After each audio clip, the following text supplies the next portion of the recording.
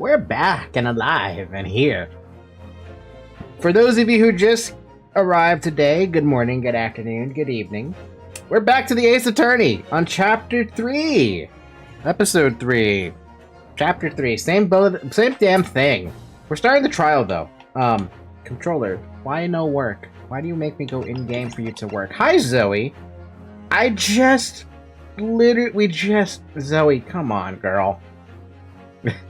We just played with your toy for an hour already, and you still have energy to spare? That's ridiculous. It's actually ridiculous.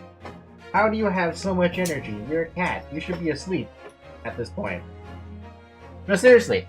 For the past hour that I was relaxing, I was playing with my cat with her toy, right?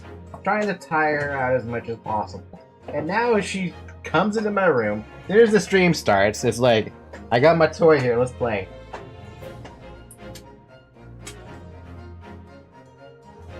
Hopefully that might have done enough damage. Anyway, let us start with Trial Part 1 of Episode 3. I'm hoping to find out something about the whole Kazuma thing and the names that were on that cipher that we found out from the end of the first game. I don't know if this will do anything. I get the feeling this has nothing. No, I don't get anything's gonna link to that. Nothing. Unless we find out some more state secrets. In which case, Gregson, you're my enemy today. 23rd of October, 8:52 a.m. The Old Bailey Defendant's Antechamber. I can't believe it's been 6 months since I was last allowed to work in court. Oh yeah, he lost his license for a bit. And now here I am, back at the Old Bailey. Hairbrine, you are so relatable with that. Mr. Naruhodo. Good morning, Professor Hairbrain. Hairbrine.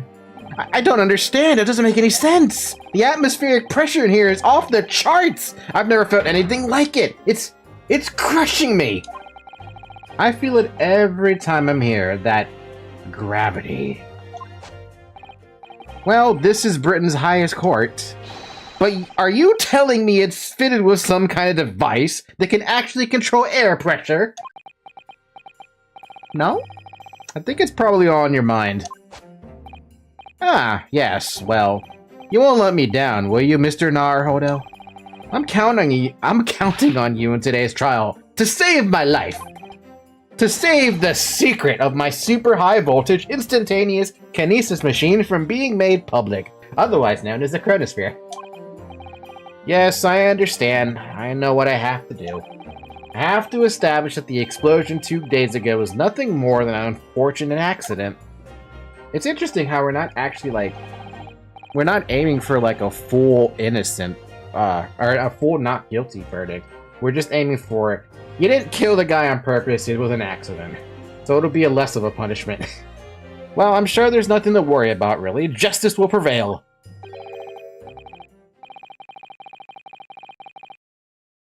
I can't pronounce that word. My commiserations, Mr. Naruhodo. You appear to have been lumbered with a most tiresome case here. Mr. Sholmes, you have some interesting vocabulary today. I didn't expect to see you here. That was very mean, Runo, leaving me alone at home with Hurley. It took me at least an hour to wake him. Are you Herlock Sholmes?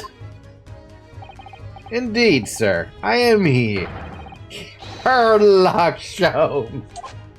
Oh, I've heard all about your exploits, you whilst living in Germany. Ah yes, Rant's magazine is on sale in Germany too. This month's installment was sublime. Your deduction in the adventure of Sir Blaze was wonderful. Ah yes, a memorable case indeed. It concerned a snake, I seem to recall. No, that was the speckled band. Well, thank you for coming. I do appreciate your support.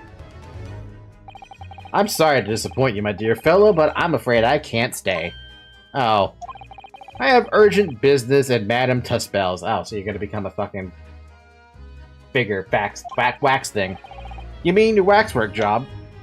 No, the waxwork abduction, of course. Madam has engaged my services. Interesting. Ah, so you're trying to get to the bottom of that ransom note, are you?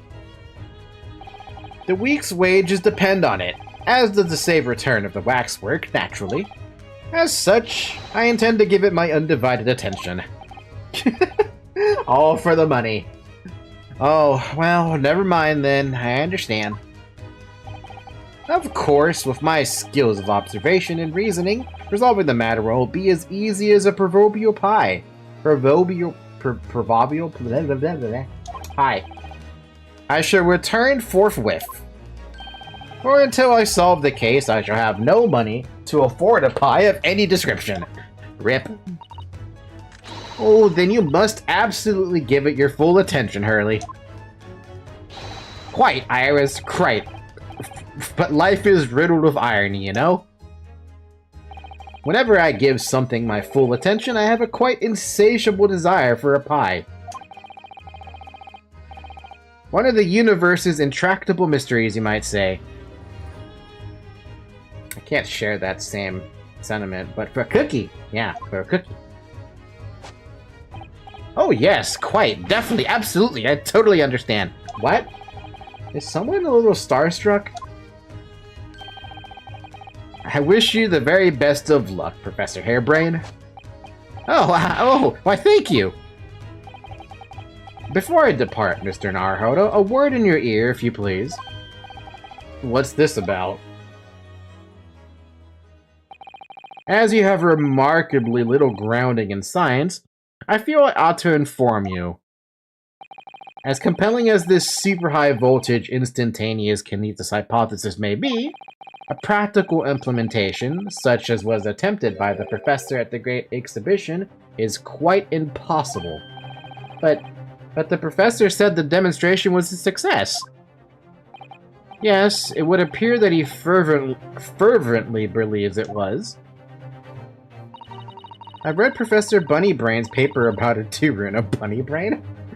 And I have to say, I'm sure it can't be done. It could barely be done theoretically, let alone practically. Ah, so what you're saying is he's a fucking joke. So he's completely barking up the wrong tree? But how could an experiment that had no possibility of succeeding in fact succeed? That's contradictory. And that's that contradiction that will be the heart of the trial, no doubt. Keep up, Ryu. The reason he says that is because it means that it was sabotaged in a way to make it so it could succeed. And that succeed was a failure. I don't know. Maybe that's a guess. Now I must hurry along. I wish you the best of luck, my dear fellow. See you later, Hurley.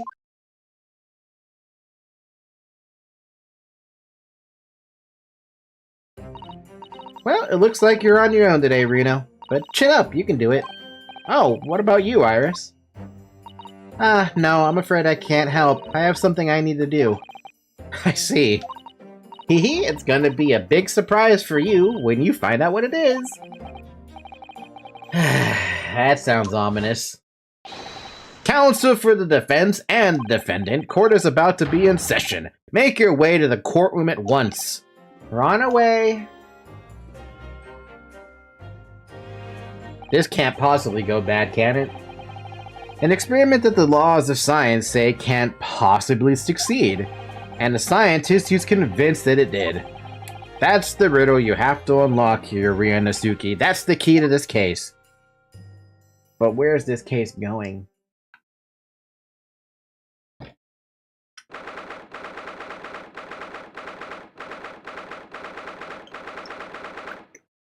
I'm drinking apple cider today. It's very good. Old Bailey courtroom, 10 minutes late. Who the hell are those guys on the jury? In the name of Her Majesty the Queen, I hereby declare this court to be in session. We are sitting today for the public trial of Professor Albert Hairbrain. I now call upon the counsels for the prosecution and defense to declare their willingness to proceed. The prosecution is ready. The defense is ready, my lord. What the hell were you? I'm 6 months out of practice, and what's more, I'm without Suzaru-san today. Or anyone. Ugh. Is it just my imagination, or does the air in here feel even more oppressive than usual? It's just you, man. So, I must say I recollect the victim of this case all too well, Mr. Odie Asman.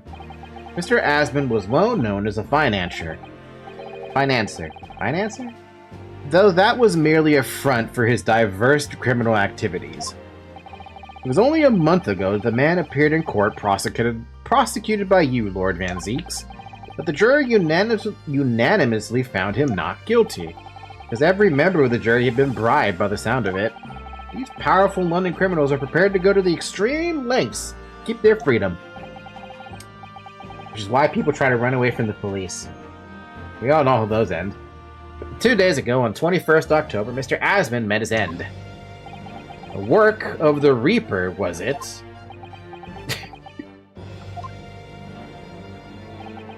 If that is how your lordship would describe divine retribution, but the fact remains that Mr. Asman's death was a direct result of the actions of the accused, Professor Harebrain. Very well, then. Now, ladies and gentlemen of the jury, you have been selected at random to represent the will of the people. Are the 6 of you ready to fulfill your societal duty? Damn, that guy's gruff. I'm most gratified to have been selected to carry out this important civic duty, my lord. To have a man's fate in the palm of one's hand. Oh gosh, oh golly. It sends shivers down my spine. Science experiments, magic, conjuring tricks, courtroom trials, all are nothing more than performances. Any spurious scholar that defiles the reputation of science deserves to hang. God damn, dude. We have to listen to what's said on both sides of the fence and settle on one. That's it, isn't it? Wait, why is he here?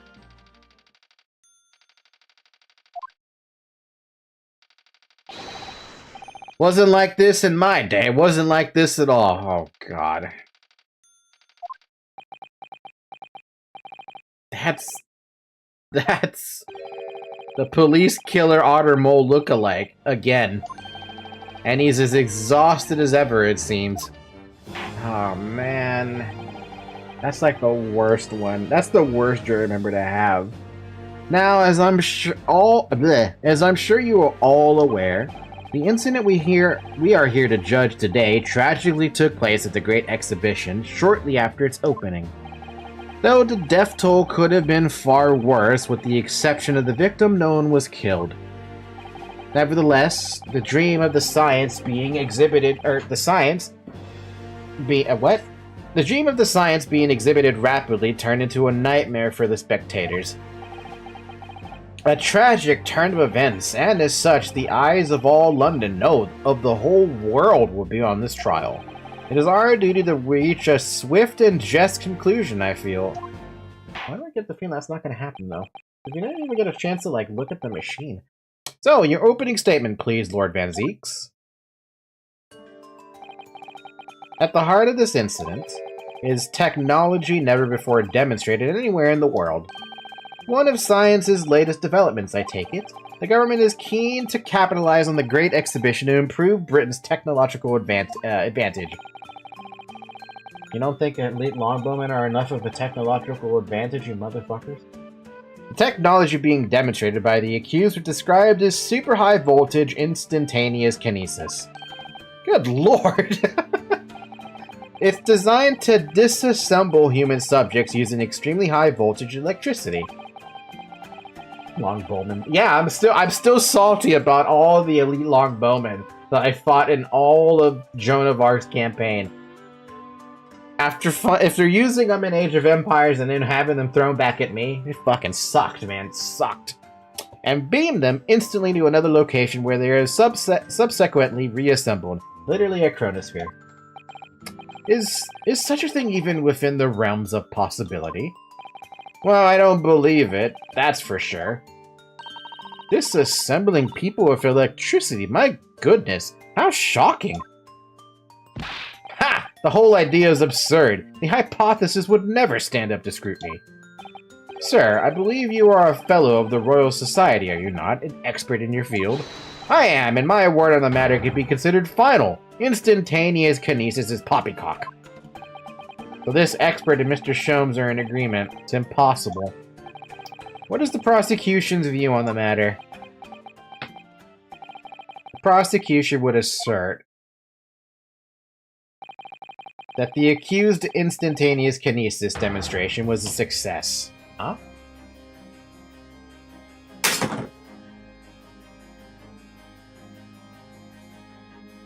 That was great timing, Zoe. What? What rot? Order! Order! The professor's hypothesis is currently under investigation by the British government. If it is deemed to have merit, a substantial research grant would be made available. The accused made use of the invention built on his new hypothesis to take Mr. Asmon's life, in order to be the sole benefactor of the grant. But... this disastrous demonstration was no accident. Oh, that's his direction. I see. It was carefully designed from the outset to end the life of the victim. That's a pretty bold... Okay.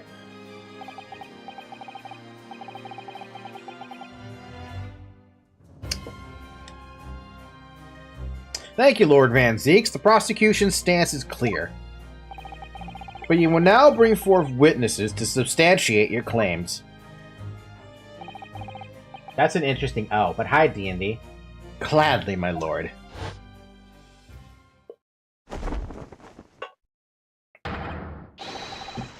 Bailiff! Show the first witnesses to the stand. Harebrained and Gregson. Okay. Witnesses, state your names and occupations for the court. Yes, sir. Tobias Gregson, Detective Inspector at Scotland Yard's Homicide Division, was on duty at the demonstration of the day in question and in charge of the following investigation.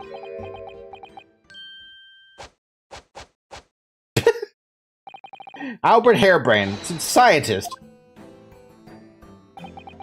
You were born in England, but have been carrying out research in Germany in recent years, correct? Yes, that's right. After graduating from university here in Britain, I went to work in Germany and made an amazing discovery. Which is what brought me back. I had to demonstrate my incredible hypothesis at the Great Exhibition. What you demonstrated was incredibly alright, an incredible explosion. But the science! The science was a success! The instantaneous kinesis worked! Everyone saw it! They must have done! Yes, there was that terrible accident, but... the demonstration of my hypothesis was a success! Well, that much is undeniable. It was shown in this photograph taken by the forensic investigation team.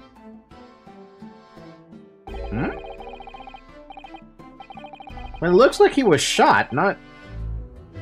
This was taken inside the Crystal Tower, I take it. The centerpiece of the exhibition, no less. That's right, my lord. Seems the victim rammed straight into it. I see. Very well. Submit the photograph as evidence. Photographic print of the victim taken after he had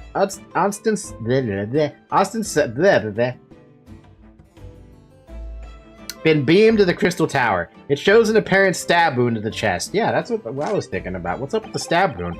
As the courts heard, the victim of the incident was Mr. Odie Asman. There have been a number of allegations made against the man, but putting them aside for the time being, he was the man who financed the research for the experiment and the demonstration itself. I see. So to summarize the situation, the defendant is accused of taking the life of a man who funded his work. Would that be correct? Exactly. But couldn't it be that the explosion was caused by some malfunction in the apparatus used for the demonstration?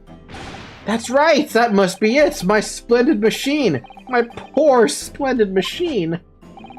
You saw it yesterday, didn't you? We can't even examine the wreckage thanks to the Special Dispensation for Scientific Equipment Act. What? The wreckage? The wreckage? But that being the case, now, how can the facts be established?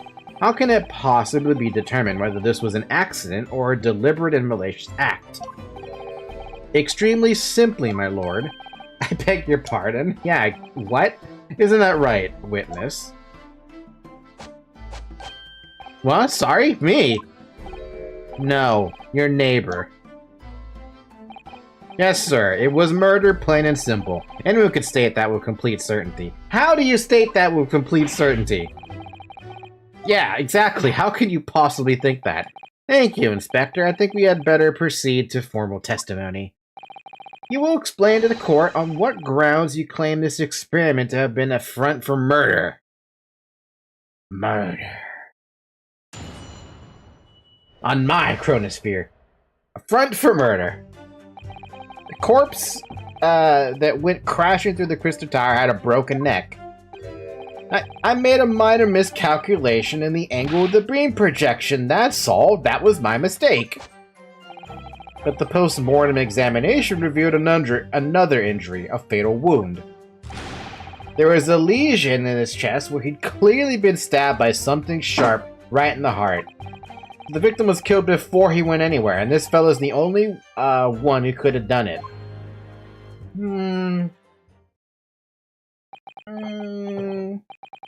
An extraordinary business. In addition to suffering a broken neck, the victim was stabbed in the heart. Information I would really like to have heard from someone other than the judge. The coroner says death would have been all but instant from a wound like that. You could say, in fact, that the victim was killed twice by the accused. Wow. No, and no. That couldn't be further from the truth. I have here the experiment plan document that was submitted to the security team. The victim stood himself inside something called the bird cage, ready to be beamed instantly to the second level of the crystal tower, about 25 yards away. My cat is currently interested in the arrow that is on screen. You get there, Zoe? The experiment did not go according to plan, however. As the machine was put into operation, there was a large explosion. The blast caused the beam transmitter to point higher than intended. Ooh. Accordingly, the kinesis resulted in the birdcage materializing in midair. Ooh. From where it subsequently fell, crashing through the glass of the crystal tower's large round window. My word! One assumes the victim's neck was broken upon impact with the tower, then. I'm so sorry, I didn't mean for this to happen. The machine was just too powerful. But honestly, really, I swear, it was just an accident. A terrible accident. Unfortunately, that excuse can't save you. No, not considering the sharp murder weapon that pierced the victim's heart. Murder weapon? What are you saying? This is the autopsy report submitted by the coroner. The prosecution would like it entered into the court record. Gimme. Your request is granted, counsel. The autopsy report of the victim, Mr. Asman. His neck was broken from the impact of a violent fall and was stabbed in the chest with a sharp object. Okay, but there's like a bajillion fucking mirrors that could have done that. I was there in person, you know. I saw the whole ludicrous performance. Yeah, hold on a second about that. Audi Asman, 47, British. Yeah, every time I read British now, I'm going to start feeling a little bit of extra salt because of Age of Empires. Time of death, 21st October at around 2:20 p.m. Cause of death, hemorrhage of a wound to the chest that pierced the heart, inflicted by a sharp implement. Additional observations, a broken vertebra, most likely resulting after impact, a firm impact after a sudden fall from a considerable height. Really doesn't say much, does it? But where's this supposed murder weapon? And also, there's this crossbow that I've been having here that I'm wondering about. Otherwise, I don't have anything else. And the only other person on the stage was Mr. Asman was that disgraceful excuse for a scientist. And really, by all accounts, it must have been him. Hard to think otherwise, really. God, I hate these guys. I hate every single one of these people in the Ace Attorney game. Very well, counsel for the defense. Proceed with the cross-examination, please. Oh, yes, my lord. I need to focus here. It's been a while. I mean, yes, it has been a while. I don't know how long it's been since I played Ace Attorney now. A front for murder! Murder?! That's not what I wanted to do. I wanted to press. It's been a while since I pressed either. Are you suggesting that's because he fell from a considerable height? Exactly, which highlights something else about this whole rum business. What's that? The fact that the instantaneous kinesis itself was a success. After the explosion, the cage with the fella inside suddenly appeared out of nowhere in midair. So although the experiment ended in disaster, the so-called instantaneous kinesis did actually occur. Remind us, Professor, what was the cause of the fatal disaster? So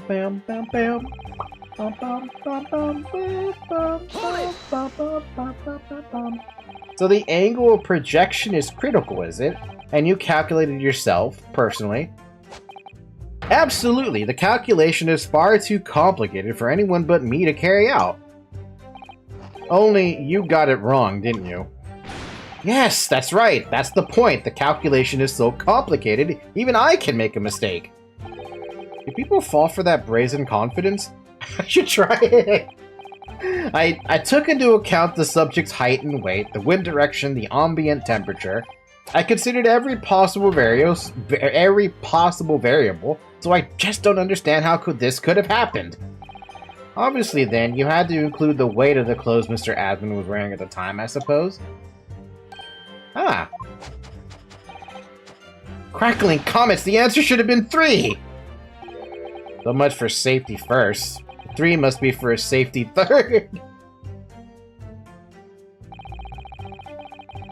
I'm curious about this fatal wound, though. I have a crossbow that might explain that, but that's about it. But then, that also... it could, like I said, just because I have the crossbow doesn't mean it could be the weapon. Only because there's no bow. So it would have had to have been like a... Wait, I said a stab wound. So what the hell is a crossbow for? Another fatal injury, you say? That doesn't make any sense. I didn't think I'd have to spell this out, but here we go. Just because there are 2 fatal wounds doesn't mean I'm saying the victim had 2 lives to lose, does it? Too right. Obviously, at first, we thought the bloke had died due to his spine snapping in half as well. But you're saying that's not the case? You'll get your answer once I've finished my fish and chips! You don't keep butting in every few seconds. But we all know that's a bottomless bag. The victim plummeted 30 feet into a glass tower. It would be reasonable to assume that that was the cause of death. Right. That's what we all thought, but it was a red herring, wasn't it? I wanna know more info. Bum bum bum bum bum. The defense knew nothing of this crucial information. The prosecution received this report from the forensic investigation team only this morning.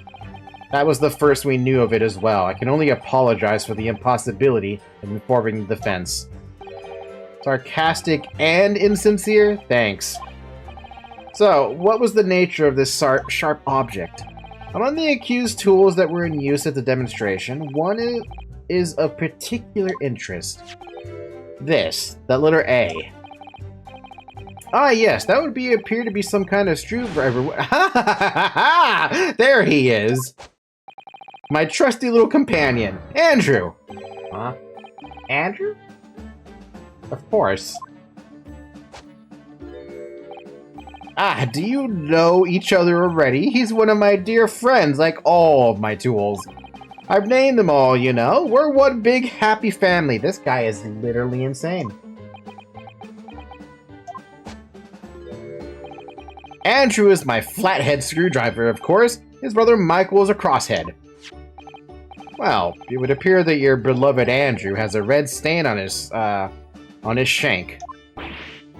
Oh, that isn't... Well, it's blood. Beyond all reasonable doubt. No! And that's not all. The long, sharp shape of this Andrew fellow is completely consistent with the victim's wound. What? What? Okay, first off, that's why it's an A. Order! Order! The court will enter this friend of the defendant as evidence. Professor Harebrain's trusty screwdriver that he's named Andrew. There are traces of blood at the tip, and it matches the shape of the victim's wound. So one of Professor Harebrain's tools is a murder weapon? Great. Okay, great. Can I take a look at that real quick before we proceed?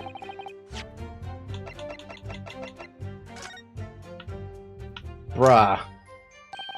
This is blood. Mr. Asmon's, no doubt. This is the problem with looking at murder weapons.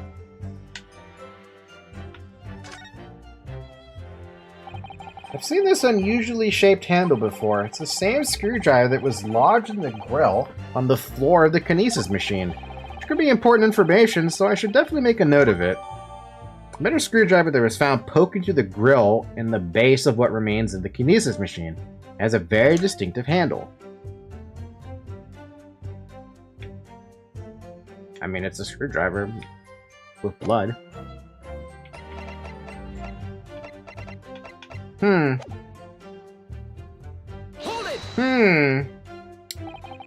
What grounds do you have for saying that? Ha! Do you really need to ask? There are only 2 people on that public experimentation stage in front of the whole crowd. You good over there, man? The victim, Mr. Odie Asmon, and the accused, Professor Harebrain. And we know for certain that before the experiment, the victim was alive. That's right, I saw with my own eyes. Furthermore, following the explosion in kinesis, nobody went anywhere near the body. In other words, only someone else on stage with the victim could possibly have done it. Oh, well, there you go. Excuse me. Hey, Harebrain. Professor Harebrain, do you have some information that may be relevant here? Professor! Ah, sorry! I was just calculating the optimum coefficient of electrolysis to separate molecules in the human body. And the witness stand is the best place for that? It seemed as though you might have something to say about Inspector Gregson's last remark. That's a long ah. Yes, that's right, of course. He just said that nobody else could have done it, didn't he? Yeah, that's right. Who else could have stabbed a victim, eh? I don't know, but... I don't know! There's no way I could have possibly stabbed Mr. Asmon as you say. Eh? Explain, please, Professor. Of course, this cold-hearted policeman may not be aware, I suppose. But humans are warm-blooded mammals with blood running continuously through their veins. I had heard. Then surely you see, if I'd plunged something the size of Andrew into the man's chest, the whole stage would have been a bloodbath. No, a blood swimming pool. He's got a point. But thousands of Londoners were watching me at the time. And yet not one of them claims to have seen a swimming pool of blood. Well, no, I suppose not. You see, not one! True, I didn't see anything like that. Well done, Professor. That was a great counter-argument. Okay, now, Zeeks, what are you gonna say? Order! Order!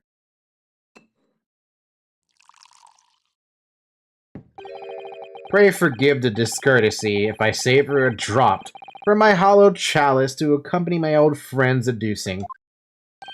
What? I mean, I knew he was gonna say something. Here's to you, Albert. Oh, you're too kind, Barack. I don't know why I keep calling him Barack. It's not Barack Obama. I think I just see that lineup of letters and I'm just like, Barack. But I'm not really I'm really not a patch on you. No, you're not. No? You've neglected to mention one crucial possibility. I have? A particular situation in which very little bleeding would result from a stab wound. Ah, of course. Inspector, enlighten the court, please. Yes, sir. Where are they going with this? Very well, you will amend your formal testimony now, Inspector Gregson. The weapon the victim was stabbed with must have been left in his body whilst he was beamed through the air. Yeah, I guess that would be one idea, but you gotta explain that one. Why would you think that, Inspector? With any wound, it's only when you pull the weapon out that the profuse bleeding occurs. Whilst it's still lodged in the body, it acts as a stopper of sorts, for want of a better word. I see. You don't need a medical degree to be aware of this fact. It's common knowledge for any investigator. Also, it's common knowledge for people who always tell you, never pull out anything that stabbed you. Leave it in, because it's stopping anything else from hemorrhaging on you. So if you ever get stabbed by, like, I don't know, hypothetically, like a metal bar or something, or like a knife, or anything, leave the fucking thing in. Don't pull it out. Pull it out when you get to the hospital, because the hospital will be able to help you out with that. They can stem that. You can't. You're fucked if you decide to pull something out like that. Ugh, where's Suzaru-san when you need her? If you ask me, this bloke masked what he was doing from view of his body before stabbing Asmund in the chest. And he beamed the victim off the stage with his fancy device, the screwdriver still where he planted it. I would never do such a thing, not to my precious tools. I would never use them for such dirty work.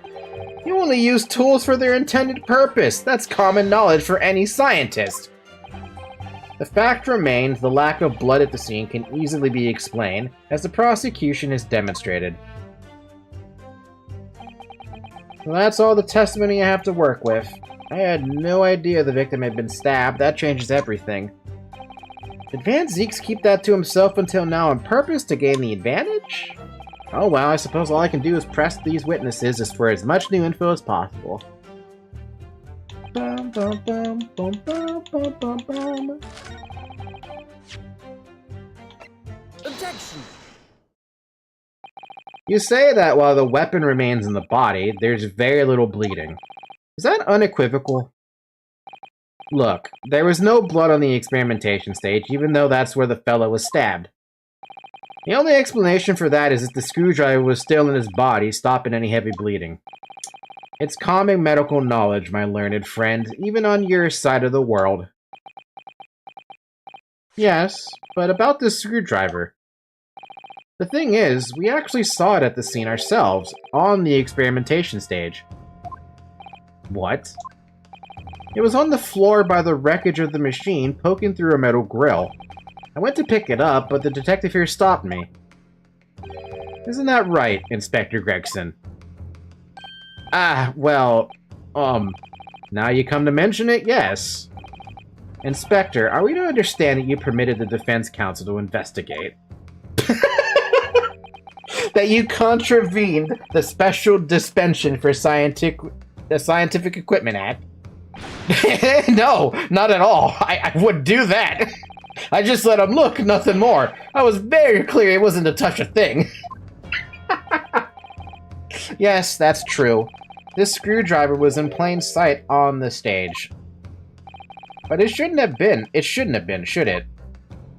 What are you getting at? If this tool had still been in the victim's body when the victim was beamed away by the machine, then it shouldn't have still been on the stage. Ah! That's right. It should have been beamed across the crystal tower along with Mr. Asmund. Hi, Zoe. You're good, Zoe. and been found still lodged in the victim's chest.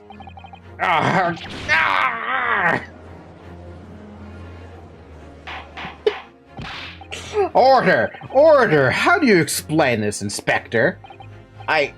Well, I don't... It looks as though everything that the victim had on this person moved with him when he was beamed.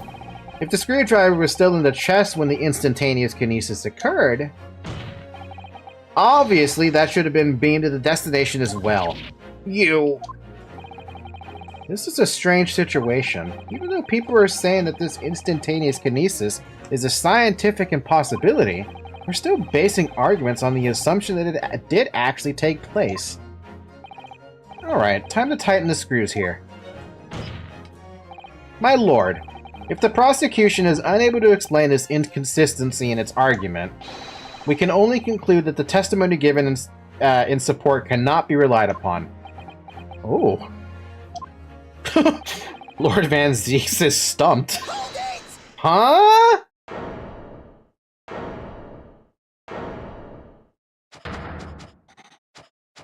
Hairbrain, what are you doing, man? What are you doing, Hairbrain?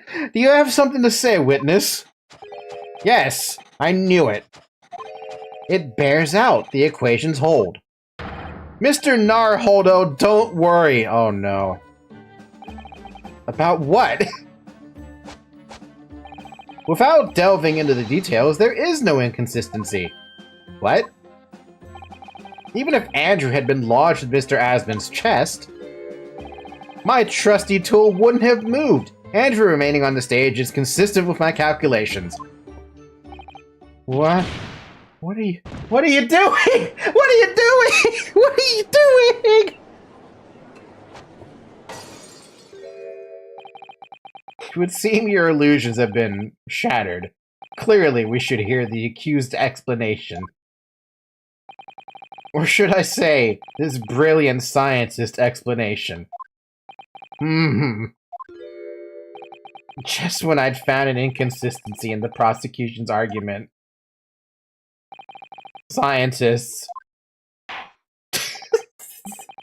You know how there's that meme of people who say women and have coffee cup with it?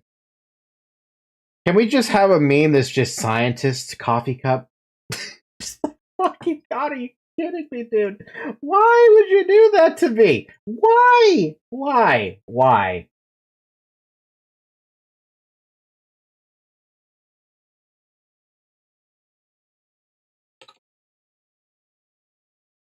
Scientists. Very well, the defendant will testify again. Provide us with this scientific explanation as to why the inconsistency asserted by the defense fails to hold. In the name of Apollo, I will, my lord. Ah! Man. The inconsistency explained.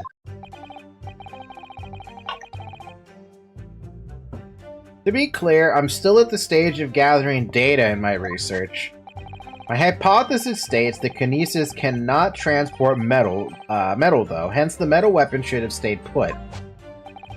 In other words, the point just raised by Mr. Naruhodo is an inconsistency at all. Mr. Asmon was the patron of my research. Without him, my work wouldn't have been possible. But now I have a duty to protect the incredible machine that we built together. Oh man, why are you doing this to me, Hairbrain?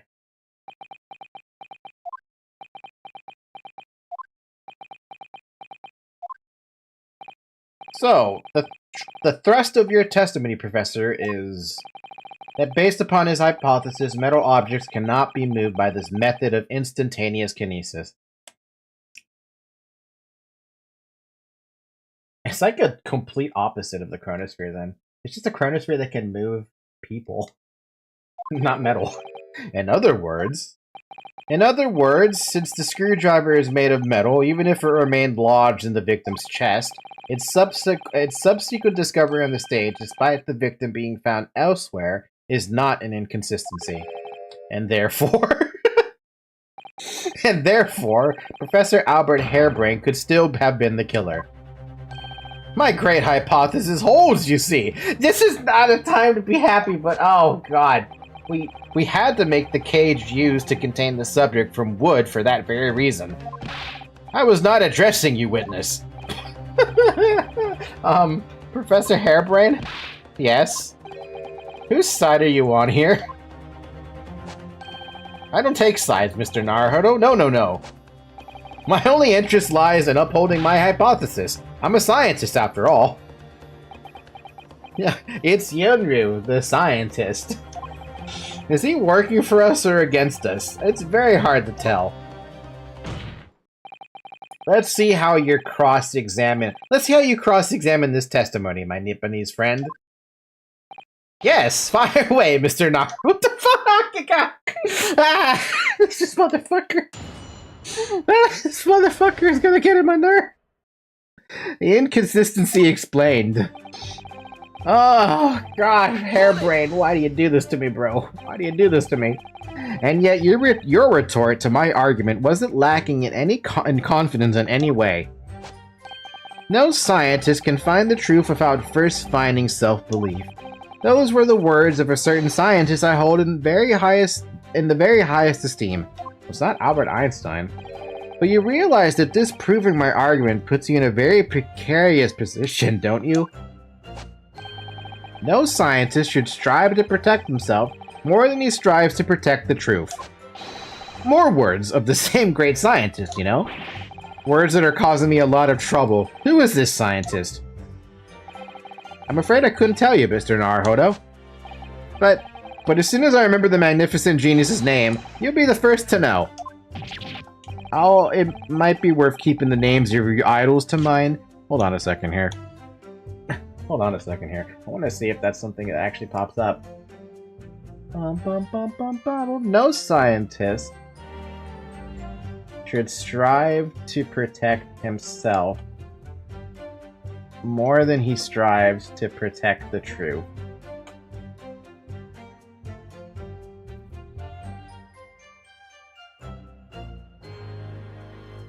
Wow, it's just gonna give me Ace Attorney stuff. Never mind then. Okay. Bum bum bum bum bum bum bum bum bum bum. You're wasting your breath, my learned friend. This scatterbrain almost even forgets my name at times. So Lord Van Zeek's really did have a friend once, but I didn't notice health really freezing over.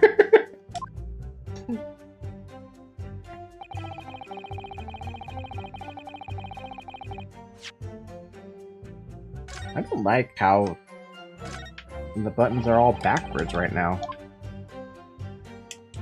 Boy.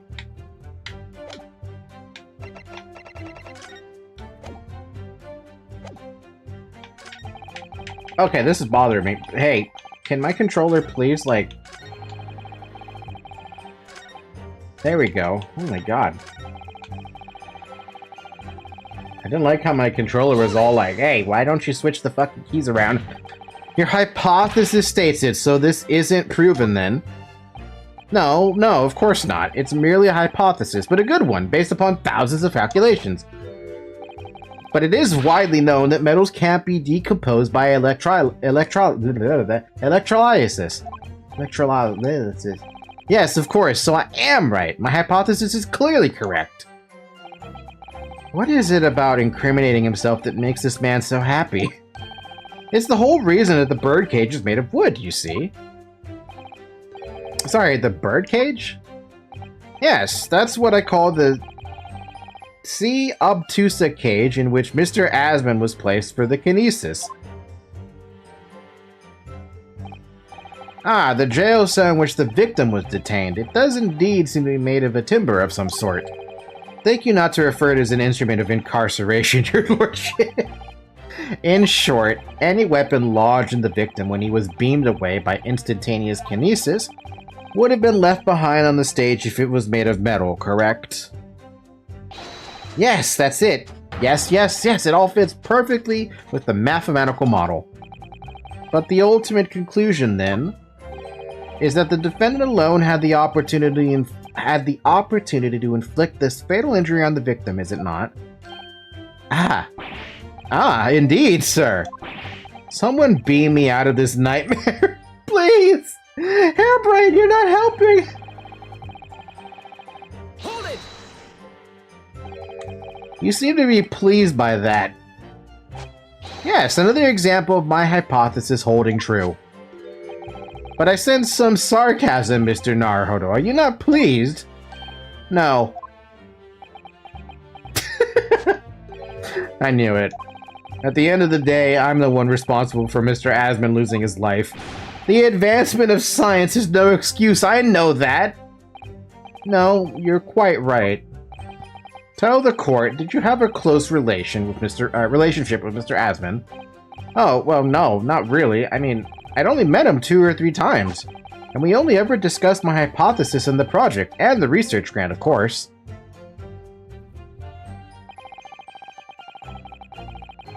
I don't think I'm gonna get anything out of this testimony. How did you come to know Mr. Asman in the first place? A year ago now, a small provincial science journal published a little paper about my work. That's a scientific journal? Good gracious, I should need new spectacles.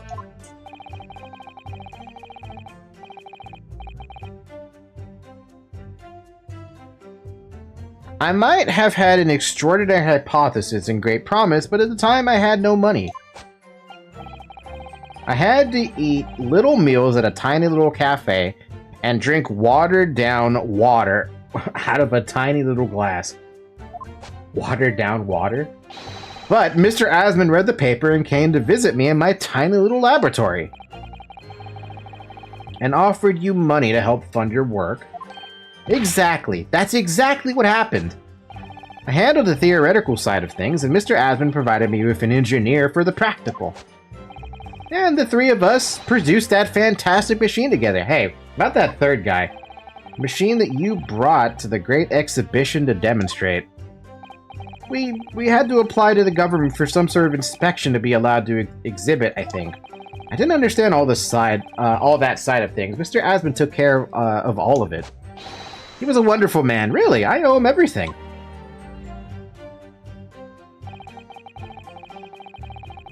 Hold it! It doesn't help me, though. When you say that you built the machine together, does that mean that you were involved in its construction? Yes. Well, not exactly. I'm not good with the practical side of machines myself, so the physical construction was done by an engineer. Little remains of creation now, though, following the explosion. Repair would no doubt be impossible. Yes, I realize that, but still. If someone were to gather all the broken parts, they could discover the secret of my hypothesis. But Mr. Asman and I toyed over that machine for so long. We put our hearts and souls into it. I have to protect our work. So what's left of the machine must be kept safe. That's only fair, because what's happened was an accident. That's the extent of the testimony, then. Thank goodness for that. I don't want him doing any more damage. He's already basically proven that he could have been the culprit. It seems as though all he really cares about is defending his hypothesis. Still, I wonder, what if his hypothesis is just fundamentally flawed? That depends, right? What do we have? What can we do with, like...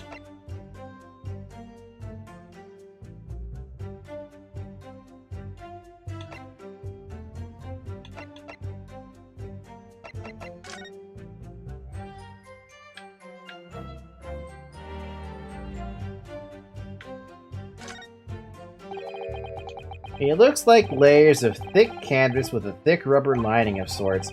I've never seen anything like it before, but applying Mr. Shom's methods, you might deduce it was part of a raincoat worn by someone who really didn't want to get wet.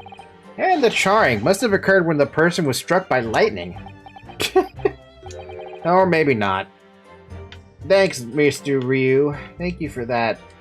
What the hell does that tell me?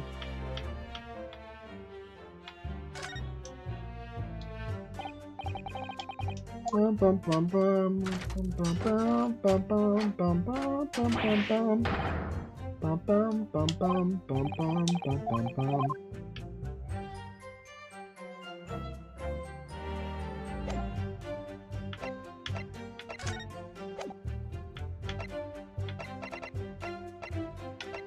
Uh...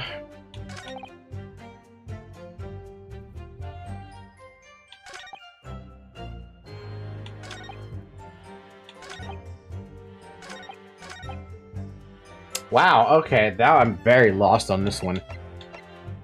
Weapon found hidden behind a tree under the experimentation stage at the exhibition grounds. It turns out that it's a folding crossbow. Torn piece of canvas-like material backed with rubber that was found under the experimentation stage at the exhibition grounds. There are scorch marks on the edges.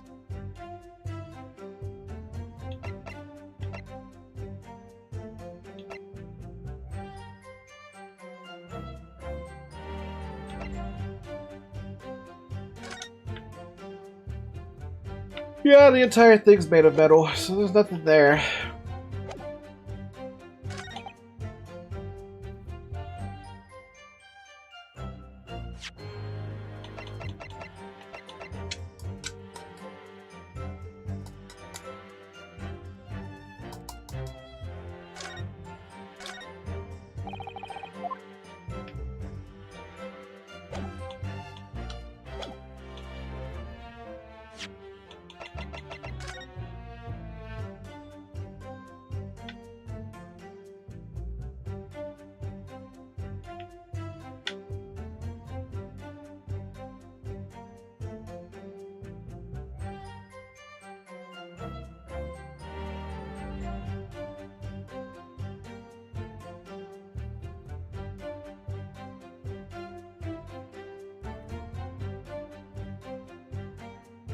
I don't see it, dude. I just don't see anything.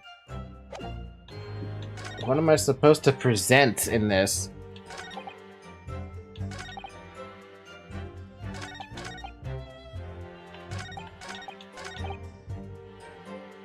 Can't transport metal. Hence the metal weapon could have stayed put. Would have stayed put. What about the canvas? This green piece of cloth. I don't know, man. This one is confusing. This one I just don't have a good answer for.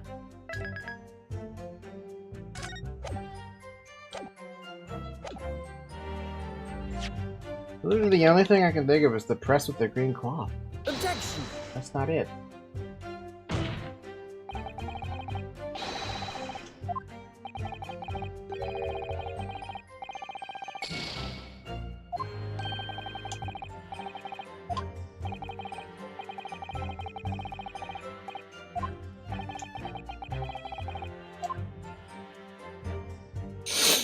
Where do I go?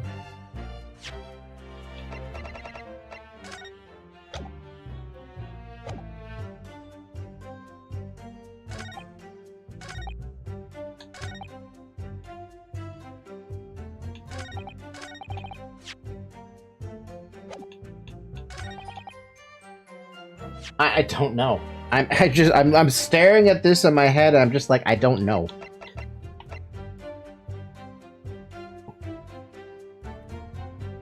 Objection! Your elemental power is green. How is it green?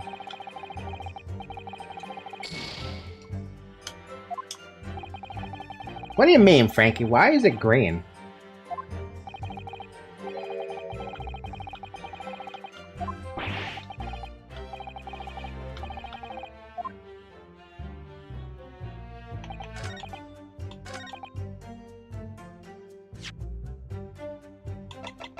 Objection! Oh, I'm dying over here. I'm literally dying.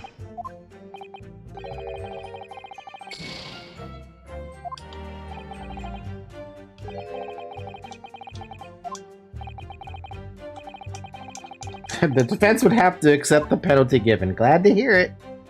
I don't know. I don't know. I don't know. I just don't know. Oh god, I don't know.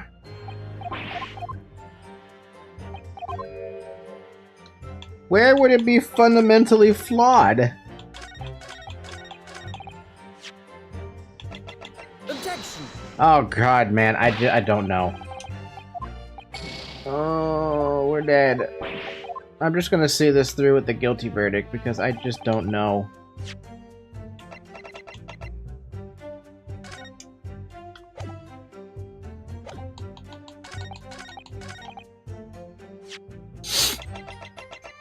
Objection. Yeah, I'm dead. Okay. I don't get it. I just don't get it. Thank you, counsel. That will do.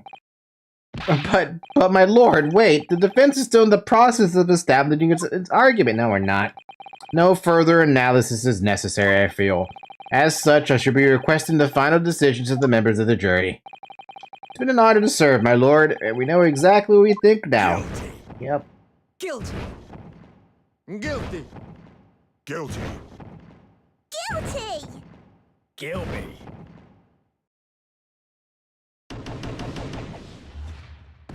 Yeah, I don't understand what I'm supposed to be presenting to counter anything he says. I just don't know. Mr. Albert Airbrain, in accordance with the findings of this court, I pronounce you guilty. Yay! I applaud the jurors for their doing their civic duty. That is all. Court is adjourned.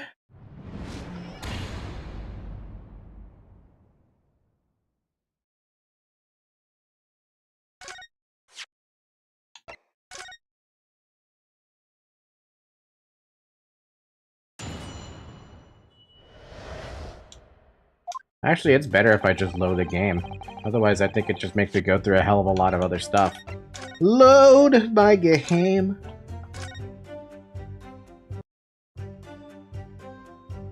Alright, what am I doing here? To be clear, I'm still at the stage of gathering data. Hypothesis says it can't transport metal. In other words, the point just raised by Mr. Naruhodo isn't a consistency at all. But what if it was?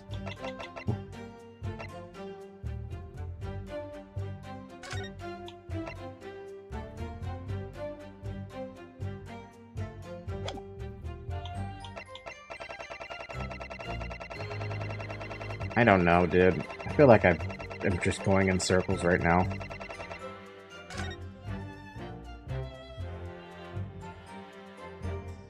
Bum bum bum bum. Bum bum bum bum.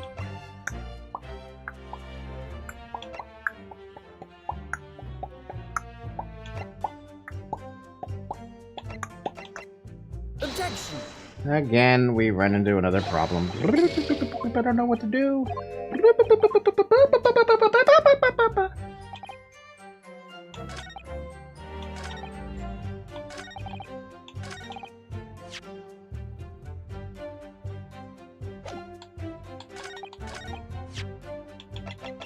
Objection. I'm about to fucking kick a puppy. I don't know what they want me to present, dude. This one is just, there's nothing that makes any sense to present. Objection.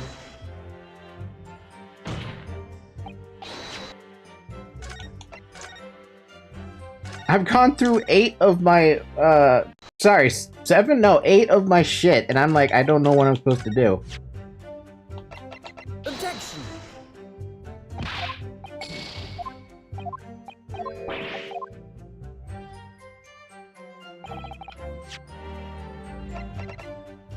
Objection. Kill me.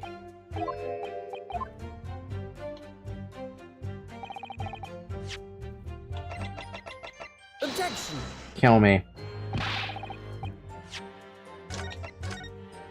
I've never felt so lost on a fucking testimony before. Like, I don't know. I don't know what to throw at this guy to be like, hey, there's an issue. Objection.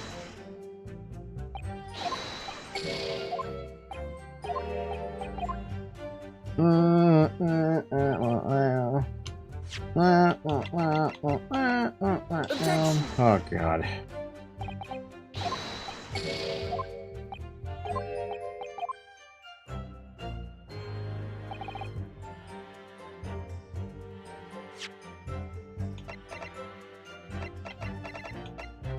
Objection.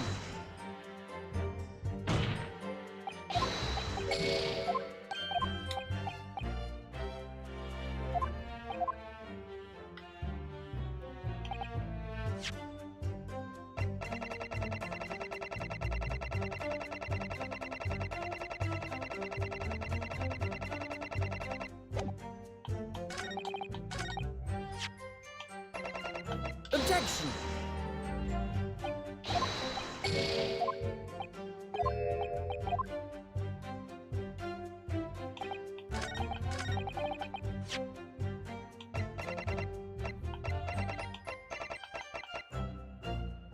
Objection!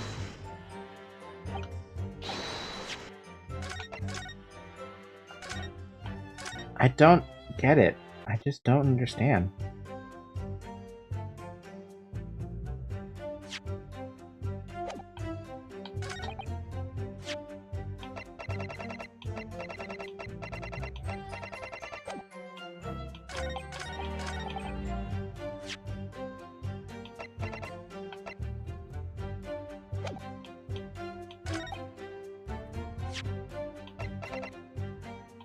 Objection!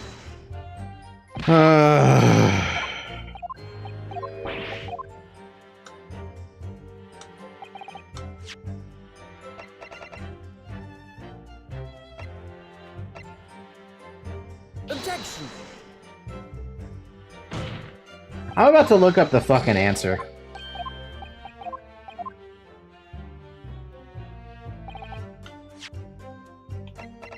Because nothing makes sense. There's not a fucking thing that makes any fucking sense.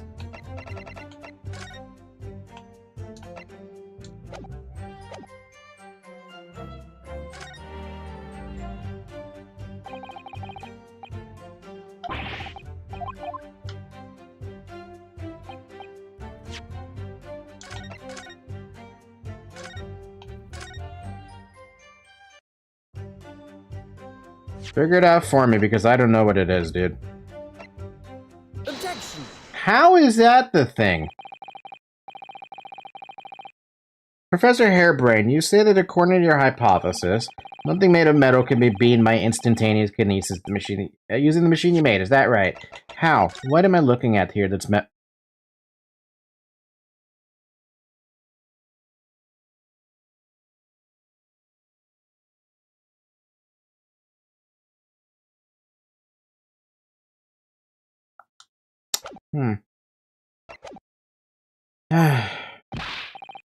Yes, that's right. Spawn on. Exactly correct.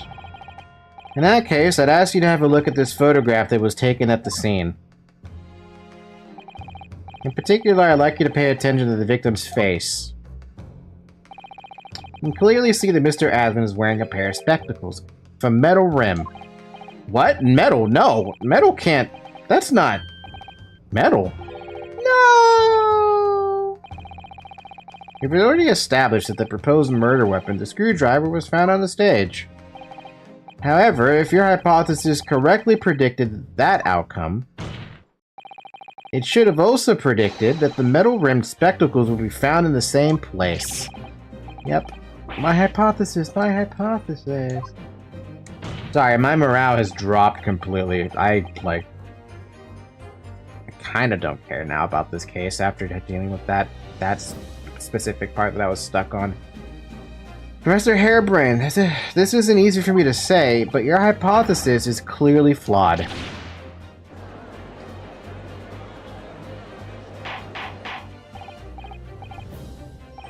Counsel, what is the implication of this? If, on the day in question, the alleged instantaneous kinesis never actually took place, then it's entirely possible that the victim was killed somewhere other than on the stage. And in that case, someone other than the defendant could have been the culprit. But my hypothesis is sound. I proved it that day. The experiment was a success. The experiment was proof of all my work. No. If I could say something here, in my capacity as a fellow of the Royal Society... Yes, juror number 4, go ahead. As a man of science, there's one thing I simply cannot abide. And that's a fraud who pretends to be a fellow man of science. What? Wait, great Scott, are you suggesting my science is suspect? It's just been disproved, hasn't it, in front of all of us?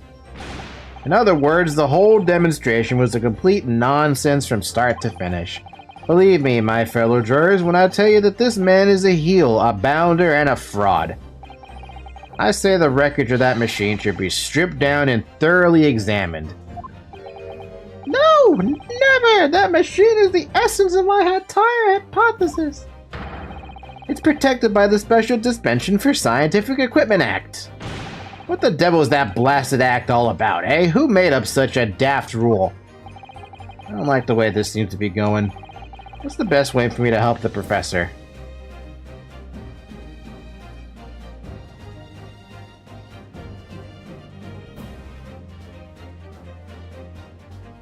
Well, because someone brought up the act thing, I'm just gonna raise an objection. Objection.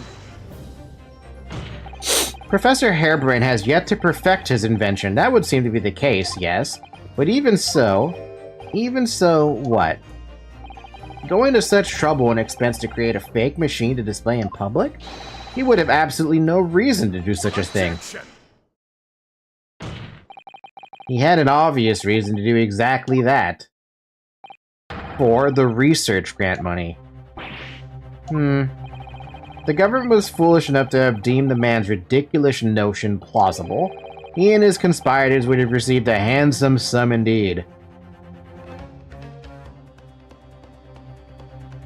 How many colors does that vial change?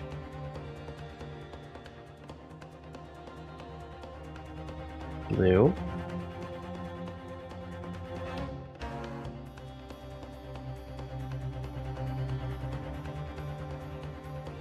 Purple.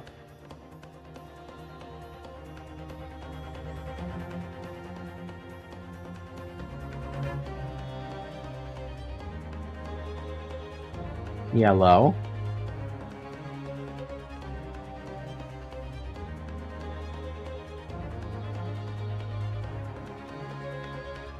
Back to cyan. Man, that's a lot of colors. I didn't have to do that many colors for this guy, but they did anyway. He and his conspirators would have received a handsome sum indeed. Conspirators? What would be the value of such a grant? 10 pounds? You're an order of magnitude out, madam. 500 pounds a year. Oh, you could live handsome on that much for years. The society has noticed an increase in bogus public demonstrations in the field of science recently, and plenty of scientists arguing with each other to get the largest slice of the funding cake. People's greed and is plenty motive enough for murder, I assure you. He's not wrong. No, I haven't deceived anyone, least of all the government. My hypothesis is sound, the science is sound. Please, you must believe me. Objection. No matter how unbelievable this hypothesis may seem to you, ladies and gentlemen, the fact remains that the victim was transported instantly to the Crystal Tower. Which means that the experiment was a success. He's still pushing that narrative, which is interesting. Aha, Barak. And therefore, the only person who could possibly have committed this murder is the accused. Barak. Where is this heading? I have no idea. My lord, if I may. Yes, Lord Van Zeeks? Yes, Zoe? What are you doing down there? Oh, you're on my pillow. Never mind. The prosecution would like to summon new witnesses to the stand. New witnesses? What would be the nature of their involvement? They were spectators of the demonstration at the exhibition who were occupying special seats. Eyewitnesses? Very well. The court grants the prosecution's request. I should very much like to hear from eyewitnesses to the incident. Prosecution's stance is clear. This experiment was no postiche. Postache? The accused killed the financier victim there on the public stage before the very eyes of the spectators. Now, my learned friend. Oh, yes. It's time for you to make your own stance clear. There's clearly a flaw in the professor's hypothesis. I can definitely see that. But where does that leave me? In a ditch. It leaves you in a ditch. We should take a short recess now, during which time the prosecution will prepare its new witnesses to take the stand. As you wish, my lord. Good. In that case, court is adjourned for 20 minutes.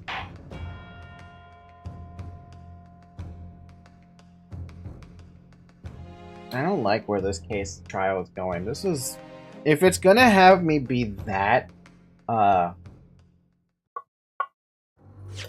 if I have to pay attention that hard to such a tiny detail, okay? A very super tiny, literally near insignificant detail. I'm gonna have a very hard fucking time with this one. Like, I'm just gonna point this out. You look at that photo, right? You hear the testimony in your head, you don't see anything wrong. The fact you need to pay attention to the fact that this spectacle, these spectacles are metal, you would have had to look at every little nook and cranny. And I just couldn't figure anything out. I couldn't do it. I'm not ready for this. Mr. Naruhodo? What on earth were you playing at just now? Or rather, what on earth were you playing at all along? My hypothesis, my amazing hypothesis. You've been picking holes in it from the start. Ah, sorry about that. But you promised me. You said you'd prove that dreaded explosion was an accident, not murder. You said you keep my precious invention from falling into anyone else's hands. But all you've done so far is try to undermine me. My dude, you have no idea what the problem is here. Yes, I did make you a promise, you're right. I said that I'd believe in you and fight for your freedom to the very end. But I also told you I was no scientist. I don't understand your hypothesis. The fact is, there's an undeniable flaw in your logic, isn't there? Ah, but if I just run through some equations... Yes, you see, it's because my work is incomplete. Perhaps it is. Nevertheless, a man died as a consequence, didn't he? Oh. Oh, no. You're right. You're so right, it's all my fault. And I have no right to blame you for my failures. I'm a disaster, not just as a scientist, but as a human being. Well, that might be a little over the top. And while we're on the subject, but what about Barrick? He's being awful. Emmy's old university friend to be a murderer, you mean? He's a disaster, not just as a prosecutor, but as a human being. Oh, but no, wait. He's the Reaper, isn't he? Perhaps he's not classified as Homo sapiens anymore. Glad that's cleared up. Can I double check something with you? Ah, yes, what? The machine and demonstration you prepared, they were based entirely on your hypothesis, I presume. There was no trickery involved? I drew the plans for the machine with my very own hands. Every line was painstakingly drawn with the firm belief that science is the only future. So yes, it's true that my hypothesis hasn't reached maturity yet, but please, Mr. Naruto, you must believe in it.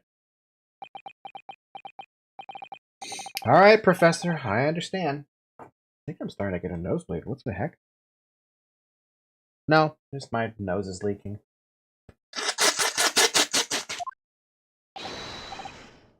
Counsel, defendant. Prosecution's witnesses are ready to take the stand. Court is about to be in session again. Make your way to the courtroom, please. Alright. It all hinges on that demonstration. If the professor's hypothesis is sound as he claims, it leaves him as the only person who could have possibly killed the victim. But on the other hand, Mr. Sholmes was adamant. A practical implementation, such as what was attempted by the professor at the Grand Exhibition, is quite impossible. So really, what should I be trying to prove here? You should be trying to prove he's not a murderer. If that means shooting down his hypothesis, go for it.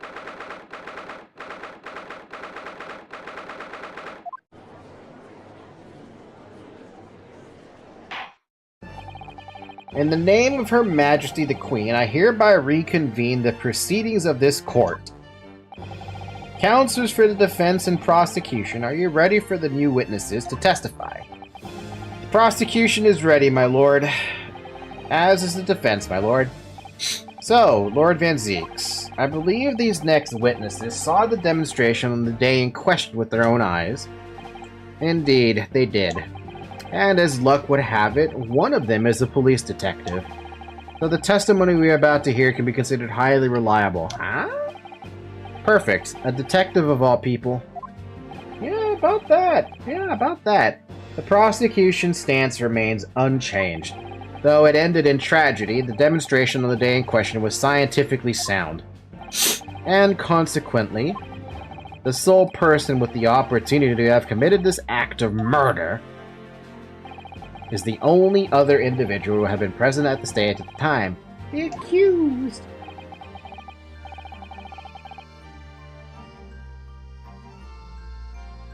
Thank you, counsel. The prosecution's position is clear.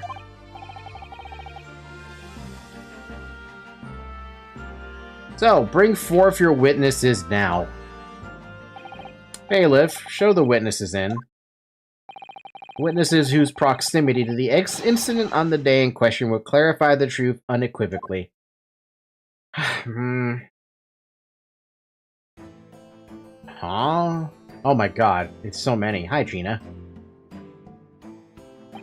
Witnesses, state your names and occupations for the court to hear. My name is Balthazar Loon. Loon? I am the impresario of all the hot air balloons in vicinity of the experimental stage. Nice hat. My name is Wilhelm Gottreich Sigismund Ormstein. Oh my fucking god. And they shorten his name to Gotts. I have come to seize the great exhibition all the way from my home in Bohemia.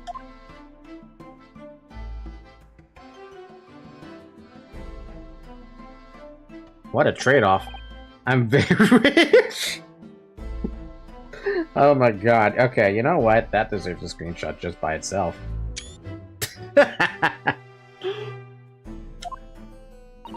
Inspector Gina Lestrade, Scotland Yard. I'm a great detective. Even Erlock Sholmes agrees. I was on security duty at the exhibition, and I got to go up on one of all them balloons. It was amazing. Gina, again. But she did mention that she'd seen the disaster from up in the balloon, actually, didn't she? And she clearly loved every minute of it. There were 3 balloons flying near the public experimentation stage when the incident occurred. 2 of these witnesses were in one such balloon at the time and saw events unfold from the skies above. You make it sound like they were in the clouds. It was only an altitude of circa 60 feet. Very low. Well, you can't see nothing if you fly too high, can you? 60 feet. About 18 meters then. That's still pretty damn high, regardless of how you look at it. Thank you for your introductions. Now, you will give your formal testimony for the court. Kindly describe exactly what you witnessed, especially those of you who had a vantage point above the stage. 3 people testifying. Gina doesn't count, though. The view from 60 feet up. It was an incident terrible. Terrible. I can't. I'm only grateful that my balloons were not damaged. There's this huge bang from the stage, and the next second another bang in the sky beside us. What? And from amidst this smoke, a cage appeared out of nowhere. The cage, it fell from the sky like a stone and crashed into the crystal tower. I didn't get a good look inside the cage, but no one went near it after it crashed into the tower. A most extraordinary collective account, I must say. Could I just clarify something? There's a detail in the witness's testimony that I have not heard any mention of until now. Specifically, that there were 2 explosions. More precisely, 2 explosions in 2 separate places, yes. When the demonstration began, the balloon carrying the 2 witnesses was around here. There were other balloons in the air nearby at the time carrying other passages as well, to be clear. Then, as power was supplied to the machine for the demonstration, the first explosion occurred.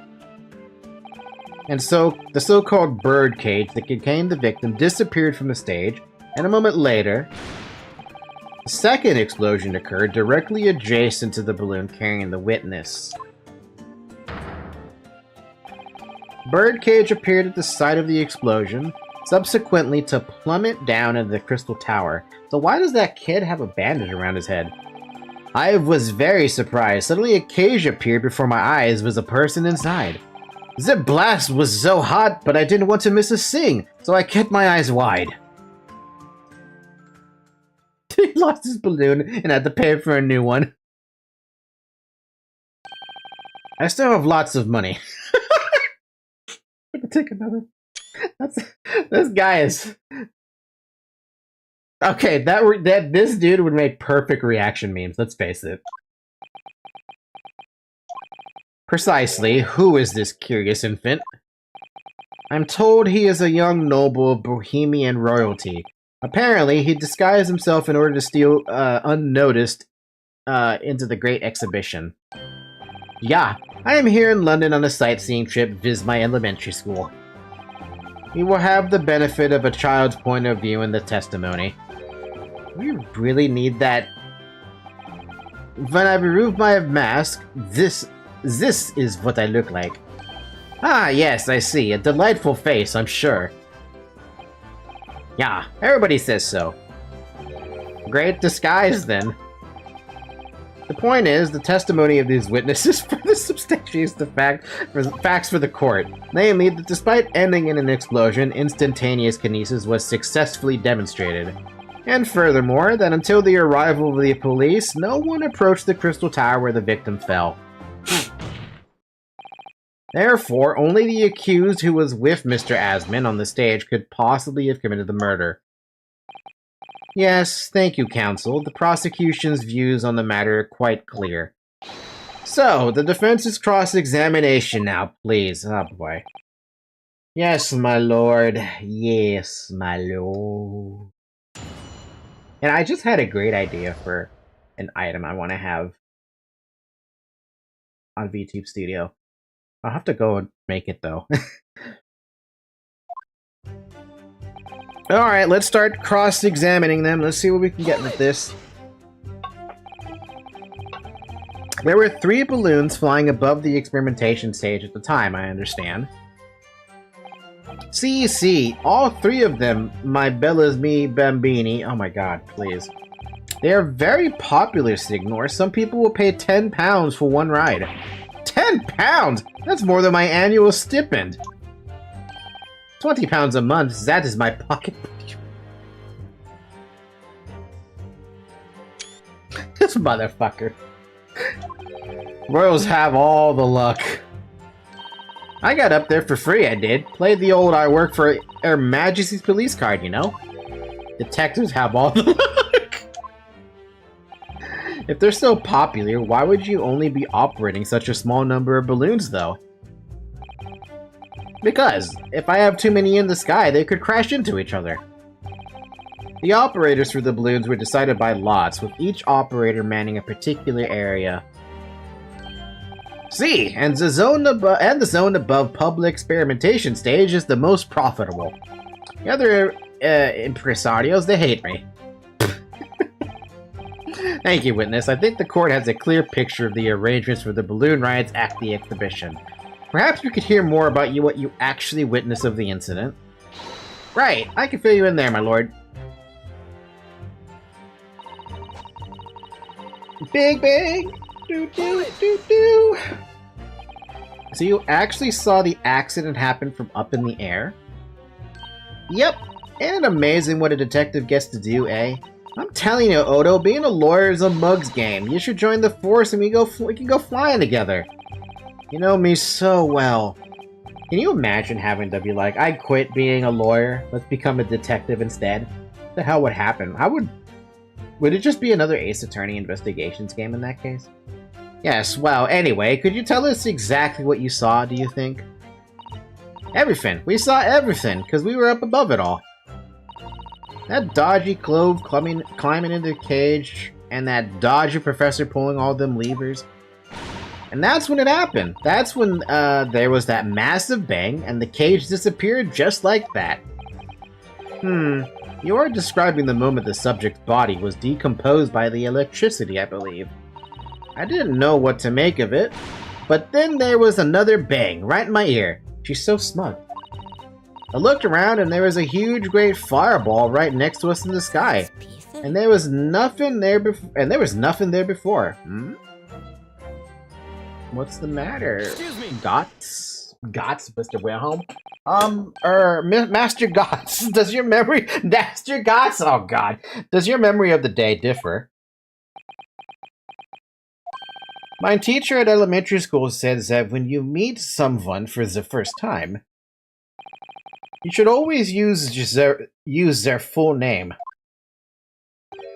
Ah, yes. What was it again? Without looking, I think it was Wilhelm Gottsheim?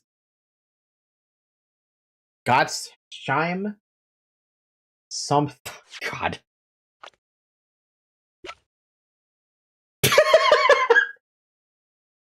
Bohemian Boy. Really, game? A young prince from the royal family of Bohemia with an excessively long name. He witnessed the explosion at the Great Exhibition. Just... the fuck? You're just gonna name a Bohemian Boy? You gave him the full name. We got Esmeralda Tussbells, who I'm still very much attracted to. But really, it's just Bohemian Boy? Wilhelm Gottschalk Sigismund Ormstein. I can't remember that, man. Just the 4 names, then? Point is, do you have something to say? Something to add in response to Detective Gina Lestrade's last remark, perhaps? Oi, get it right, Odo. It's Inspector Lestrade. Why does everyone have a problem with how I address them at the moment? That is not what I saw. Oh? Yeah. There was a second explosion, and it was right beside our balloons. That is true. But I'm sure, which is what I said. In it, one minute there was nothing there, the next a massive explosion. My teacher at elementary school said when someone else is speaking, if you are rude enough to interrupt, you have the most awful life imaginable. Get fucked, Gina. Are all Bohemians brought up to be so full of joy?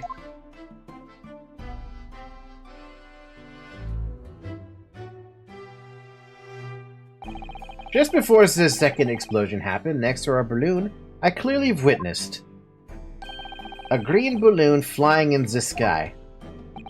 A green balloon? Eh? You what? I never saw nothing like that. Well, I did. I saw it, and you can't say I didn't. I will complain to the council. I will cry and scream. My testimony is the truth. I am Bohemian Prince. You cannot say it's a lie. That is not allowed. Hisk, playing the bleeding royalty card, are ya? Typical. Says the orphan who likes to remind people who she works for Her Majesty's police. In that case, young man, I must ask you to amend your formal testimony. In the interest of cordial national relations between Great Britain and Bohemia. It was not the skies that exploded, it was the green balloon that... Oh. This thing. Hold it! A green balloon, you say? Wait, that entire rubber thing is a balloon? Are you sure about that? Wait, that means that... Oh, boy. Oh, shit. This could get much, much worse now that I feel like there's a direction this is... Oh, no. Oh, boy. Of course I am sure. I'm a proud Bohemian prince. All these questions are making me boring. I think you mean bored. Ah, English is very annoying. It's the language of my countrymen and is far superior. Regazio, it is very wrong to lie. Lie? Flying balloons never explode. For the same reason the planets never explode. It is logical. Please tell me that doesn't mean logical. If you insult me, you insult all of Bohemia. Die. Have the army come and shoot all of your stupid balloons out of the sky. All of them.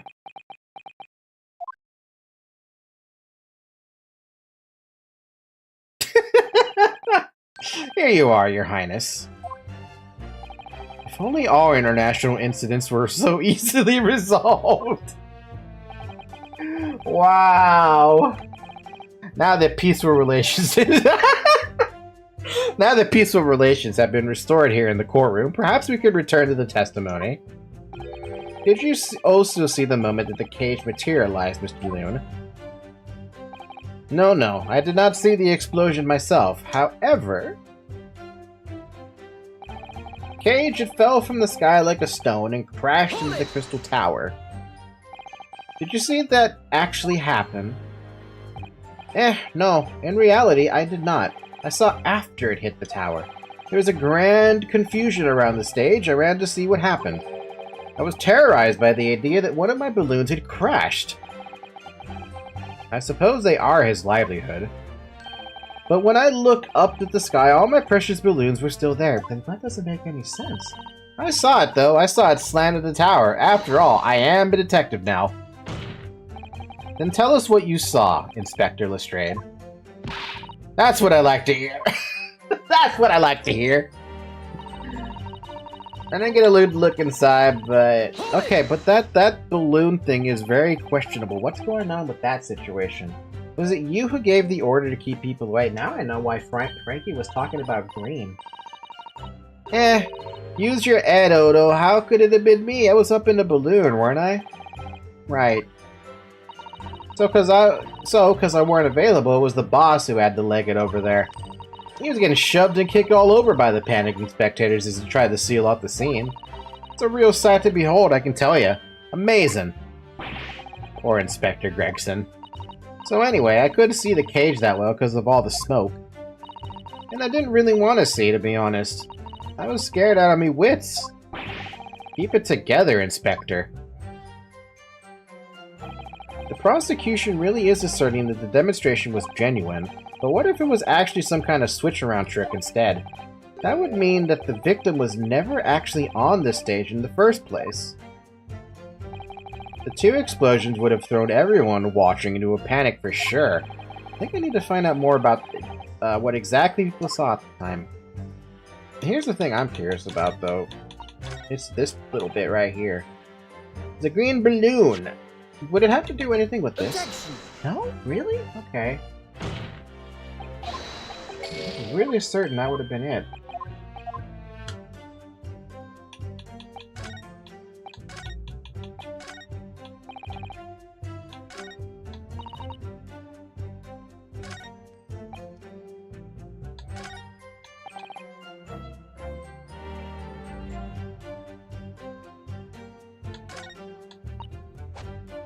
Let me finish this part of the testimony, because we didn't finish it because of that interrupt.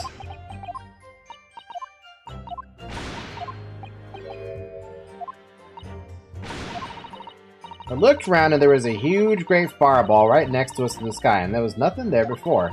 And what appears out of the flames? The cage, that's what. And that description sounds like the moment after the man was beamed instantaneously through space. It's mind-blowing, ain't it? But that's the 20th century for you, I reckon. But the people who actually saw the demonstration with their own eyes really believe they saw something miraculous taking place. That doesn't get me much, does it?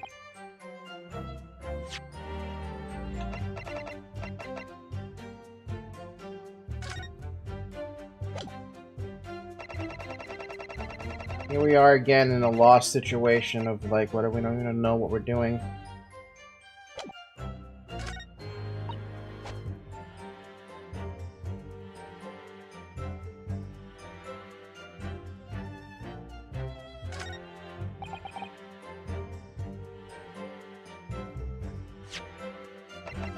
Objection!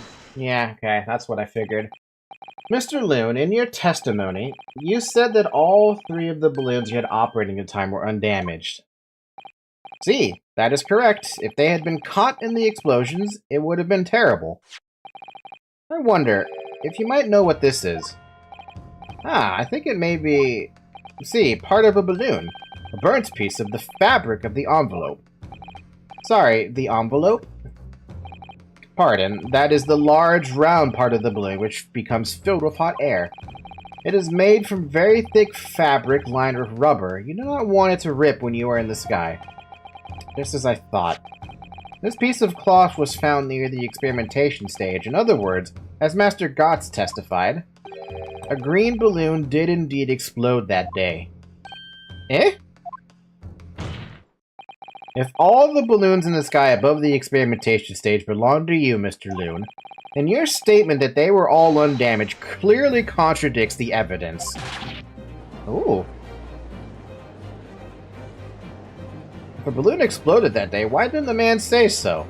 Maybe everyone on board was killed. Oh no, having just spent 10 whole pounds for the experience? How awful. Seems to me like those things crash 50% of the time anyway. Objection. Yeah, this is what I was afraid about.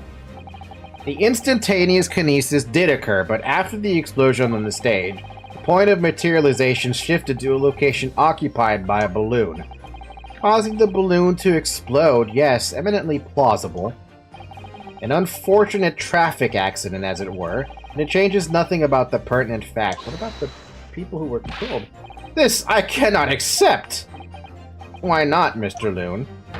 You are suggesting that I am a liar? That persons died in a balloon incident? There's no need to get fired up, Mr. The victim was the sole fatality that day. That's right, and I prove it. Balthazar Loon is not a liar. There was no such balloon in the sky. It is non-possible. You're saying it's impossible. Why? This court has more important matters to discuss than the number of balloons that were operating that day. Aye! Objection. Aye! But we can't ignore the fact that nobody appears to have known anything about this other balloon until now. My lord, the defense calls for further testimony for Mr. Loon. I concur. There is clearly more to the truth here than meets the eye. It's imperative that we clear up the issue of this phantom balloon, I feel. Witness, you will give supplementary testimony about the balloons you were operating at the exhibition. Ah, Grazy, my lord. Grazy?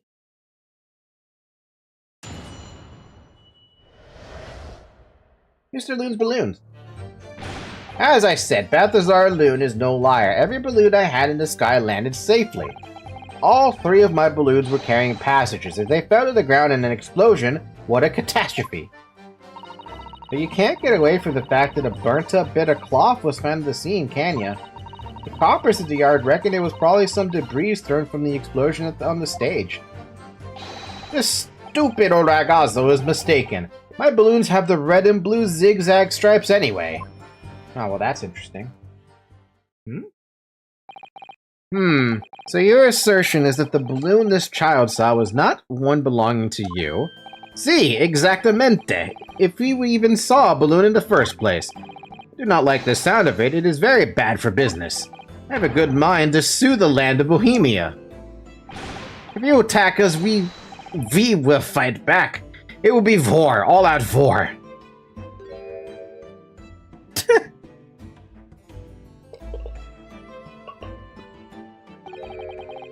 What happened to all-out war? Mr. Loon certainly doesn't appear to be lying, but that doesn't change the fact that the testimony and evidence are contradictory here. The defense is unable to find fault with the witness's statement. The court must consider them the truth. Think long and hard on that, my learned friend. The situation is clearly changed now. I have to get to the bottom of what happened here, no matter what it takes. It has to do something with that crossbow we have. Counsel, you may cross-examine the witnesses. Yay, thank you, Judge. Hey, look, we're having internet trouble popping up now. Let's wait a second while that gives, Let's just wait a second.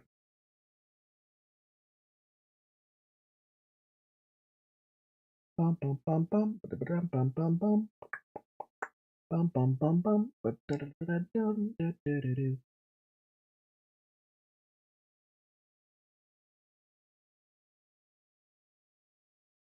There we go. Mr. Loon's balloons! As I said, Balthazar Loon is no liar. You are a liar, though. You couldn't just have forgotten one, maybe? Let's ignore. I might not notice if I was given 100 lentils and one was missing. But we are talking about 3 enormous balloons. You believe I could make a mistake about something so grand and expensive? I took the liberty of having Inspector Gregson check this gentleman's warehouse. I have the report here. It clearly says a total of 3 balloons. It would appear no mistake has been made, then. Surely Miss Lestrade could have been sent for such a menial task. What? Me? I'll tell you what I told the boss. East End kids like me can only count up to 2. Obviously that ain't true, but the boss bought it and said, he'd have a go himself in that case.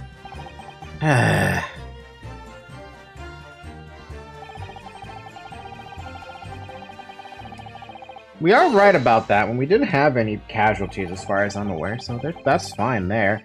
It would be quite a catastrophe if they fell to the ground for any reason, I think. On that note, Mr. Loon, tell me, what is it that keeps these balloons in the sky? Are you an idiot? Sorry? That is like asking, why does a candle burn bright? It burns bright because it burns bright, and a balloon flies because it flies. What else? That must be Italian for I don't know. Is it Italian? There are 2 types of flying balloons, hot air balloons and gas balloons. Hot air balloons work on the principle of hot air being less dense than cold air, whereas gas balloons derive their lift by using gas that is lighter than air. See, and my balloons are filled with the magic gas, I believe. Hydrogen. Lighter than air, but highly explosive. Good lord! I do not permit smoking of the cigarettes in any of my balloons. The magic gas does not like fire. The magic gas. Even a small spark of static electricity could cause the entire balloon to explode. What is the matter with you, Signar? All that comes out of your mouth is explosion. Explosion. I tell you, my balloons are perfectly safe. They have to be, or I cannot eat. None of my balloons exploded that day, I'm completely sure. But if you still say that is what happened, you must show me the proof. Alright, so Mr. Loon had 3 balloons in the air that day. If none of them were damaged, then what was that one, what was the one that exploded? That's a really good question. Hold it! No, that's a really good question. What is this unknown balloon? I was surprised to find that the piece of fabric still at the scene, actually. Can you search the area surrounding the stage for clues? Nah, I'm not into picking stuff up off the ground, me. Always works out way better, dive into the people's pockets instead. So much for the new career path. Mind you, the boss was on his hands and knees picking up all kind of rubbish from the floor. Thing is though, the cage went crashing into the Crystal Tower, didn't it? So that's where most of the investigating was going on. Even so, I would have thought someone from Scotland Yard would have gathered it up as evidence. Core, listen to you. You stumble across a bit of balloon and suddenly you're the best investigator in the world. Pardon? Well, you ain't got a badge, have you? Like this one. I could arrest you with this if I wanted to. I wouldn't put it past you. Come to think of it, there was talk of some scorch under the ground at a meeting we had about the investigation.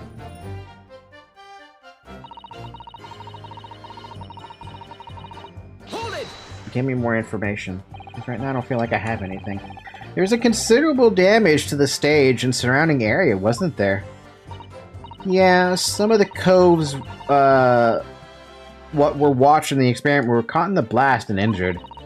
Good job the old contraption didn't keel over, eh? I hadn't even considered that. It seems there was a great panic after the incident occurred. Nevertheless, the police shouldn't have missed a torn piece of the envelope from the balloon. Inspector Gregson can expect repercussions. Like me swiping all those fish and chips, eh? The man's sole pleasure. None of this matters. That scrap of balloon envelope means nothing. Niente.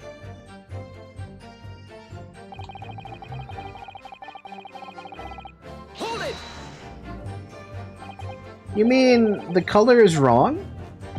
See, ignore. I do not have any green balloons in my warehouse. And yet, a piece of green cloth was found at the scene, and it's unmistakably from a balloon. Well, I do not know how that can be. For the sake of argument, let's say that a green balloon did explode above the stage. You couldn't therefore conclude that it happened on the day in question. Why not? There have been recreational balloon flights over Hyde Park operating from before the Great Exhibition. One could have exploded on some earlier date. Unfortunate, as I'm sure you'd agree. You believe it may have been from some earlier balloon accident that predates the exhibition? See, exactamente, as the Signor says, it is not from one of my balloons. Clearly this little ragazzo from Bohemia is mistaken about what he saw. Oh? Excuse me. Wait, something wrong, Master Gotts? It's Master Wilhelm Gottsreich Sigismund Ormstein. Oh my god, dude. It was on the tip of my tongue. Ja, something is very wrong. I know what I saw. There was a green balloons there. I swear it. I swear it all over Bohemia. You can speak as much bad language as you like, but it changes nothing.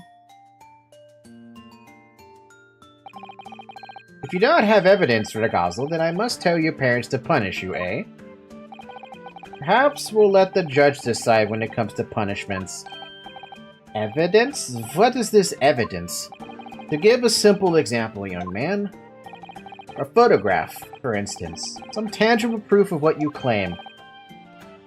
Well, why didn't you say so sooner? I have the photograph. What? I had not been up in a balloon for a little while, so I was very excited. I took lots and lots of photographs. Oh my god. Of the Crystal Tower, of the Bohemian exhibit, of the streets of London, of the hot eel seller, the balloon, and the instantaneous kinesis experiment. Did you take a picture of that? Ja! Fun picture. Really? You did take one. But all I wanted was a ride in a balloon. I was not interested in boring experiments. Never mind that. Can you show us that photograph? Of course. And then you will see. You will see that I am not lying. That I really did see a green balloon. Whoa. What an angle, though. But it's black and white. But how do we see a green balloon? Well, I see you're all too shocked to speak. Yes, I think shocked is indeed the word, young man. Yeah, perhaps you cannot see that it was a green balloon from this photograph, but that is not my fault. That is the fault of the stupid person who made the camera. Just the A. He's using the A, the other A. My god. Oh, this game. That is one very bohemian sounding crying. Very well, the court will accept this photograph as evidence. The judge was bold into putting something in the court record. Photograph taken by Gotts while he was riding in a balloon. Shows another balloon that he claims was green and exploded moments after he took a shot. It's not my fault. It's the fault of the person who made the camera.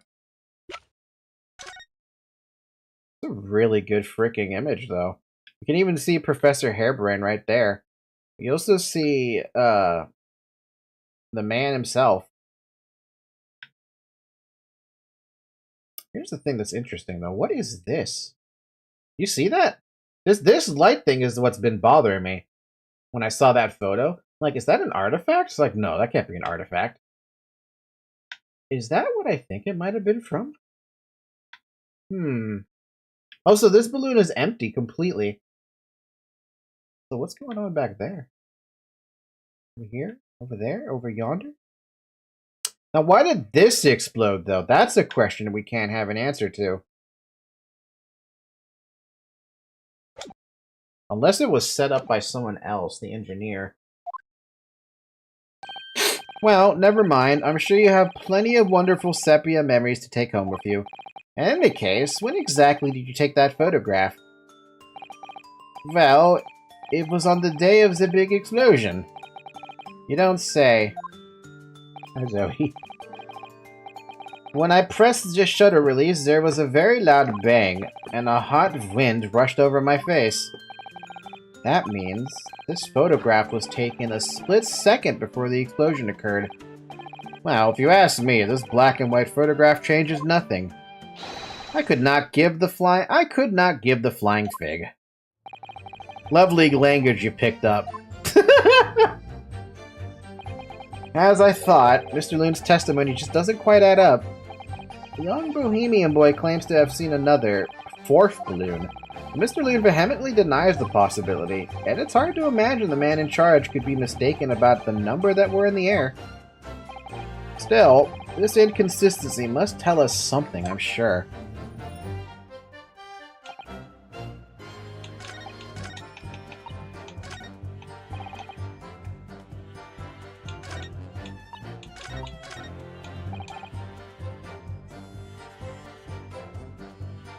Let me look at that balloon, by the way. Well, it doesn't have stripes. At least I can't see stripes. It's just pure green. But it is a balloon just floating up in the air. But which one do I throw this at?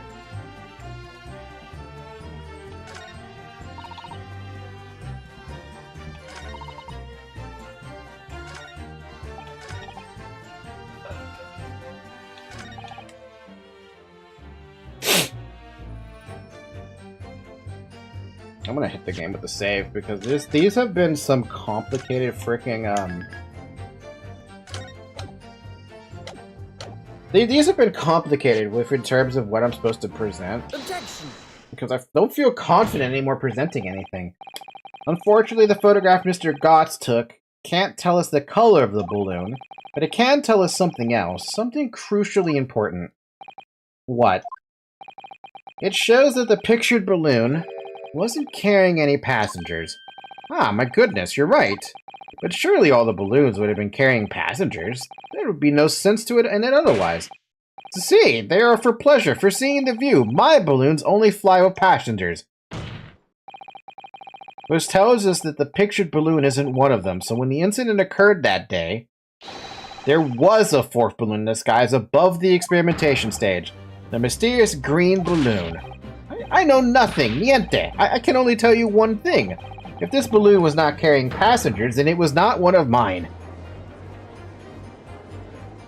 Objection! There are illegal tradesmen everywhere you care to look. Clearly, one such entrepreneur decided to capitalize on the opportunity presented by the Great Exhibition and managed to operate balloon flights on Mr. Loon's patch without him realizing. See, the competition, trying to steal my profits. I did not notice because of the experiment that went wrong on the stage. This fourth balloon exploded at the very same moment Mr. Asman was beamed from the stage below. Right, so them scraps that fell to the ground after and left them scorch marks, they didn't come from the stage at all. It was bits of the balloon raining down. Because no one was in it, it didn't get no attention. A mysterious fourth balloon carrying no passengers silently floating over the experimentation stage. This photograph shows us nothing more. A stray balloon carrying no one and operated by some rogue trader. Clearly it has nothing to do with the case. Its relevance does elude me, I must say. The court has seen sufficient evidence and heard ample testimony already. The prosecution calls for this trial to be concluded.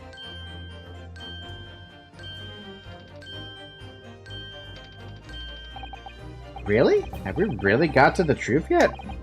No, I can't let this opportunity slip away.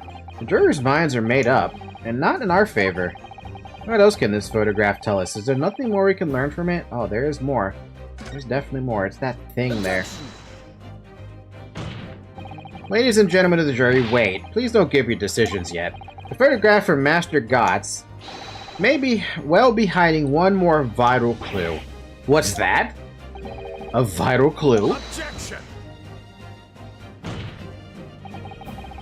We're well past the point of mere possibilities. It's time for definitives now, so tell the court. What exactly does this alleged clue in the photograph prove? Cause of the explosion. You can't reasonably assume that the pictured balloon was destroyed in the searing heat of the explosion. Yeah, that's right. Yeah, it was not my fault. Evidently, because the birdcage from the kinesis machine materialized in the sky where it had been flying. And the balloon, being filled with flammable hydrogen, instantly and explosively ignited. No, that's not what happened. What? It would appear that this photograph requires closer examination. Counsel for the defense, you will highlight the location of this alleged clue in the photograph for the court. Of course, my lord.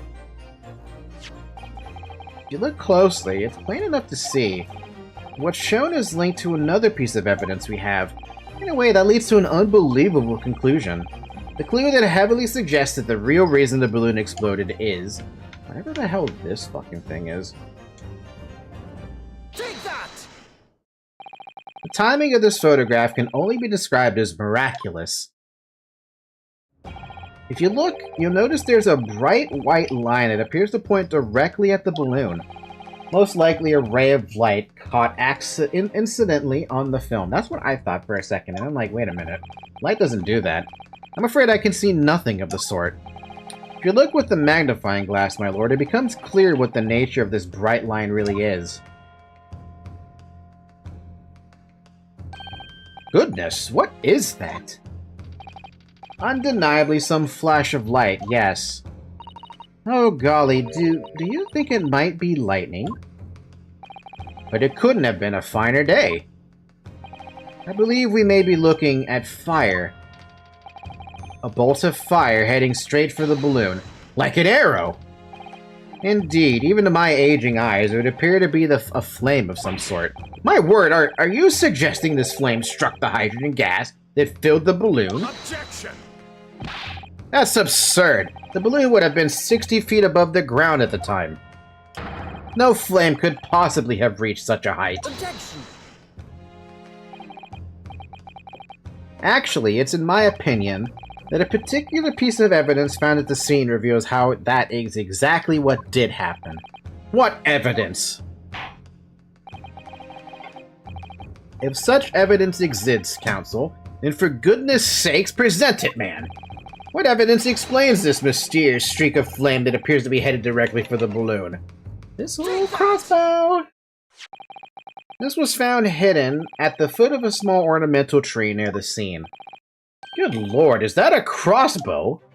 An arrow dipped in oil and set alight could have been shot from this weapon, sending a flaming arrow straight into the hydrogen-filled balloon. Are you suggesting that that crossbow was used to deliberately... Blimey, you're right! That streak of light in the photo looks just like an arrow, doesn't it? Then, the explosion of a balloon, it was... very likely the result of a flaming arrow from this crossbow igniting the hydrogen gas inside it. Why do I... Once again, Britain has bows everywhere. Crossbowmen, elite bowmen. This game is ridiculous. No! Order! Order! Counsel, this is an extraordinary supposition. If the aim was to cause the balloon to explode, the shooter could have used a gun, of course. However, there's an obvious reason why that would have been out of the question. The noise of the discharge, of course. That's right. By using a crossbow, the projectile could be fired at the balloon silently. Well, yeah, if someone had shot a gun off at the exhibition grounds, it would have caused a real panic. But with the big explosion, there was a very big panic anyway, no? Yeah, but what about the first explosion on the machine? I don't like this. I should be pleased to have found a plausible new explanation for all this, but something feels wrong. Objection! Do you understand the implications of what you're saying, my Nipponese friend? If a flaming arrow did indeed hit the balloon, then obviously it would have exploded. And if the birdcage appeared from the cloud of smoke that ensued... What? Wait a minute, what are you really saying here? I don't get it. Was the birdcage beamed up into the sky after all? Or what? My goodness me! Ah, now I understand. That's what that sinking feeling is about. I think there's a good chance that the birdcage was actually concealed inside the balloon all along. That's a stretch. What? Did I just hear that correctly, Council? There's no going back now. The horse has bolted. Let's assume, as I said, that the birdcage was hidden inside the green balloon from the start. On stage, when the experiment was started, the birdcage and the instantaneous kinesis machine disappeared in a cloud of smoke. At that moment, the flaming arrow was fired from the ground, causing the green balloon to explode and drawing the attention of the spectators to the sky above their heads. From amid the smoke, the hidden birdcage then appeared to fall down and crash into the crystal tower. I think you'll all agree it's entirely plausible that what I've just described is the real truth behind the miraculous experiment carried out that day. Good grief! Yeah, Jesus, dude. Objection! This is ludicrous. What you've described is no science experiment. It's child's play, a contemptible display of stage magic. The one big magic trick? Yep, it seems like it's just one giant magic trick, and poor Hairbrain was literally just caught in the middle of two people who were trying to dupe him, but ended up fucking up. Both Mr. Sholmes and Iyer said that the experiment was a scientific impossibility, in which case this is the only way to explain what happened that day. And in any case, the victim's body was found inside the birdcage in the Crystal Tower. If the instantaneous kinesis didn't take place, how do you explain that? I may put in a word, as a man of magic myself. Such apparent discrepancies can easily be explained by one simple deception. A trapdoor. Juror number 3. All that would be needed is a doppelganger, someone who looked very similar to the victim, Mr. Asmund.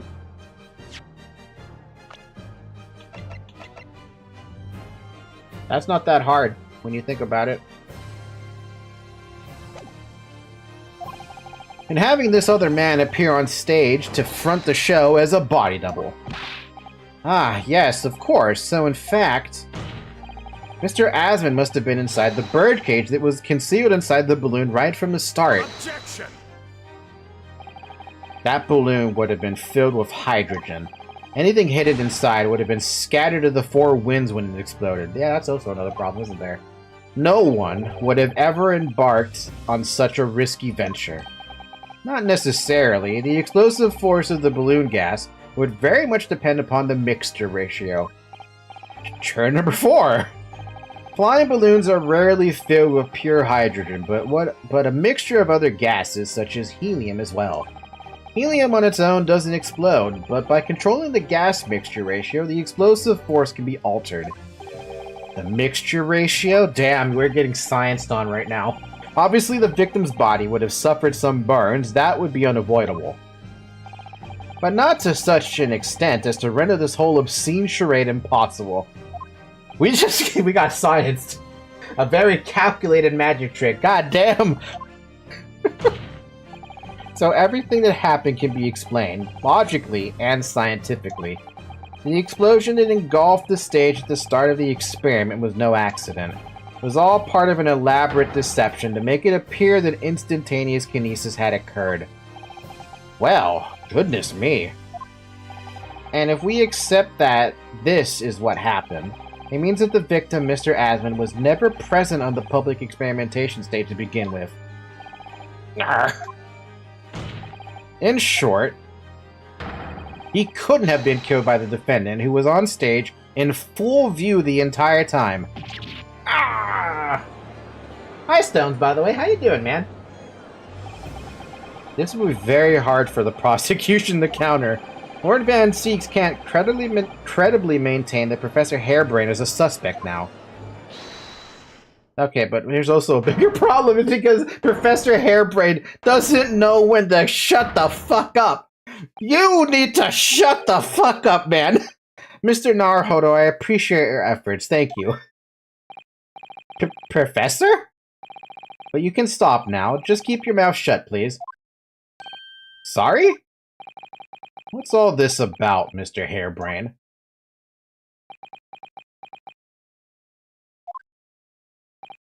I, Albert Hairbrain, hereby confess, that it was me who stabbed Mr. Odie at. What are you doing, dude?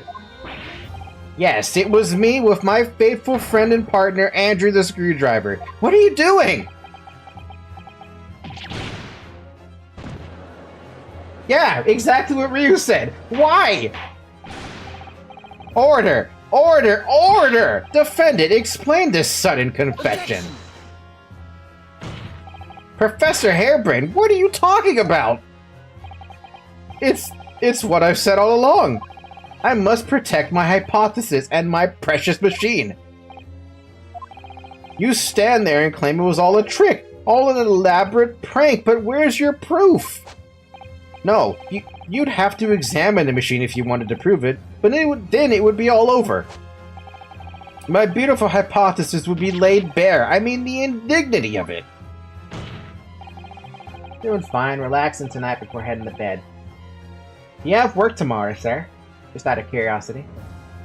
It's clear that you drew the plans for the experiment, but you didn't actually build it. It's quite conceivable that you were duped, Professor. If you just let me, I can... Barrack! Yes. I'll cooperate. I'll do whatever you say, I swear it. So please, ensure the Special Dispensation for Scientific Equipment Act is adhered to and protect my creation. Ah! All day closing? Ugh. I'm so glad I don't have to do anything like closing shifts. All I do is work an 8 to 5 job, Monday through Friday, and then I just chill when I get home. And stream. I hate you, Hairbrain. I fucking hate you. You have been such an absolute thorn on my side to get you an innocent verdict. Pray forgive the discourtesy of filling my hallowed chalice at this critical juncture. Here's to my learned Nipponese friend. What? And his upcoming attempt to clarify the defense's position in the light of the accused's confession. Do you intend to formally assert that the experiment was nothing more than a conjuring trick?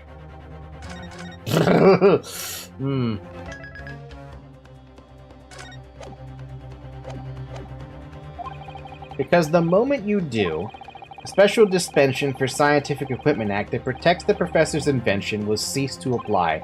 The prosecution would then demand a rigorous examination of the machinery involved in order to establish the truth.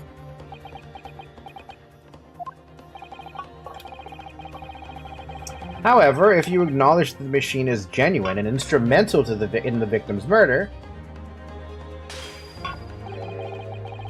any chance at investigating would be crushed and the confidentiality of the professor's hypothesis preserved. Well, counsel, what is the defense's official position on the matter? What Professor Hairbrain, my client, actually asked of me was to prove that the explosion on stage was an accident and protect the secrecy of his hypothesis. But there's no way to do that without implying the professor's guilt. Do I protect my client's life by asserting his innocence, or do I uphold my client's request but see him condemned? Either way, I can't avoid betraying his trust. You've been silent long enough. Just isn't talking your trade, my learned friend. Or has all knowledge of English escaped your confused Nipponese mind? Jesus fuck! Mr. Naruhodo! There's no escape here. I have to make a choice. But it's an impossible one. I have to give up on something, but what? The defense asserts that the defendant's instantaneous kinesis machine was in fact...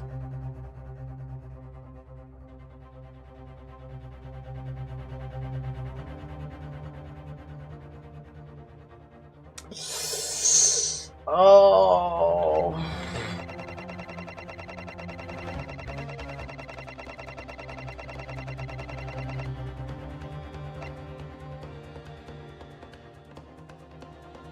He's okay.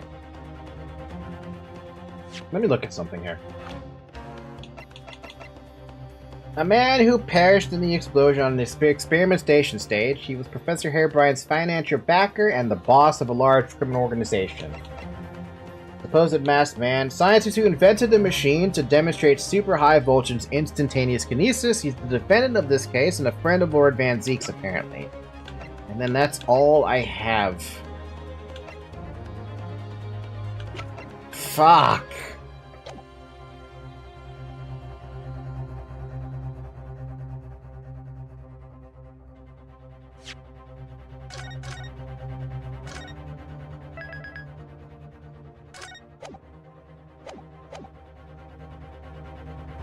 If I say it's a conjuring trick, this is pushing the narrative that Harebrine is innocent of murder.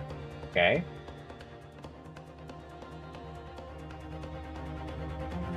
That means if we go this could keep the trial going. This could also just end the trial immediately. I'm just gonna say it's a proper scientific invention. Because he cares too much about this crap.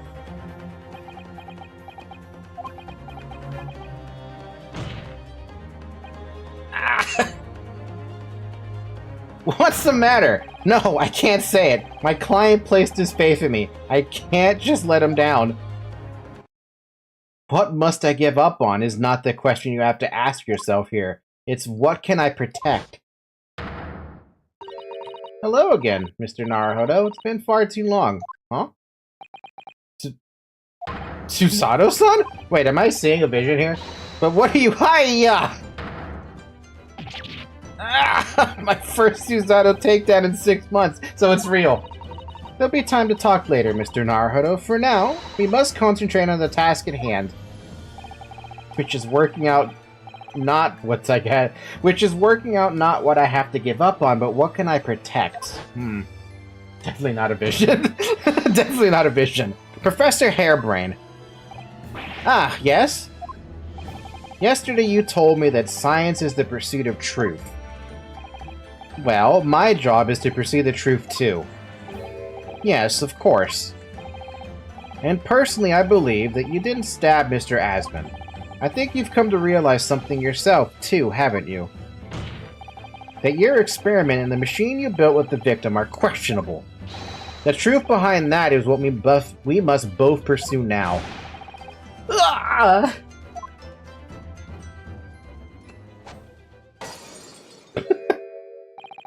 So, you finally opened your eyes. What? And as for you, Albert, you can't ignore this any longer. Ah.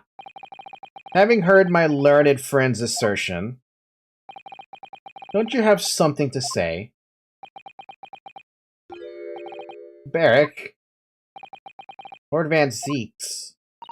Gosh, I've never heard him speak that way before.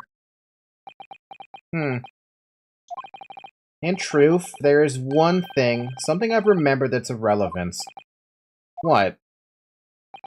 On the day it happened, just before I began the experiment, I saw a man near the stage. A man holding that crossbow. I beg your pardon? Professor! Did the man have any distinguishing features? What did he look like? Taller than me, and thinner than me, with straight hair, straighter, and wider than mine. Let me see. One less lens than me, too, a monocle, a rather stylish black monocle. But one thing in particular will help to positively identify the man, you see. I know him very well. After all, he's the engineer who built my invention. Oh, so we get to see this engineer. What? He built the machine? That's right. Mr. Asman introduced him to me a year ago. He's a man by the name of Enoch Drebber. Enoch Drebber! Whoa, these two got pissed. Does this name mean something? Members of the jury seem flustered. Not a name any scientist wishes to hear. The man's an abomination. Not a name any conjurer wishes to hear either. Who on earth is he? I'm afraid this isn't the first tale of this nature that I've heard in a scientific circle in connection with that name. There's talk of other flamboyant experiments that turned out to be nothing but stage trickery in the end. Obviously, the rascal is after the government's research grant money. When magicians are in need of money, I have heard of them resorting to these underhand tactics. Some acquaintances of mine with experience of such things have mentioned Enoch Drebber's name before. The man is both an engineer and a magician. Yes, we're dealing with an unparalleled confidence trickster here. Damn. That's Enoch Drebber for you. I see. So we gotta get him on the stand. Oh, Susato, when did you get here? Hi, Zoe. So it's true then. My invention, my great machine, it was just a grand illusion? Considering what we've just heard about Mr. Drebber's character, I'm sorry to say that sounds increasingly likely. Even though no one else believed it, I wanted to. I wanted to believe that machine would function exactly as my hypothesis predicted. Which is why you were so opposed to it being investigated, I presume. I knew that if the machine was Ow! My cat scratched my stomach. Ow! Ow! Zoe, that hurt. I knew that if the machine was examined in detail, its construction would give away my hypothesis. Obviously, I didn't want that to happen, but at the same time, I knew that if it was found to be nothing more than a trick, than a work of deception, then everything I'd worked towards, all my research, all my dreams, my whole life would be over. I was terrified at the prospect. You really had no idea then, did you? About the true nature of the machine that was built, and the true nature of Mr. Drebber. I never questioned anything. I didn't want to question it. It's entirely possible that Mr. Asman and Mr. Drebber were working together to use you as a means of fraudulently acquiring the research grant money.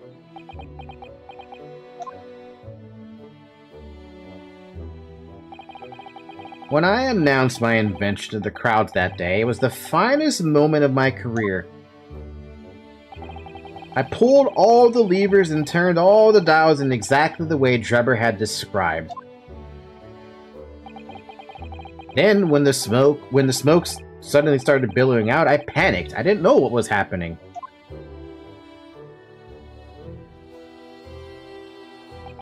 But I really don't know the whole illusion was, I really don't know how the whole illusion was made to work. I don't know anything anymore. Ooh. This is a scientist who's just had his dream, punched in the gut. Let me confirm one final point with you, Professor. Do you now consent to the prosecution submitting the necessary paperwork to release your invention from the protection afforded by the Special Dispensation for Scientific Equipment Act? Oof. Yes, please go ahead. Oof. I'm very sorry. Ooh. It would appear that we shall have to suspend proceedings for the remainder of the day now. Lord Van Zeeks, my lord, the court has newly been made aware of another party whose involvement in this matter is critical. Yes, Mr. Drebber. Gather information about the man. If possible, I should like him served with a subpoena. What are you doing, Zoe? What are you doing? Ow. She's biting my leg. Why are you biting my... Ow! Why are you grabbing my leg? What the hell, man? What are you doing down there? With pleasure, my lord. Now, counsel for the defense. Yes, my lord. She's biting my knee. That's what she's doing. She's biting my knee. When we reconvene, I should be looking for one thing and one thing alone from you. Evidence that the defendant is innocent of the crime for which he presently stands accused. I understand. Good. In that case, this court is adjourned until tomorrow morning. Yeah, fucking difficult fucking trial part 1. It's a horrible trial part 1. My god.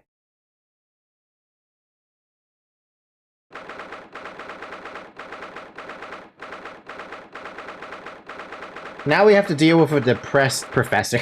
Great. Oh, he's so sad, man. Mr. Naruhodo.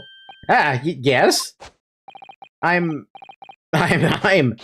so sorry. I was wrong. You were right. I tricked you. You trusted me. I dragged you into my mess. Oh, how did it ever come to this? I'm so sorry. Did you really have no idea, Professor? About what Mr. Drebber was really up to, I mean? About what he was really constructing? Naturally! That machine was the embodiment of my hypothesis, of all my hopes and dreams. I had complete faith in it. Alright, in that case, I won't say any more. Now, sadly, the murder accusation against you still stands. We must do as much investigation as we can before the trial resumes tomorrow.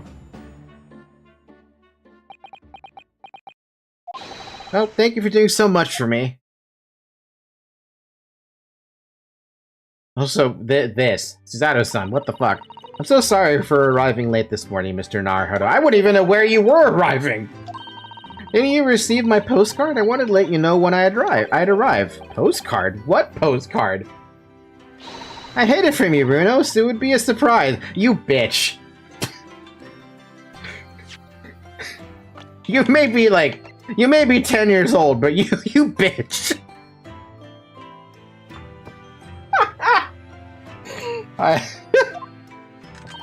Well, did it work? I was surprised, alright, especially when she threw me to the ground. Oh dear, I'm so sorry. I was just so happy to see you again that it sort of slipped out. Maybe we could stick to more traditional displays of emotion in the future. Susie's train was late and into London Victoria this morning, you see. But we made the coachman really whip the horses hard, so she didn't miss the whole trial. I was watching from the gallery for a while, but in the end, I'm afraid I couldn't contain myself. Well, I'm glad you did it. Oh? Having you at my side in court gives me the strength I need to win. So, I'm, delighted to see you, back in London. Oh, you're too kind, Mr. Naruhodo. I'm delighted to be here. I hope I can continue to be of service to you. Of course. So, what brought you back? Did Professor Mikotoba not protest? Let's save all that conversation for when we're back at home, shall we?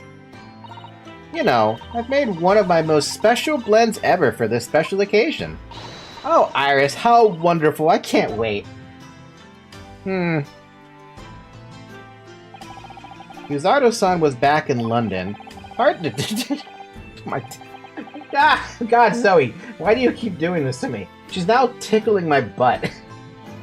It's hard to describe how happy that made me feel at the time, but despite my elation, our tale was about to take yet another extraordinary turn. Where is this going, though?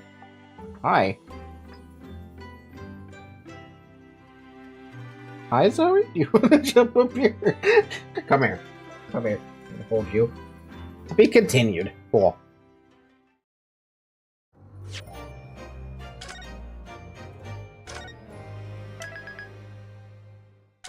Oh, you're such a little purring machine. Don't bite my nose, please, though. She's in a very wild mood right now.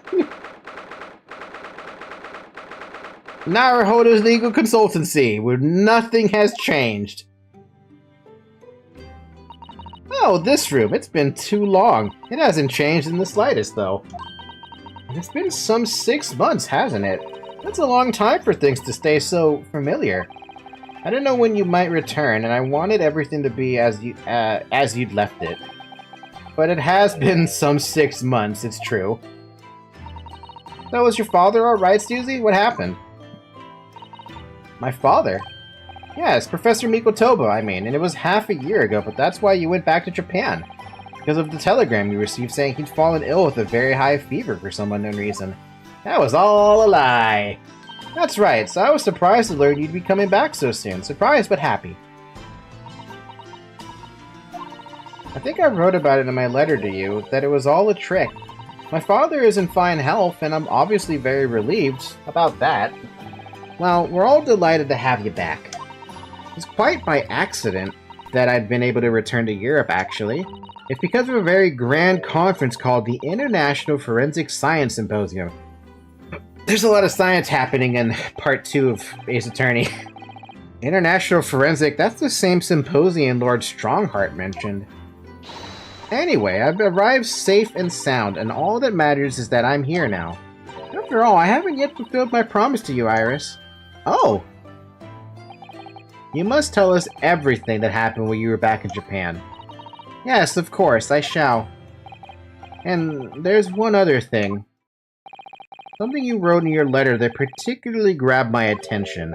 About you-know-who. About Kazuma. I know. I'll tell you all that I can. Oh shit, we can finally... Whoa, that's a lot of text. Back in Britain. When I first arrived back in Japan, I really thought I'd never be allowed to return to Britain. But curiously, after that awful trial at the Supreme Court, Father's mood changed entirely. The awful trial? Oh, yes, for the murder of Giselle Brett. Oh, you dressed as a man then, didn't you, Susie? Oh, well, yes. Since women are forbidden in the courtroom, I had no choice. Wow, amazing! I wish I'd seen it. Don't you, Runo? Yes, I suppose so. I want to play at being a lawyer now. I could wear a false mustache. I don't think any mustache could hide the fact that you're just 10 years old, Iris. There's something else I've been wanting to ask you, Miss Susato. It's about the real reason why Professor Mikotoba summoned you back to Japan. You said in your letter that it was something to do with that convict's loot we found in Mr. Natsume's lodgings. That's right, the very large dog collar we found with the bee emblem on it. It seems Mr. Natsume included a drawing of the collar in the report he submitted about his time in Britain. I understand that when Father saw the report, he turned as white as a sheet. Why would that be, then? Father came to Britain himself, of course, to study. It was some time ago now, but he stayed for 6 years. I can only imagine that something must have happened during that time. But if he refuses to tell me what it was, then I intend to find the answers for myself. And I've decided that I, for one, won't keep any more secrets. Oh, Susie! That's a very meaningful look Susato-san's giving Iris there. Lord Strongheart mentioned something about that symposium, too. I think he said that investigative authorities from 40 different countries would attend. Yes, and from Japan, my father and Judge Jigoku have been invited. It's something of an honor, I believe. Well, Professor Mikotoba is the leading expert in forensic medicine in our country, after all. But who's the other person you mentioned? A judge, did you say? Yes, His Excellency Judge Shishiro Jigoku. You've met him, Mr. Naruhodo. Last year, in the Supreme Court. You can't possibly have forgotten. That terrible trial of yours when you were accused of murder! Yes, I try to think of that as a positive turning point in my life these days. Well, it was Judge Jigoku who presided over that trial. If I'm perfectly honest, I'd be happy never to see that man's face again in my life. Oh, well, anyway, as Father was invited to the symposium, he agreed to me returning to Britain, too. He won't actually arrive until next month, but, well, I just couldn't wait. So I pleaded with him, and in the end, he agreed on me going on ahead. Yes, about the symposium. It seems as though Lord Strongheart has put in an awful lot of work to make it happen. It's obviously very important.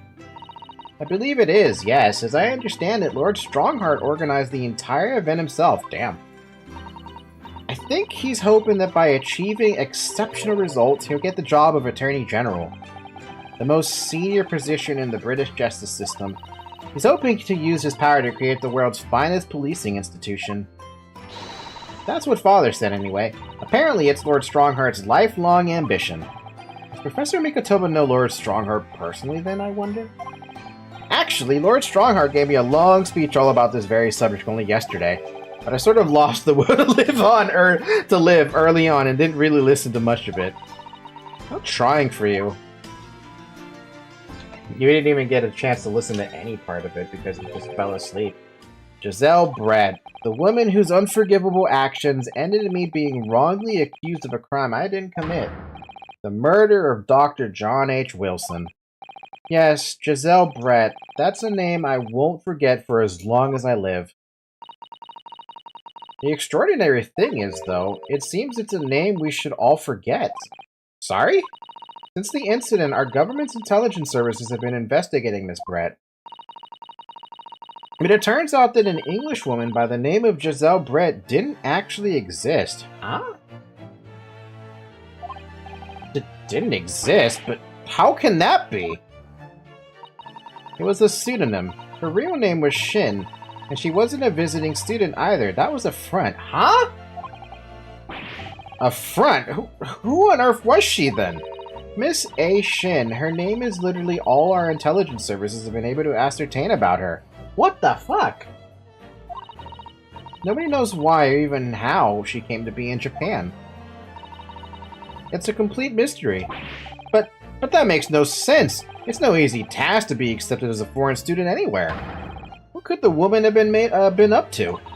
I'm afraid I really don't know. The only thing we can be sure of is that she had some business in our country that we don't yet understand.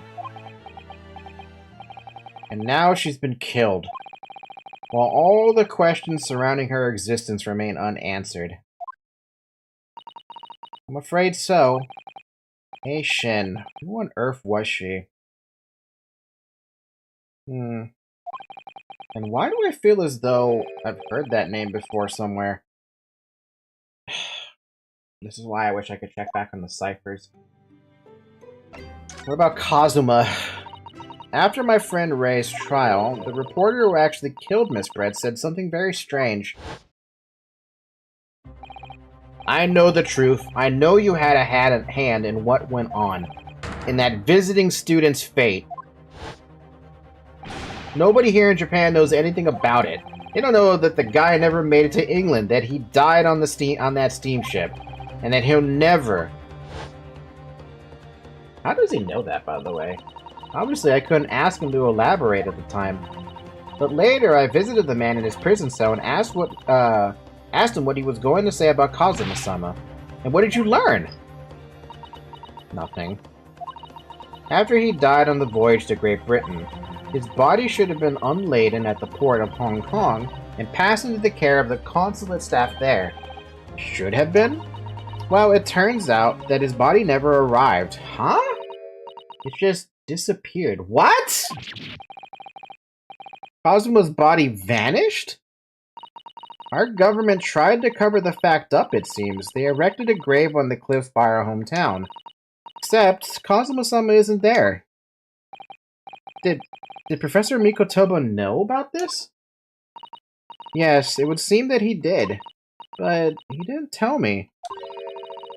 They're still investigating what happened to Kazuma's body as we speak. What the fuck is happening?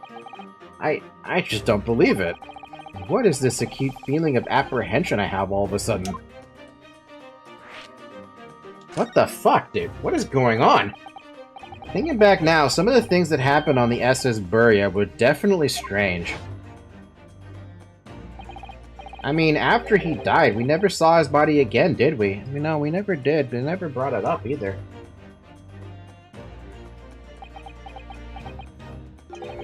Could it be? Could it be that he's actually still alive? Stop it, Mr. Naruhodo. It's too much to bear. I'm sorry, I didn't mean to. Just thinking about the possibility pains me so very much. What are you doing, Zoe?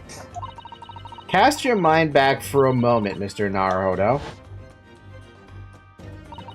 When Kazuma-sama was discovered, Mr. Sholmes was there, wasn't he? And he definitely examined the body. I remember it clearly. Ah, you're right. So if Kazuma hadn't actually been dead at all, it would mean that Mr. Sholmes had lied to us. But there's no reason why he would possibly have done such a thing. I suppose that's true, yes. It's a really weird situation, though, huh? The idea that he might still be alive somewhere wants to fill me with hope, but I can't let it, because it turned out to not be true. Then I'd be back at the bottom of an awful pit of despair again. I'm terrified of what that might do to me. Oh, Miss Susato. I know she's given the idea the thought it deserves. It's Susato-san we're talking about after all. But I probably shouldn't push it now. Damn, okay, this is interesting. This is not... This part of the story is more interesting. I want to know more about that. Anyway, here. I can show you my armband. You're still taking good care of that armband, I see. I'm so pleased. Oh yes, it feels like I wouldn't be me without it now, to be honest. Oh dear, there seems to be a thread coming loose just there. Look. I'd be only too happy to mend it for you, Mr. Naruhodo. Please, do it! Oh, thank you. I must have scraped it against something again. I'm always doing that.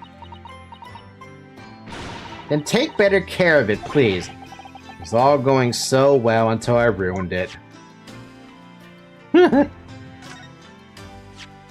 About this paper, Miss Susato. Yes, it's all about the great exhibition. I've been dreaming about it, you know. I was sorry that you were going to miss it when you were called back to Japan. So was I. I felt desperately unlucky. But here I am, back in London while it's underway. It's a dream come true. Perhaps you're not as unlucky as you thought then. Once you've helped Professor Harebrine out of this terrible situation, we should all explore it together. And of course, we must invite the Professor's good friend Lord Van Zeeks as well, huh? Your luck might not stretch that far. Yeah, I was gonna say, I don't know about that. Miss Susato, do you see this? There's such great expectation in your eyes, Mr. Naruhodo, but I'm afraid nothing particularly useful comes to mind at all. Oh, sorry, I'm not sure what I was expecting, really. I was expecting a lot. Oh, this was used to shoot down the balloon, wasn't it? Yes, with a flaming arrow. It's quite a formidable weapon. Yeah, I know all about the crossbows thanks to Age of Empires. I'm quite accomplished with a longbow myself, you know. Get out of here. No, really? If you were to balance an apple on your head, Mr. Naruhodo, I'm quite confident I could hit it from a good 50 meters away.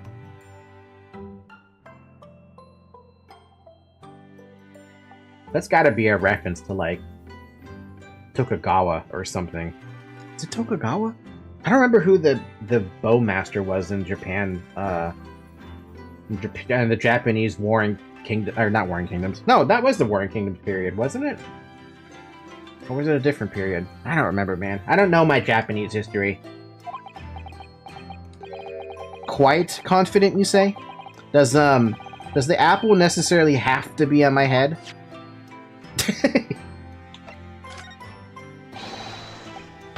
Nothing to say about the green rubber thing. Nothing to say about Mr. Hasman's death. Nothing to say about the autopsy report. Nothing to say about the screwdriver.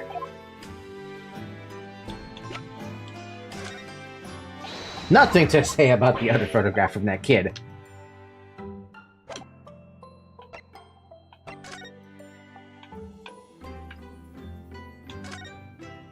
Oh, Iris, how long have you been there for? It must be about a year ago now. I read a really long story based on some of my father's old notes. It's about one of Hurley's greatest exploits. I called it The Hound of the Baskervilles. Apparently, by the way, this is an actual book that's from Sherlock Holmes? An actual book title? Supposedly it's really good. But then Mr. Sholmes forbade you from publishing it, and put the manuscript somewhere nobody could get their hands on it. So nobody knows anything about it apart from Hurley and I. But for some reason, you knew the title of it, didn't you, Susie? Oh, yeah, she did know about the title. Oh, it sounds so exciting. The Hound of the Baskervilles. I should love to read it. And you wouldn't tell me. How'd you come to know it? Oops, sorry, Zoe. Yes, but I made you a promise that I would explain one day, didn't I? I think it's time. Oh? Ooh. I'm only sorry I've had to keep it from you for so long, Iris. Oh boy, okay. It was completely by accident and I came to know the title of your manuscript, Iris. It was a short while before we left Japan. I was cleaning Father's study and I saw something on his writing desk. A large box of papers. There was a label affixed to the box that was written in English. It read, "The Hound of the Baskervilles." What? Wait, why does my why does Miko Toba have that? My Baskerville story? Of course, I had no idea what it was at the time, but Father came in and... Susato, what are you doing? Oh, for Father! Did you look at those papers? No, I simply read the label, that's all. Well, put it out of your mind. Sorry? Forget that you ever saw it, and certainly don't tell anybody else about this. Do you understand? Man, how many secrets is Mikotoba keeping? But what was Iris's manuscript doing in Japan? I have no idea.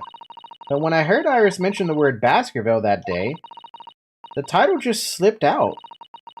I would have never have guessed that it was an unpublished account of one of Mr. Sholmes' exploits. This raises a lot of questions, though. When I returned to Japan, I asked Father to explain, but he refused to answer any of my questions. Okay, so the stuff that crosses my mind when I think of that moment is Mr. Sholmes had to have been in Japan, right? That's the only way that Professor Mikotoba would have had that damn manuscript at all. On top of that, that means that when Mr. Sholmes was coming back to England, he was on the same ship that Kazuma was on.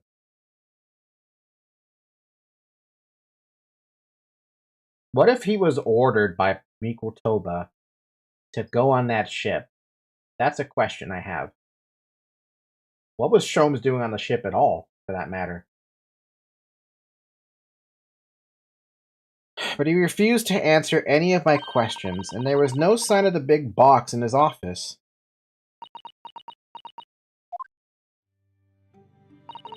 That's really all I know about it. I've no doubt that Father has a very good reason for being so secretive about it, but still. I made up my mind to explain myself to both of you. Well, thank you for being so honest, Susie.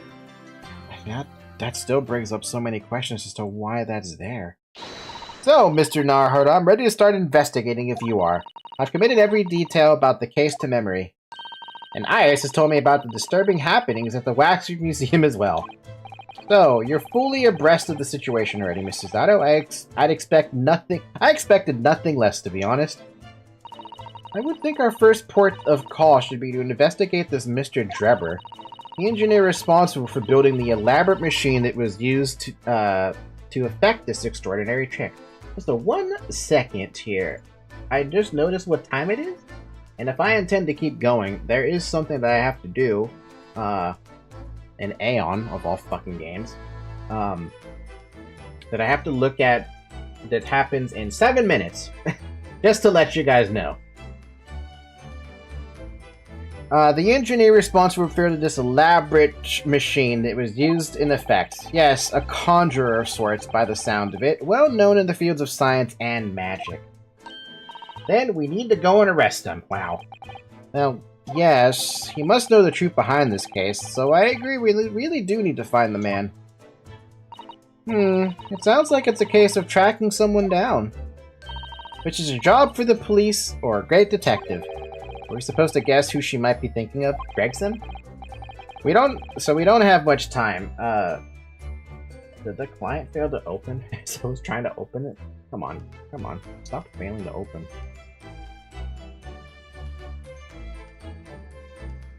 I think it did fail to open.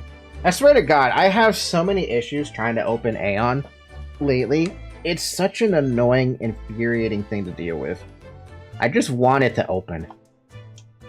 And I can't get my controller to work out of game now either. I think I know why. I think it's because of, what are my Steam settings? Bum, bum, bum, bam, bam, bam.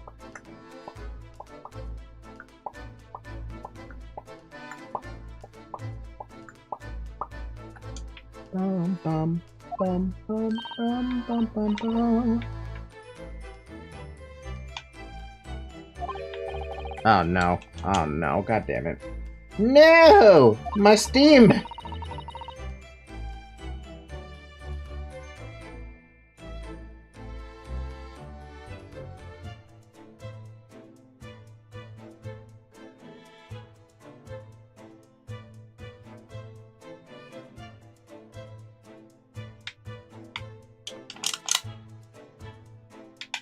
There we go. I have to remember that that's a dangerous maneuver to do that. And then the Iron client doesn't even make it open. My god. Oh my god, and the stupid client closes too. This is so annoying. Just open the stupid game, please.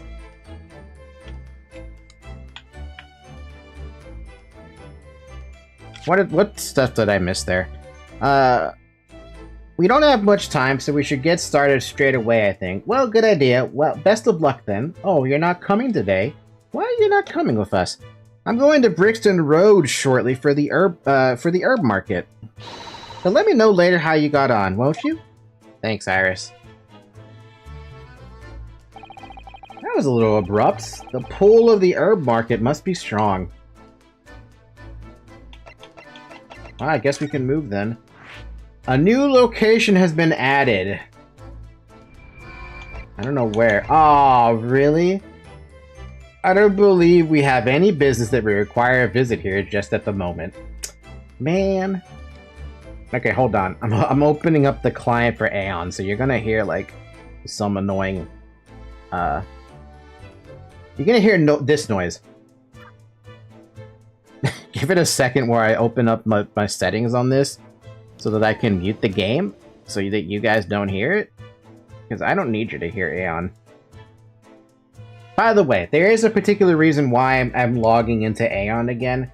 And I don't like it, but I have to.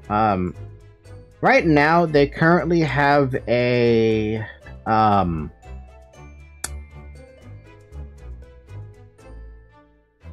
They have an outfit that is currently on an event right now, right? Unfortunately, in order to get said outfit, it requires that you log in every day and do a host of dailies, as well as weeklies, as well as season-related quests. In order to get enough points to reach level, what is it, 44 on this stupid event. The max level on this stupid event is 45. Because of how horrible it is right now to try and get to this max level thing, it takes fucking forever. Do I actually have a way to show you Aeon right now? I thought I did, but I'm pretty sure I changed Age of Empires 2 capture for that. Yeah, I don't have anywhere to show you, why don't I just rename this?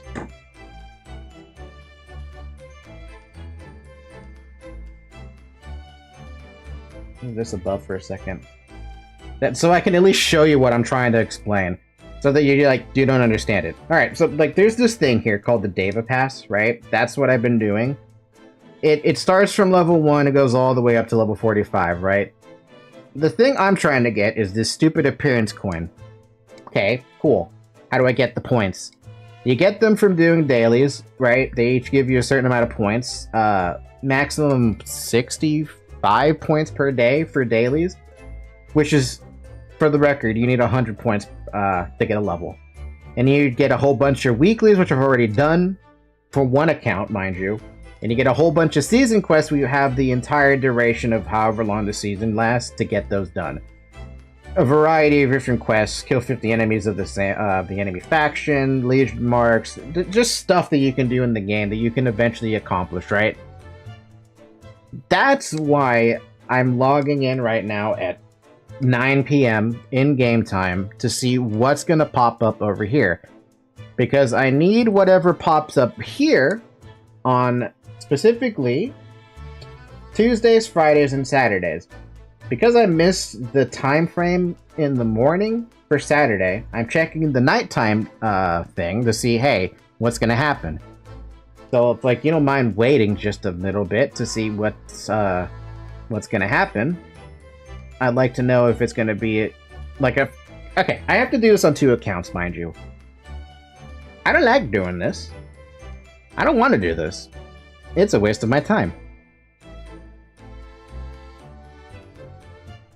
March Utan's agent. Okay, so it's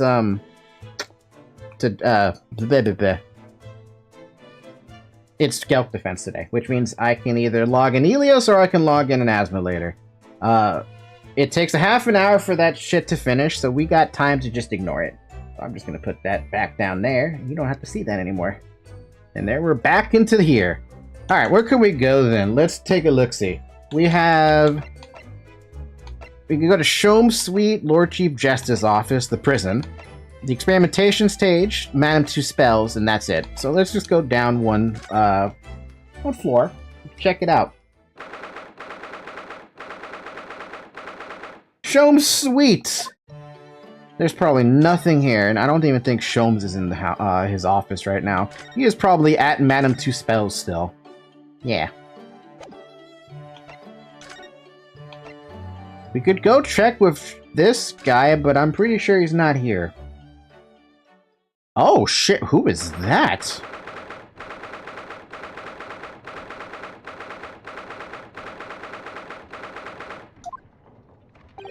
Oh, who's that standing beside Lord Strongheart?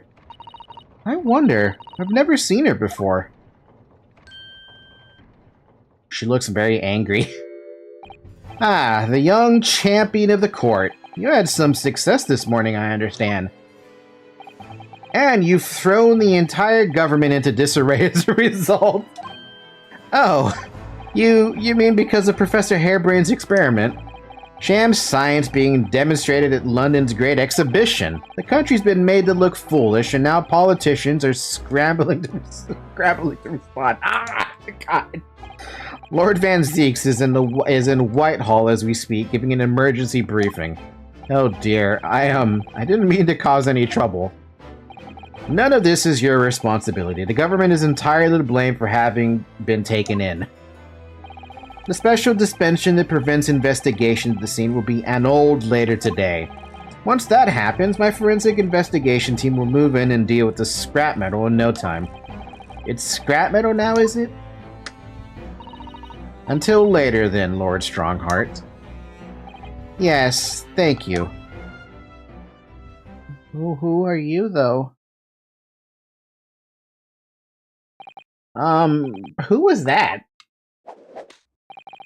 That was Dr. Courtney Sif, Scotland Yard's esteemed chief coroner. Oh. She's leading the forensic investigation team handling of this case. She was just delivering her report about the victim, in fact. Oh, I see. About Mr. Asman. Following the outcome of the trial earlier, I asked the coroner's office to reevaluate its findings. I don't have time to tell you what she concluded. If you want to know, you'll have to ask her directly. You can find her in the forensics lab. Ah, right. Now, what were you here to see me about? I can give you 7 minutes and 39 seconds of my time. So he's not running quite so spectacularly late anymore. Cool. I don't know what I'm going to ask you about, but hi. What exactly is the forensic investigation team that you mentioned before? The British Empire's police force must become the most exemplary in the world. For that to happen, it's imperative that we embrace forensic science and everything it has to offer. I first created the forensic investigation team a year ago now, unofficially, of course, to pave the way. Goodness, a year ago? At next month's symposium, I intend to present the results of their work to the world. Once I do, the House Lords will be powerless to oppose the creation of a full-scale forensics division. And once that happens, the position of Attorney General will be mine and criminals will suffer dearly. It's very interesting how this guy actually has a goal. What do you mean? For too long, those scoundrels have made a mockery of our legal system with false evidence and bribes. But London's scum is about to be rounded up and burnt in the fires of hell. I intend to see to it personally. Never become an enemy of Strongheart. By creating the finest police force the world has ever known, to protect our honor and our future. Look at those eyes, he means every word. Dr. Sif is an extremely reliable coroner. When I officially establish the forensics division in Scotland Yard, she will run it as my right-hand woman. Now then, speaking of the symposium, Miss Mikotoba. Hi, Suzato. Oh, yes, my lord. Your father should be on the high seas as we speak, making his way here to represent the Empire of Japan. Yes, that's right. I understand he will arrive at the beginning of next month. Are you acquainted, Lord Strongheart? With Professor Mikotoba, I mean. It was many years ago now, but yes, I remember Dr. Mikotoba very well. Interesting. Interesting. If my memory serves, it was some 15 years ago now that your father came to Britain as a visiting student. God damn. It was the year I was born, so yes, 16 years ago in fact. Mikotoba was a young practitioner of forensic science, and Jigoku accompanied him as a young, promising judge. The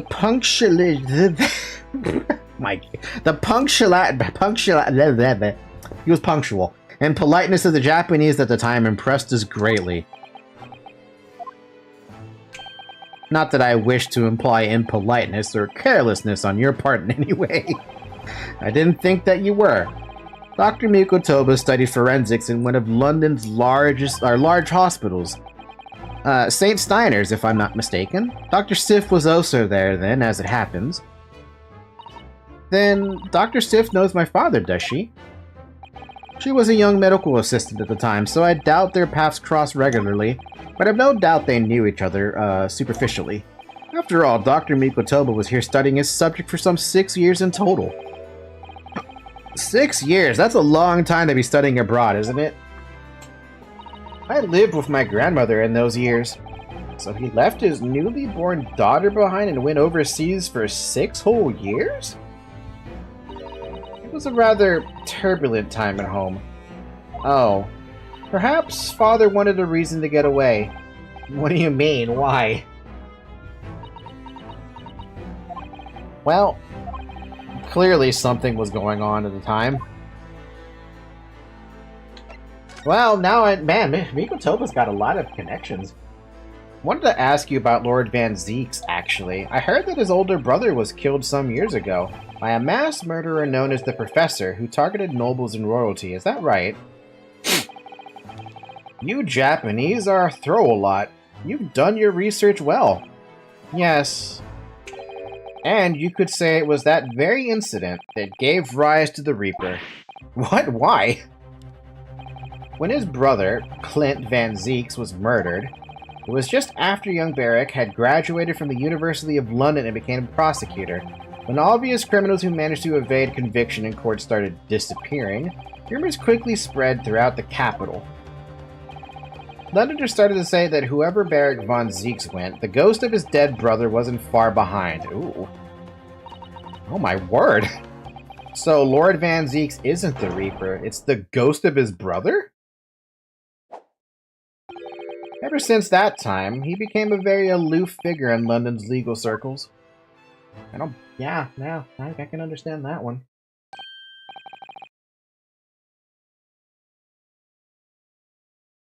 Interesting. I just tabbed around to check what the fuck's going on, in Aeon. Yeah, I'll show you what's happening.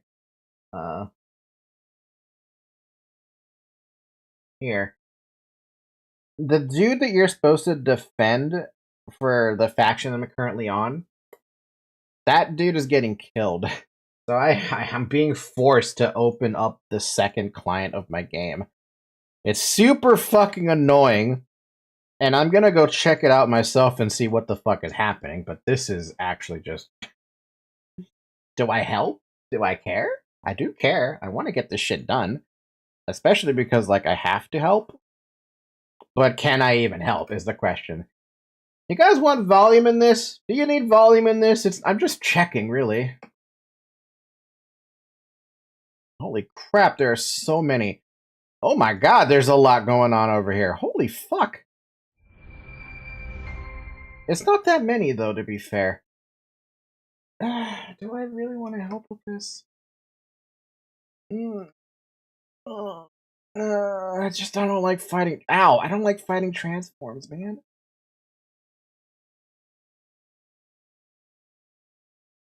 And this fucker's getting fucked up.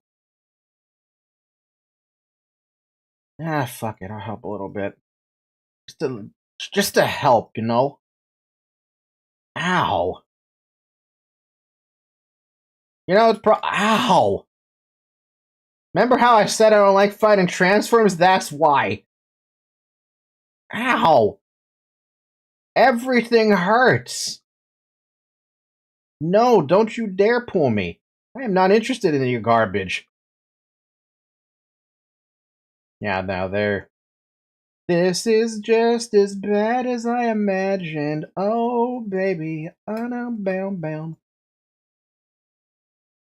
How do you defend against all that?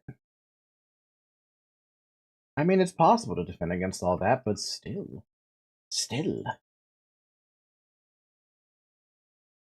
Yeah, no, that dude is fucked. But hey, the other client's opening at least, so maybe I'm happy to get my shit done on the other account that I want to do this on.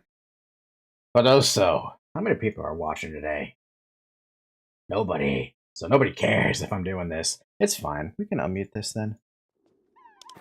You can hear all the sounds of pain and misery.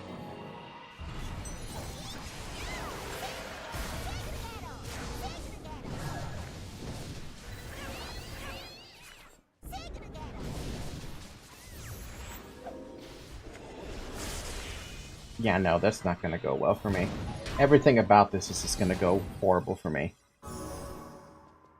This man is fucked. Unless transforms start running out. They got 6 minutes, the longest time I'm looking at right now, supposedly. 6 minutes.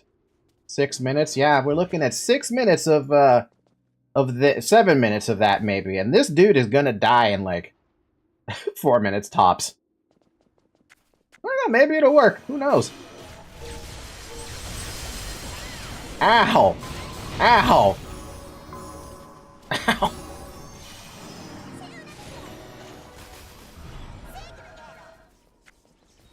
The best way that I can help with my little clerkness is just hitting people with skills that I can't... I'm gonna die again. No, I'm not interested in your dying. Bruh. How long are you gonna be in there? Get out of here. That's the problem, though. If you're wondering why this game has so many tanky enemies, tanky faction enemies, I just watched season 4 of episode... I just watched season 4 episode 1 of the Stranger Things before going to bed, and I regret my decision. Why?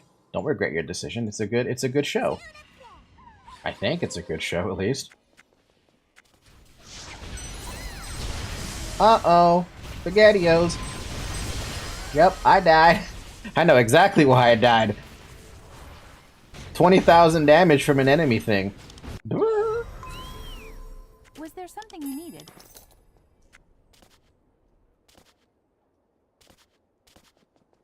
D&D, have you watched Arcane yet? Out of curiosity. That dude's gonna die. Na na na na na na.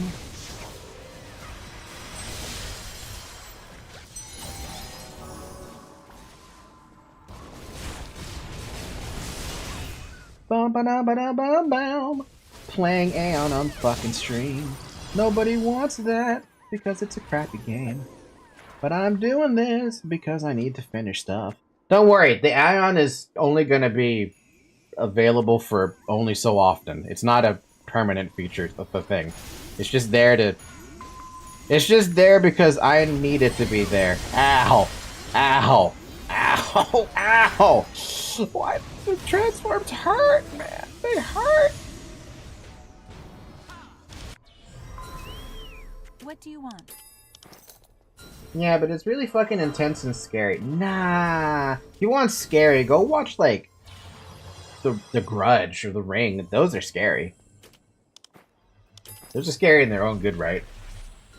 Nope, never heard of it. Really? You have Netflix, right?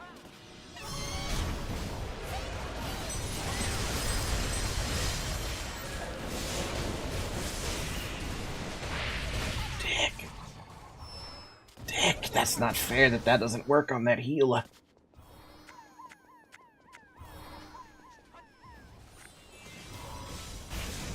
Nope, not gonna get feared.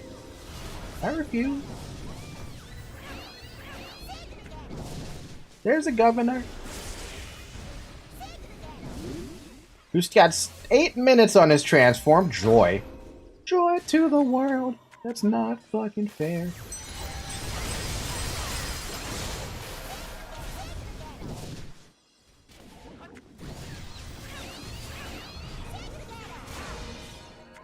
Yeah, no, that thing is so dead. Maybe I should go purge it or something. Ow. It's dead, which means I gotta get my other account out there. Womp, out of here.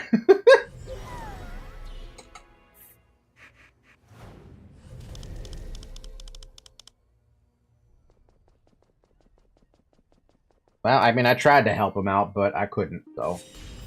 So you do have Netflix. Okay, so if you have Netflix, then go and watch Arcane. It's a very good animation. Animated series, even. Like 12 episodes long. Each of the episodes is like an hour long, give or take. I think it's 12 episodes long. I think we did a watch-along for Arcane. I don't remember if we did. Check the watch-along playlist if you want to watch the reactions of stuff like that. Because I swear I did watch it, but I don't remember, so... You're wondering what the hell I'm doing, by the way. There's another Iron client that I have open that I had to open up separately. Assuming it goes to the right one. I don't know if it's going to go to the right one because it's all weird and crappy and weird. Mate, you need to watch Stranger Things. The first 3 seasons aren't too scary or intense, but holy fucking shit, season 4 made me shit myself. The whole show is fantastic, though. I can believe it. Look at all the people. All I want is the dude. Let me talk to the NPC. I strive for quality. Thank you for the mark. Alright, that's done with. I can now close these. So wait, do you have... both of you have one? Yep, both of you have one. I'll come back to Aeon later. I don't feel like opening it right now. Actually, I'm going to keep the games open. Screw that. We're just going to mute them. That's the easiest way to handle things. Okay, let us go back to Ace Attorney. I'll put Stranger Things on the list, but there's no promise that I'll watch it. I mean, there's barely a promise that I'm gonna watch anime. Just to be real with you. Oh yes, Lord Strongheart.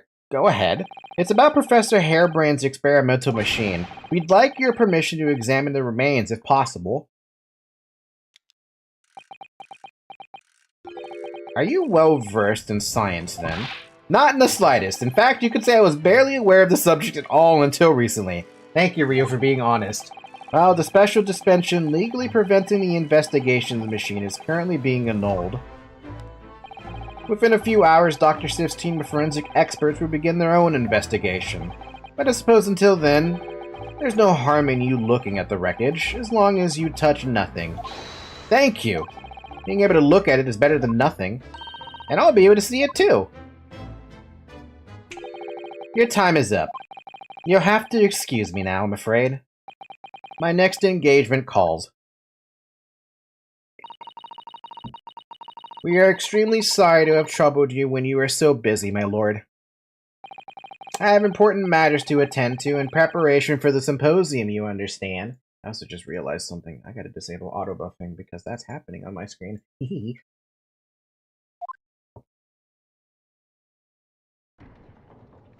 Alright, well that's done with. Let's move on to the prison. Oh, we have a new location, too. The forensics lab. Let's go to the forensics lab, actually. Let's go that way. I want to see, Dr. Sith. The thing is, I'm absolutely rubbish at watching shows people recommended to me because I'm wrapped up in a show I like for, 4 months, and after that, it will take me another 4 months to watch the show. So, should I recommend, JoJo's Bizarre Adventure to you? Or, Seven Deadly Sins? Or, Dexter? Or,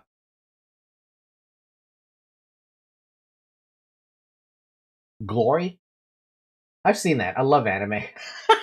Fair enough. Don't spoil anything for me, because I haven't finished doing any watch-alongs for that for a long time. The forensics lab! I believe this is it. Dr. Sif's lab. The cat chemical smells really assaults the nose, and there's plenty to assault the eyes in here, too. It looks as though the doctor isn't here. But we're here now, so we may as well do some sightseeing, don't you think? What a seasoned tourist you've become, Miss Yuzato. You could just have a little look around, being careful not to upset any restless souls. Shit, we're gonna look around. Okay. Let's point at the skeleton first. Mate, you need to, watch Tokyo Ghoul. For a second there, I was like, you need to watch Hentai Tokyo Ghoul. Like, what? There's a Tokyo Ghoul that's hentai? Wow, look at this! What a magnificent display case! The cherry wood has been polished to a high sheen, and the intricate carving is a joy to behold. Ryu, that's not the reason why I made you examine that. It's the skeleton. Western cabinet makers really are very skilled, aren't they? Do you have nothing to say about the skeleton inside, Mr. Naruto? I'm sorry, but what the fuck, hentai? Look, you said, mate, you need to watch H Tokyo Ghoul. What makes you think I'm not going to think about hentai?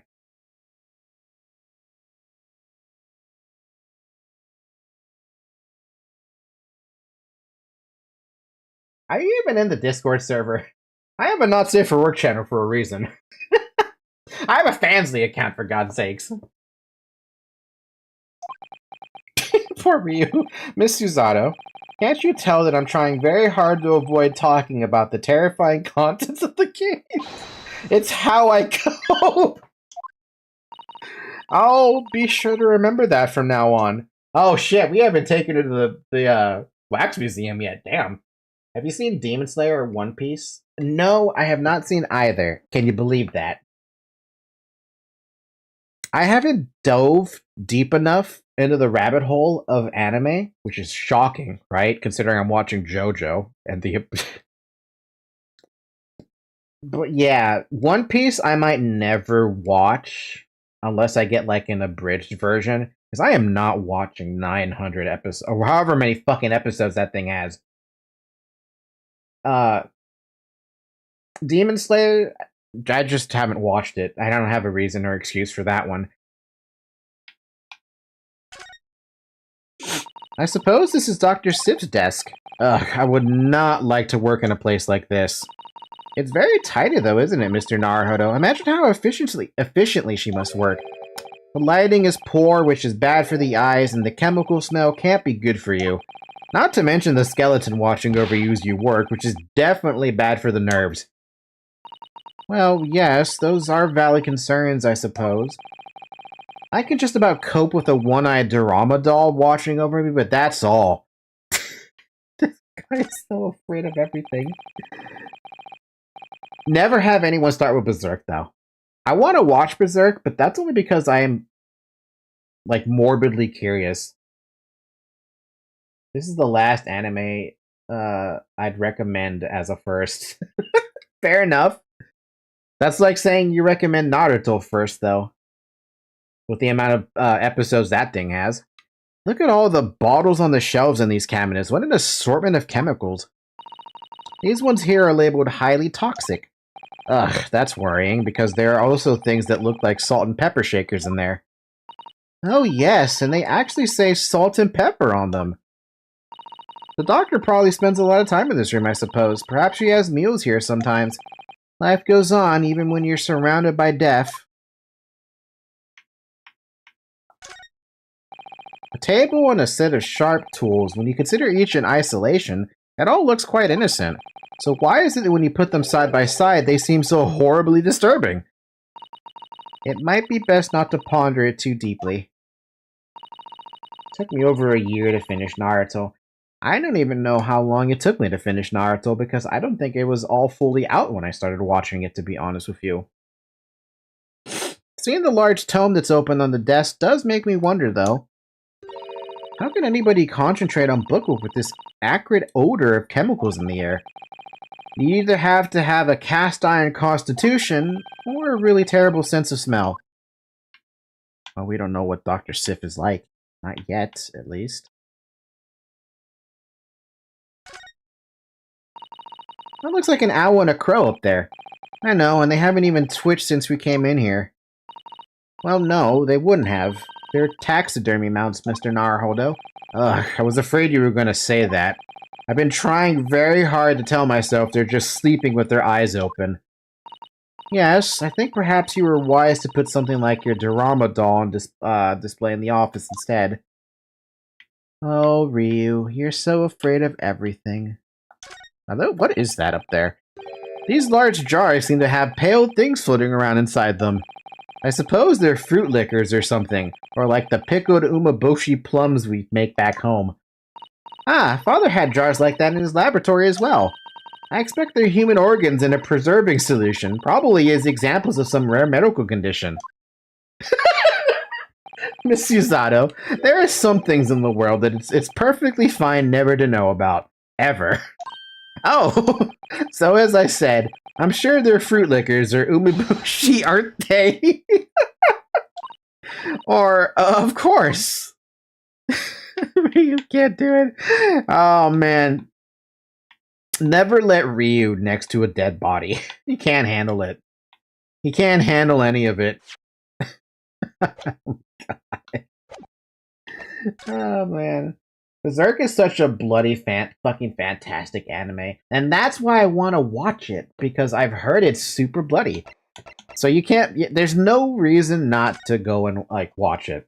Don't really consider this an anime, but Avatar is a good show. You want to know what the last thing I remember watching about Avatar? The last thing I remember about Avatar was Katara. Or no, I'm sorry. Was the Katara and Aang meaning, was it Toph? The blind earthbender? That's all I remember. I don't know any special story about the last airbender, though. So that's one anime that I need to actually like. Well, it's still an anime, but it is one show that I still have to watch. Same with the Korra one. Wait, you're so fucking... Look, I never finished it. I never got that far. You know another anime that I never got very far in? Dark Hack Sign. We're talking about the early Dark Hack Sign. I didn't get far in that one either. It's a very difficult show to get into.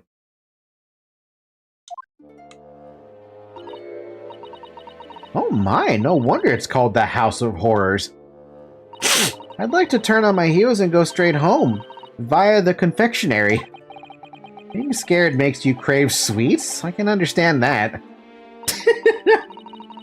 Yeah, her. That's what I remember from Avatar: The Last Airbender, but I never watched anything more. All I know is that there's Korra and was it Asami? Apparently they're like the lesbian couple of the year or something. Forever or something. Yeah, I gotta watch that anime. I was looking forward to a reunion after 6 months away, but there's no sign of Mr. Sholmes anywhere. That's strange. He should be here investigating the abduction of the waxwork. Oh well, I suppose we'll just have to come back again later. Yeah, but we can also examine stuff with Susato now. Oh, what a horrifying scene! A murderer caught in the grisly act!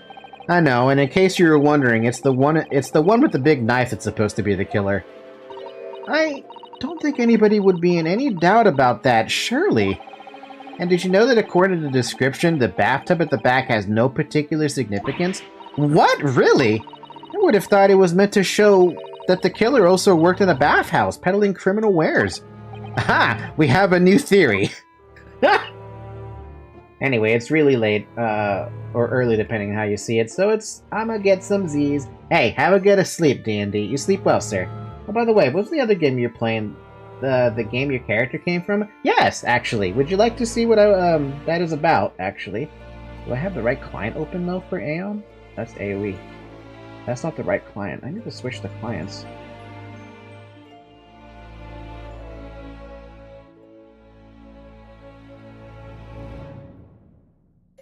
Here we go. Okay, it switched to the right one. Here. Let me just F12 so you can actually see. She has the same look as the character that I have now. She literally is my OC. I made this OC... What day did I make her, actually? I have to look at my, I have to look at a very specific thing that I have on my Google Drive. I made this character on July 29th, 2012. Just to give you an idea of when this specific character came to be.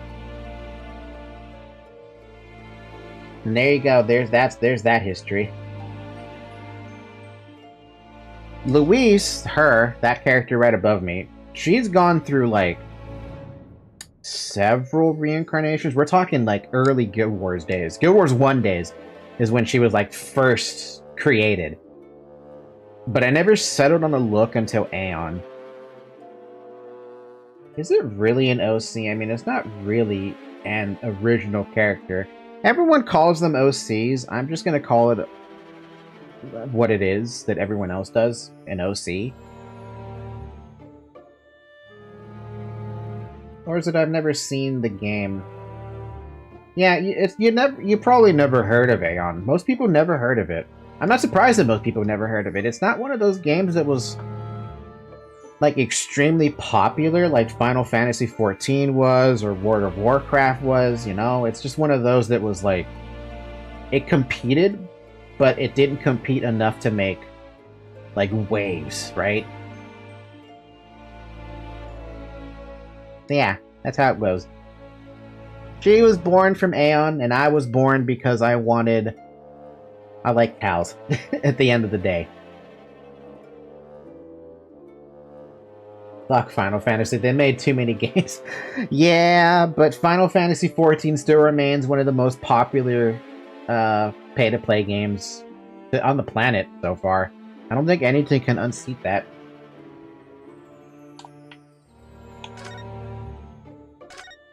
Alright, have a bloody good night. Good night, D&D. Sleep well, sir. And you too, have a good night. Ah, yes. The heavy curtains in the middle of the House of Horrors. Whatever's on the other side of them, you just know it's going to be terrifying, don't you? The sign says it's the Madame Tussbell's special exhibit. It seems you have to pay extra to go inside. I know, can you believe that? Pay more money as if we haven't been scared enough already. It's not my doing, Mr. Naruhodo.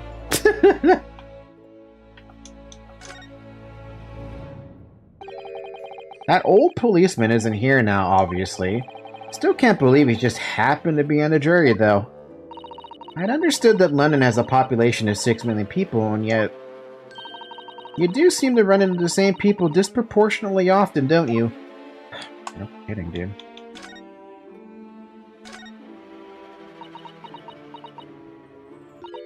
This one's posture reveals his weakness.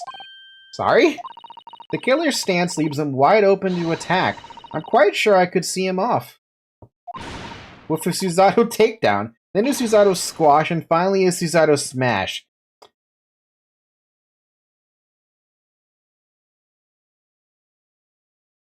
I'm very curious to see these moves in action. But, right. And if that doesn't render the culprit unconscious, a Susato slam would finish him off. A Susato slam?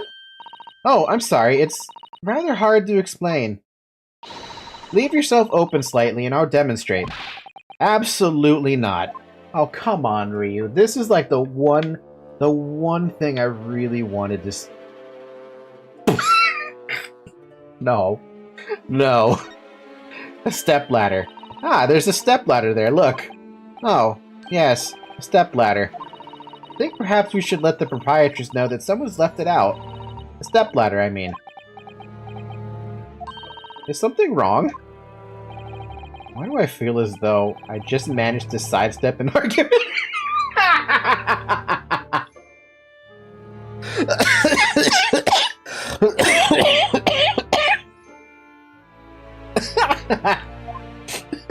Oh my fucking Capcom, you motherfuckers. How dare you? How fucking dare you?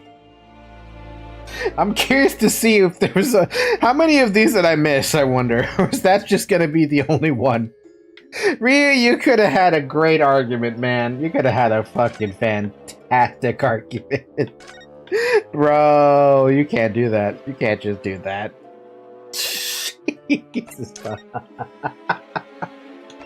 Okay, let's go to the prison and check out if Hairbrain is there. What the fuck is he doing? We're in the middle of a horror movie now. What's he doing? He's... Oh my, the whole wall of the cell is covered in mathematical equations. And he's still writing more now. Professor, sorry to interrupt. Oh, Mr. Naruhodo. And who is this young lady? My name is Susato Mikotoba. I'm Mr. Naruhodo's judicial assistant. It's a pleasure to meet you, Professor. Oh, if only I'd met a refined young woman like you sooner. None of this would have happened. What? No, that's not logical. That makes no sense at all.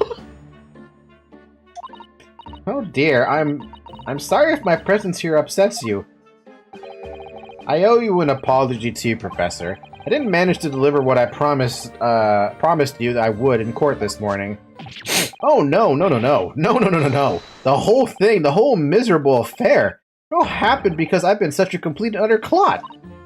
Professor Hairbrain, what have you been working on in your cell? Oh, you mean that? Oh dear, how embarrassing. I was suddenly struck by an idea, you see, and I simply had to write it down. The wall was all I had to hand. Was all I had to hand. Oh, is that some new hypothesis? Something to surpass super high voltage instantaneous kinesis, maybe? Ah, no, actually, this is my autobiography. Your autobiography? How I was diddled and fiddled by Albert Hairbrain. What's up, Zoe? Oh, she's picking up her toy right now.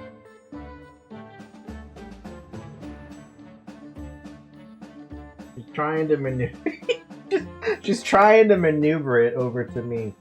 Hi. Hi. Hi.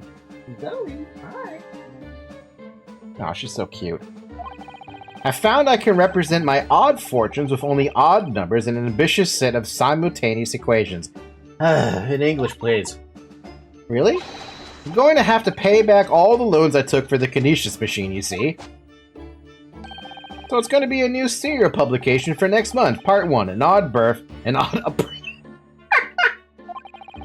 You can't beat the man's optimism, that's for sure. I see. Well, for now, would you mind if we talked a little more about the case? Oh, yes. Yes, of course. Been working through the numbers. I was diddled, I was fiddled by the pair of them. By Asmund and that aloof engineer Drebber. We're not gonna have to sit through an explanation of all these equations, are we? I hope not. Alright, buddy, let's converse. This morning's trial. Everything I believe in has been turned on its head. My research, Mr. Asmund, the Kinesis machine, my hypothesis even. I'm sorry it's come to this. There wasn't really any other way, though. No, it's not your fault. I wanted to protect my work, but in the end, there is nothing worth protecting. It was never my intention to deceive anyone. I didn't want to trick the public. No, of course you didn't. But in court this morning, I realized something. Oh?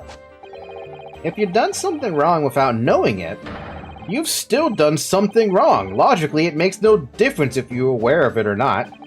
Ignorance is a poor excuse. The blame still lies with me. Oh, Professor. He believed in me this morning, you know. Barrick did. He believed in my hypothesis. Well, I think that was just a necessary factor in the prosecution establishing its case. No, Barrick wouldn't do something like that. I'm sure he genuinely believed it. Did he? I think I understand now. Why it was that he decided to take on the prosecution of my trial, I mean. Interesting thought, huh? Before we do anything more, I haven't had a chance to present some of this stuff to you yet. Ah, Professor Hairbrain, what do you make of this? Nothing.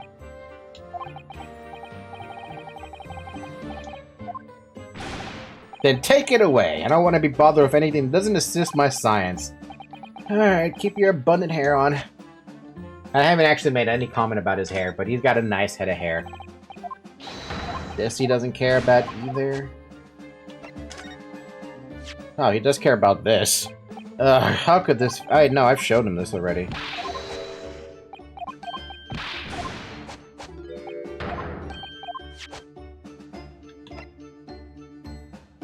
Bum bum bum bum bum bum bum, screwdriver. Professor, do you recognize this? Oh, it's Andrew, my faithful friend. How have you been? Are you alright? Nobody's mistreated you, have they? Don't worry, he's being very well looked after. I always rub him with the machine oil until he's gleaming. Right. And then, when I come to tighten the screw with him, he slips in my hand and I can't do it. Oh my god. Haha, it's the age-old problem faced by driver files. The world, driver files the world over, isn't it? Huh? I really wouldn't know, I'm afraid. I don't get that. He doesn't care about this photo either. Okay, so we've presented everything we could to him, unless he cares about the autopsy report. Nope, we don't care about the autopsy report. The autopsy report. Alright, let's talk then. Van Zeke's motivation. After the terrible accident happened, nobody would believe in my hypothesis anymore. Not the police, not the prosecution service, not any lawyers even. I feel like I dealt some kind of finishing blow there. So if any other prosecutor had taken the case, if it was with anyone other than Barrick, I'm sure the prosecution would have declared my hypothesis complete and utter nonsense. And in that case, you would have been declared a fraud yourself, Professor. Exactly, which would have been a fate worse than death for me. But Barrick insisted that was a proper man of science from start to finish. You think that's why he... I know him very well indeed. He's an extremely kind-hearted soul. But that extremely kind-hearted soul spent all morning trying to paint you as a murderer, didn't he?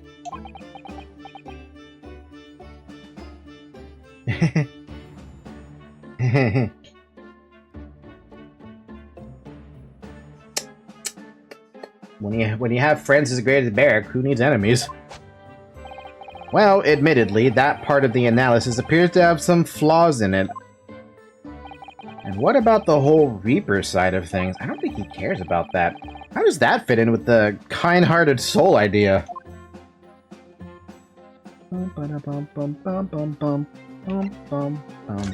Mr. Asman. Do you think he set out to trick me from the very start? Sorry to say, that does seem likely, yes.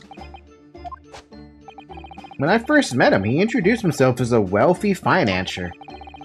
He looked over the paper I'd written and said my work would benefit all humanity and must be pursued. He was so enthused, he was so empathetic. But in reality, he was the mastermind of some vast criminal network, it seems. Crazy.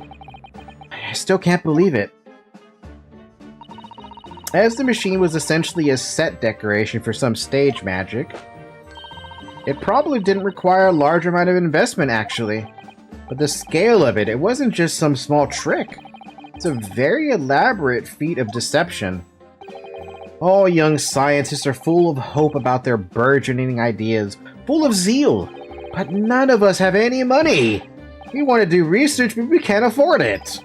Many of us take on barely legal part-time work to try to earn just a few measly pennies to carry on. To go through all of that, only to be taken for a complete fool. It's too rotten to believe. It is, I agree. And that's why we have to find out those responsible and bring them to justice. Mr. Asman is no more, of course, which leaves only the engineer. That Mr. Enoch Drebber. That's gonna be an interesting case to happen, huh? Drebber, though.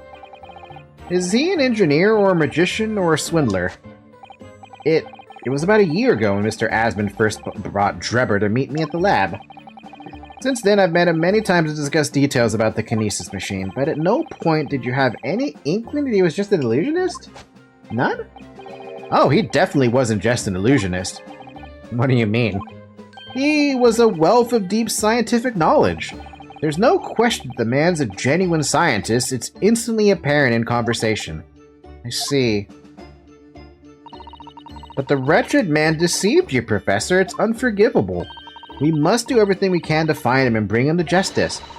And are there no more clues you can give us about as to his whereabouts? I'm sorry, we only ever discussed the kinesis machine, nothing else. Although, just once, I did visit his workshop. What workshop? Trevor's enormous fabrication lab where he constructed my great machine. That is very important. Please tell us. Why didn't you mention this before? You know, Drebber's workshop. There's every chance we might find the man there. Drebber's workshop? So you've been to Drebber's place of work, then? Yes, just once, you understand.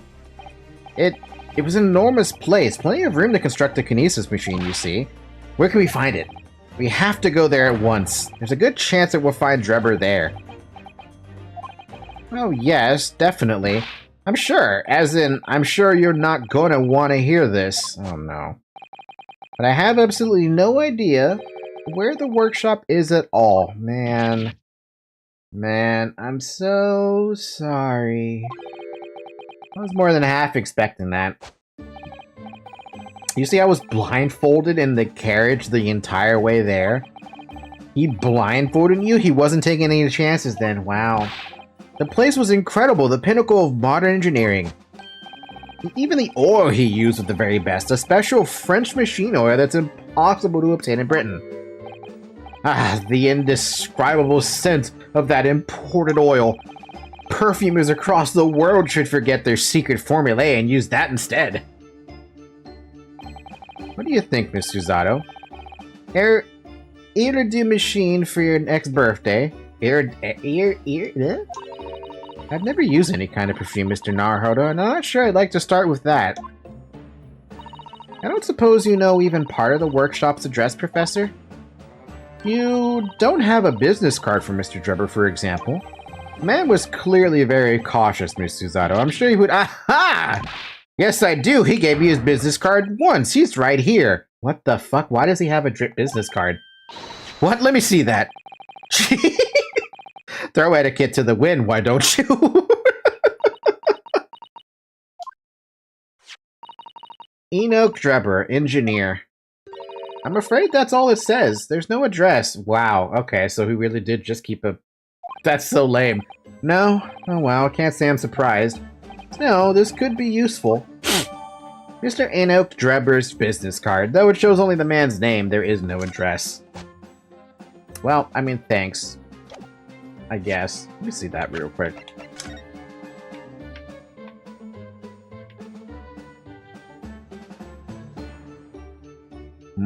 What's up with this? This dark smudge here. I think perhaps it's machine oil. Ah, yes, possibly. Professor Harebrayne mentioned something about the oil Mr. Drebber uses, didn't he?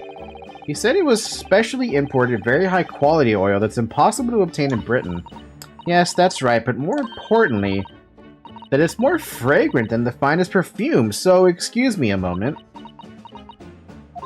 Oh, it doesn't appear to have any scent at all. Don't worry, I expect that's just because there's such a tiny amount on here. Smear of machine oil on the reverse.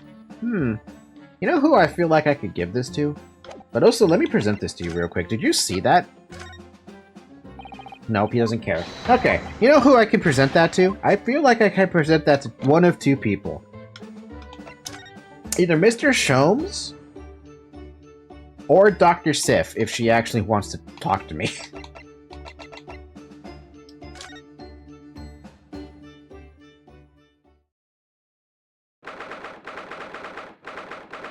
The Great Exhibition Grounds. Foot of the Crystal Tower. What is going on here? I had no idea there were so many people in the world. I know what you mean. It's really packed here today. It feels as though it's taken us 2 hours just to make our way through the crowds at this point. Has it? I shut my brain down, so I didn't really notice, to be honest. Gosh, I do wish I had your absence of mind sometimes, Mr. Naruhodo. There you are. I had a feeling you lot would show your mugs before long. Oh, hey, Gregson. Oh, Inspector Gregson. I see you're hard at work as usual. Warm greetings to you. I do hope you've been keeping well since last we met. What's with all the ceremony? We just saw each other in court this morning. Not you, Sunshine. The gentlewoman so loyally at your side. Oh! Why, thank you, Inspector. How good of you to notice. He might be a bit rough around the edges, but he's still a proper English gentleman at heart, I suppose. As you probably guessed, we were hoping to investigate the scene some more. Right, well, that's the young trainee's domain. Oi, get over here, Gina. Yeah, she's busy with the dog, though. She seems to be busy playing with a puppy. Probably giving it a traditional East End training. Gina? She's a police officer now? Amazing, isn't it? She's a good kid, actually. Heart's in the right place. Heart's in the right place, anyway. She's got the detection bug, if you ask me. Yep, I think she'll follow in my footsteps nicely. What do you mean? I'm being transferred. It's time for me to say toodaloo to London. Oh no, really? Wow. That's a bit sudden, isn't it? I had no idea. We're gonna be posted then. We'll come to see how you're see how you're getting along. Not likely, but you're welcome to try. If you don't mind a trip to France, that is. That's pretty far. To France? I'll be working in the Paris Police Prefecture. Should be right up my alley. But France, it's an entirely different country. I don't understand. Why would you be sent there? That's the way the adult world works, Sunshine. Now don't go poking your nose in where it's not wanted.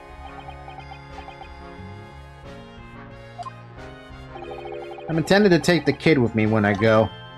What? You taking Gina to Paris? Wait, I'm so confused. What's gonna happen with episodes 4 and 5 then? Well, I can't leave her here in London. Who knows what would become of her? I suppose he's worried she'd slip back into slipping her hands into people's pockets and purses. I don't think he's worried about her pickpocketing, Mr. Naruhodo. I think he's worried about the Reaper. Oh, of course. But that's the playing on Inspector Gregson's mind too, is it? Anyway, I haven't mentioned any of this to Gina. So don't go blabbing, you hear me? No, of course not. I've got to keep that diving diva safe and sound. Till all this is over, at least. Oi, did you just call me a Bluevin diving diva again? How did she hear that, of all things? So you heard that, did you? Right. Well, any questions about the scene, you can put them to my capable detective diva here. Alright, you're the boss. Inspector Lestrange's in charge here now. Suppose I better keep my word and not mention anything about Paris. So, Gina, you've got a new dog, have you? Oh my fucking god. That's so fucking cute. Isn't he great? Toby's his name. Oh my god, that's so fucking cute. Gina's gone through some hefty character development, dude. Oh, how delightful. He's absolutely adorable. Yes, the dog does seem lovely, but it's the not-so-lovely Inspector Gregson that's playing on my mind, to be honest. That's interesting. Wait, that updated? But no, I gotta ask about Toby the dog first. Where did you find that little mutt then, Gina? Oi, don't be so flamin' rude, Odo. Slight overreaction, don't you think? He ain't no mutt, alright? Toby's... how did they put it? Oh yeah, a bona fide detective.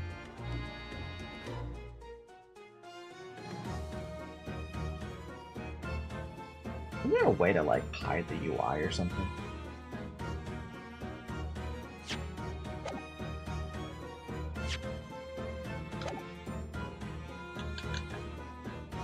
I don't think there was a way to hide the UI.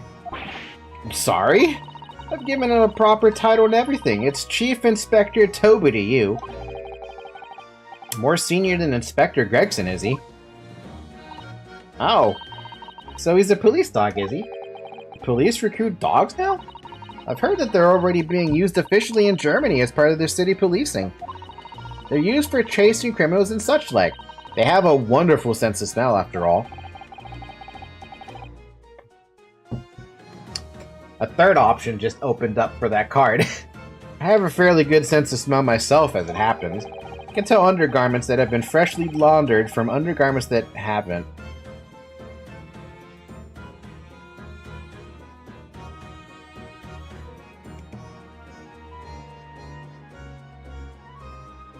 Ryu, there are some things you can tell. I mean, you can say publicly, but that's just not one of them.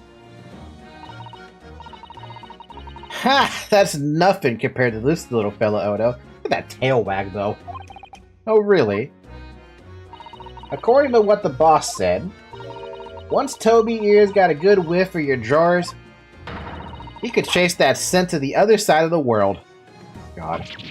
What? To the other side of the world? You mean, he can swim? Mr. Naruhodo, I think you may have missed the point. I'd rather a white margin. I just can't believe this little dog has such an incredible skill. I'm telling you, Odo, there's gonna be more and more dogs doing their bit for the police in the future. It's true, though. Hi, Zoe. Yes, I agree. Right, one of these days they'll be barking orders at us, not the other way around. Oh dear. Sorry, Gina, I don't think I agree with your vision quite that much. I don't agree with that vision either.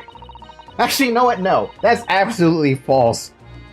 If you are a dog owner, there are some dogs that will bark at you to get you to do things, especially huskies. Those little fuckers, sorry, those big fuckers are whine and moan to you and be like, you gotta do this for me, Mom. You gotta do this for me, Dad. She's like, Jesus. Well, anyway, whatever you think about, whatever you think about that, Toby Ear is Britain's first police dog. I found him down the East End the other day. Someone had just chucked him out on the street. Aw, that's so fucking sad. There you go. I knew she lifted him up from somewhere. Oh, Gina, you're such a kind-hearted soul, aren't you? To children and animals. Alright. Gina, We were actually hoping that we could investigate the scene again. Yeah, alright, if it's around here, you can do what you like. Oh, that's alright, is it? I'm gonna be playing with my new friend here. Ah, yes, Toby. Toby Fox. Woof. Woof. The machine that exploded must be at the top of these stairs, I presume? I haven't actually seen it yet, so if you don't mind... Sorry, you can't go up... You can't go up there, Suze. Oh. It's like I told Odo yesterday. Even I ain't allowed near that wreck. What's it called again? The reason we ain't supposed to touch it? The Special Dispensation for Scientific Equipment Act? Is that what you were thinking of? Okay, Ryu, how come you can remember that name, but you can't remember the child's name? The Bohemian boy child's name. That's the one! That's why only them lot are allowed to investigate it. What are they called again? The Forensic something? The Forensic Investigation Team? Is that what you're thinking of? That's the one, yeah. But isn't it the case that the special dispensation has been lifted? I think so. I don't really get it, to be truthful with you. You're still supposed to get permission from some bigwig or other, as far as I know. Wait, do I have to go back to Strongheart? What's his name again? Lord Strange something? I'm not sure that's quite right, Gina. I think you mean Lord Strongheart, perhaps. That's the one, yeah. Apparently he's always watching the time or something. Actually, we've just recently been to see Lord Strongheart. Eh? You what? You met him? Oh shit, wait, that's why the text did that. I was actually like wondering myself, why did the dialogue option update? I guess that's the dialogue option for if you haven't gone to get permission to go up here. But because I don't ever go to the main path first, I always go to the side paths first, and I got the update. Last time the boss was called to go and see him. He waited for 3 hours at the Cove's office and came back sniveling. Tragic. Well, Lord Strongheart has given us permission to examine the scene as long as we touch nothing. Oh yeah? Honestly? Honestly. Alright then, go ahead. But if it turns out you're lying, it'll be the boss who gets it. He'll never eat another chip again in his life. So, you're still saying all this is above board, are you? I'm sure everything will be fine. That really would be tragic. Alright then, them's the stairs. Off you go. Oh, thank you, Gina. Before we go, though, the trial. What are you doing, Zoe? It was great, weren't it? I had a right laugh. It was a new one on me, that. You know, being in court and not spending the whole time worrying about to be found out. You did keep an awful lot of secrets in your previous court appearances, didn't you? Yeah, and Odo's made things hard for me every single time and all. Just doing my job, Gina. But watching someone else get in the neck of it is a lot of fun, actually. It was amazing when you showed that dodgy professor's dodgy experiment was a total fix. The dodgy professor, as you put it, Gina, is Mr. Naruhodo's client. Yes, I'm starting to wish he wasn't. It's the boss I feel sorry for, sent off to do the impossible. What do you mean? He's supposed to arrest the other Cove, ain't he? And in time for tomorrow and all. You know, the dodgy engineer, what's his name again? Mr. Drebber, you mean? Enoch Drebber? That's the one, yeah. So the police are looking for this mysterious man with the black monocle. I guess they would be. But they're not gonna find them if we don't help. That's the problem. It's putting too much on the boss, if you ask me. He says he's giving him it's giving him gut ache. Oof. Oh dear, but I do wonder if that isn't actually from all the fried food. We might have a whereabout on where he might be, though. Now that I actually am thinking about the dog. So, Scotland Yard are trying to track down Mr. Enoch Drebber? I wonder if they've had any luck. He's really funny looking, got two eyes what don't match, stole a glimpse of a picture of him earlier. I mean, I didn't actually pinch it or nothing. The old Deborah's got it. I'm sorry, who? You know, that Scowling Reaper was always glugging down glasses of that blood plunk. Ah, Lord Van Zeeks. He's always added in for me, that Cove. Don't know what he's always scowling about, mine. Well, he would have been a pretty good boss as it goes. She'd rather be the Reaper's apprentice than the detective's trainee? Huh? The way I see it, if the choice is between a chip-guzzling detective and a chalice-lugging demigod, you're equally bad off with both. I suppose you're right. I hadn't thought of it like that. Glad we put that one to bed. Anyway, the point is, everyone at the yard's dead set on finding a fishy engineer, but there don't seem to be no clues to go on, so they're stuck. There's nothing that can lead us to Drebber at all. I have something that might work. But I'm gonna go examine some stuff first, like, what the fuck is that doing there? Here's the scorching on the ground that you mentioned. Yes, and there's what's left of the green balloon's envelope. All clear evidence of the balloon that exploded on the day of the incident. Poor Professor Hairbrain. I do feel sorry for him that his dreams have been shattered like this. Someone well and truly burst his bubble, as it were. Oh my god, Ryu, there's a time and a place for jokes! Ouch, I'm a bad person. Dude, you are a bad person. The fuck was that about? Bro, you shouldn't be saying things like that.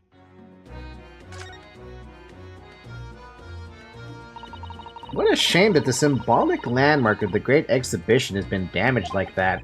Yes, unfortunately the birdcage crashed into the most prominent position possible. It's the gods giving us a warning, if you ask me. Man must travel under his own steam and not cut corners with instantaneous kinesis. But imagine what might have happened if the birdcage had landed in a slightly different location. The death toll could have been far worse. No, there would have been a death toll to even actually worry about. So I think perhaps it was a blessing in disguise. Well, the gods are benevolent, obviously. I did say it was just a warning. Man must travel under his own steam, or next time bird cages will rain down on all of you. Your faith is much stronger than I realized. Well, how do you think I passed the entrance exam for Yuma University? It wasn't by studying alone. You know what? He's not wrong. Alright, let's go check up with the machine. These stairs lead up to the experimentation stage. Let's go. Shit, it's 10 o'clock already? Fuck.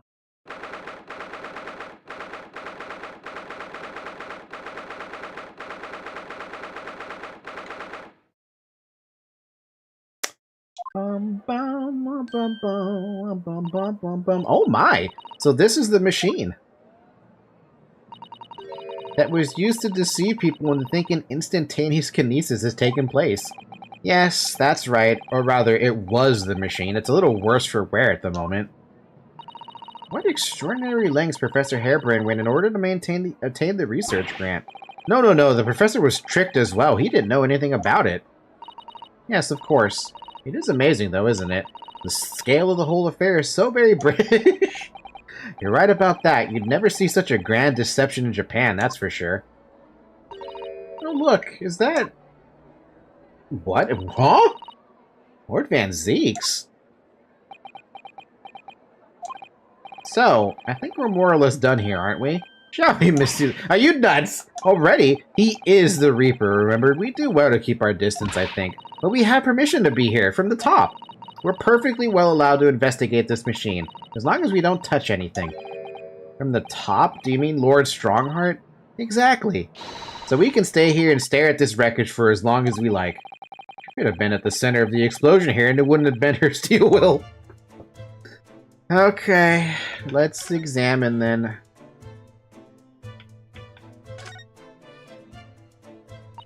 What a terrible explosion it must have been. Even the steel girders have buckled and twisted in the blast. And what they call the birdcage was right in the middle of it all, just here. But look, Mr. Naruto, the metal grill on the floor. Looks as though it's designed to open. That's one thing that now I've noticed. It does, doesn't it? The floor had opened at the precise moment the explosion occurred. The birdcage could have dropped through and disappeared from sight. I don't think there's any doubt that this was a very elaborate hoax, is there? Not at this point, no. This wasn't here yesterday. Really? But if I'm not mistaken, it's the cage in which the victim was standing before he was apparently beamed through the air. That's right, the birdcage. According to what Professor Hairbrain said in court, it's made of wood. Or more precisely, Japanese Cyprus, I think. Huh? And despite having been in an explosion and then falling from a great height, it's relatively unharmed. What wonderfully durable construction, wouldn't you say, Mr. Naruhodo? I'd understand that the forensic investigation team had taken it away yesterday to examine it. I suppose they must have brought it back here when they'd finished their work. Why would they do that? No, they would never do that. But sadly, not with the body inside it. Sadly? No, that's right. I know we were given strict instructions not to touch anything, but still, this is too important a piece of evidence to overlook. We might need it for the trial. The wooden cage that we used for Professor Harebrain's experiment, this cage with the victim inside, crashed down to the crystal tower. That can't be right. They would never put that back. That doesn't make any sense to put something like that back. I hear that a ride on the Ferris wheel is a favorite romantic outing among young London couples. What are you trying to imply, Susato? I think the romance would be slightly spoiled by the abject terror, personally. But then I'm not a Londoner. A cat is biting my elbow. Are you a little scared of heights, Mr. Naruhodo? It's not that I'm scared, not at all. It's just that I'm staying on the ground seems so much safer. Well, perhaps I shall have to ask Iris and Mr. Sholmes to accompany on it in that case. When you put it like that, part of me does want to give it a try. Was that a hint of jealousy? Oh dear, it is complicated for you, isn't it? Oh, we can look up. I was wondering if we could look up. Look at that horn-shaped transmitting device, isn't it amazing? That's exactly what I thought when I first saw it. It makes you think, doesn't it? If only it had been just, if only it had been just a normal horn, none of this would have happened. That's almost exactly what I thought as well. I bet I can predict what you're going to say next in that case. You're about to say, nothing ever goes to plan, aren't you? Oh no, I would never say something like that. Fine. We can even look at the balloons, too. However much I look at them, I just can't come to terms with those Tamari handballs floating in the sky. You've been glaring at them constantly since we came up here.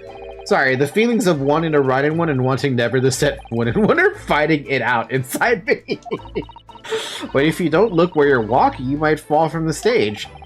I don't think I'd notice. That's how fiercely the battle inside me is raging. GG. I think you should make peace with riding in one, Mr. Naruhodo. It really would be much safer that way. Okay, we've examined everything we can up here. I was avoiding talking to him, but we can't avoid it. Least approachable man in the world winner, 10 years in a row. Be strong, Mr. Naruhodo. Your country and your assistant stand firm behind you. Lord Van Zeeks.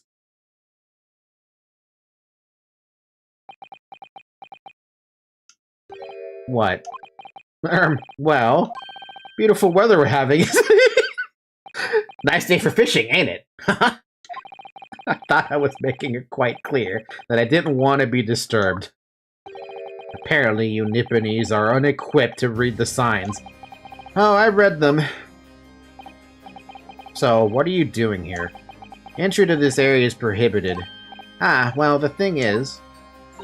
Lord Chief Justice Strongheart granted us permission to investigate, on the condition that we didn't disturb anything. And yet you've managed to disturb me. I knew I was gonna fucking say that. Ah. Never mind. State your business, then. Come to think of it, there are quite a few things I'd like to ask Lord Van Zeeks about.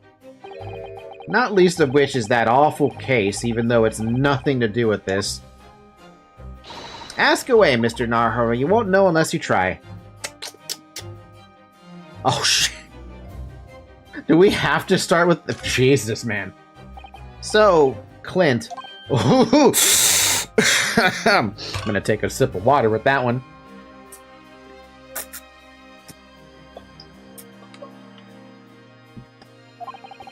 Was the name of your older brother, I understand, Lord Van Zeeks. You Nipponese. I always have to be on guard whenever you're around. So, you've been investigating me, have you? Oh, no, it's not like that. Alright, it is a bit like that. My older brother was also a prosecutor. He was the pride of the Van Zeeks family. But tragically, a vicious killer took him from us. The professor, you mean?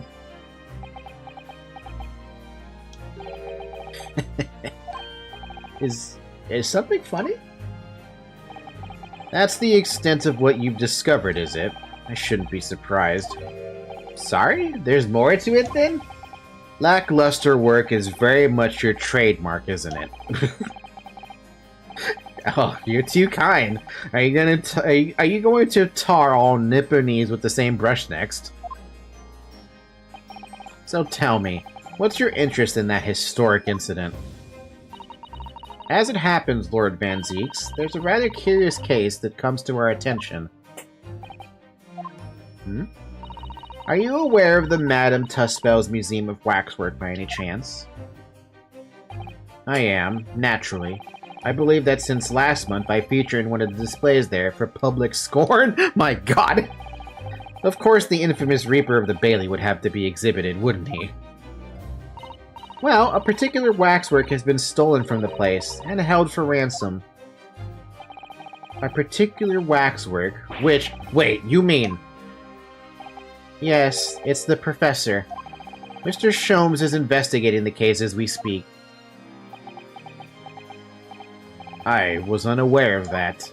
He's turned as white as a sheet. Wow. That messed him up a bit. Are the police trying to locate the engineer, Mr. Drebber, already? Surely that goes without saying. We're very keen to see him found as well. The trouble is, we don't have much to go on aside from the description of the man we heard in court earlier. Which, according to Professor Hairbrain, was of a tall, thin gentleman who has straight white hair and wears a black monocle. So, I was just wondering... I mean, I realize it's probably not possible, but... we'd very much appreciate any more clues you can give us. Thank you, Susato. Wow, Susato-san really knows how to take the bull by the horns. Fine. Why not? I have a photograph of the man here from an investigation 10 years ago. 10 years ago? Damn! Though it appears he already had that black monocle at the time. Interesting. What? Oh, no, nothing. I was just surprised that you shared that with us. We all need the man's testimony in court tomorrow, which means we have to do everything we possibly can to track him down in the short time available. So why should I show you the photograph? Good point. What is it about Lord Van Zeeks? Sometimes I just can't work him out at all. Photographic print of the engineer, Mr. Enoch Drebber. It's hard to make out, but he appears to be wearing a monocle with black glass.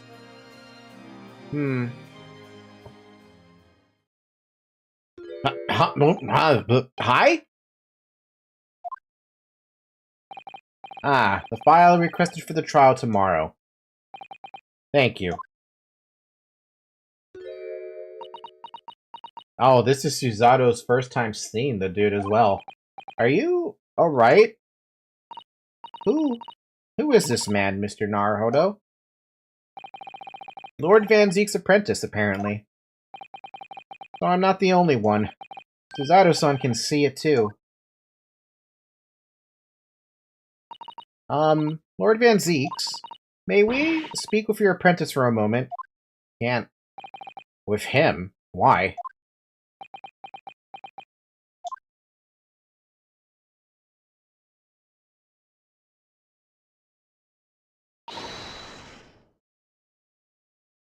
Oh, fuck. Kazuma-sama!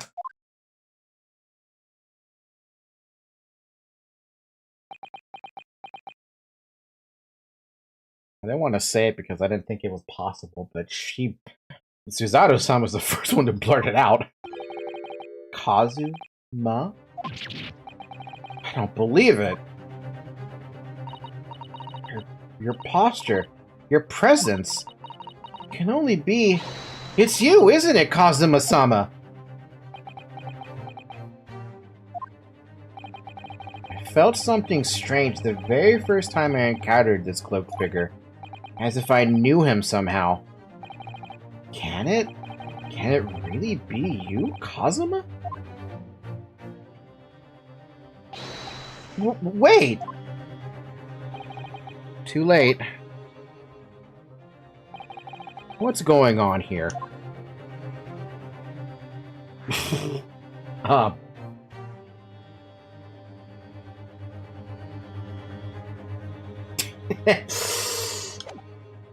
Before we do that, I actually would like to present stuff to you, because I almost forgot to do that.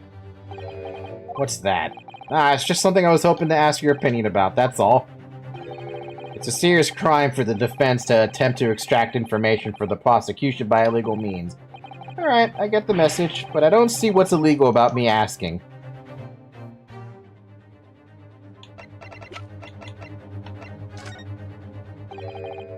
Okay, I don't think I can ask him about, anything.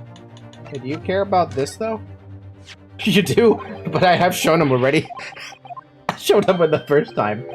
Okay, we've skipped enough of it. We're gonna have to converse about your apprentice.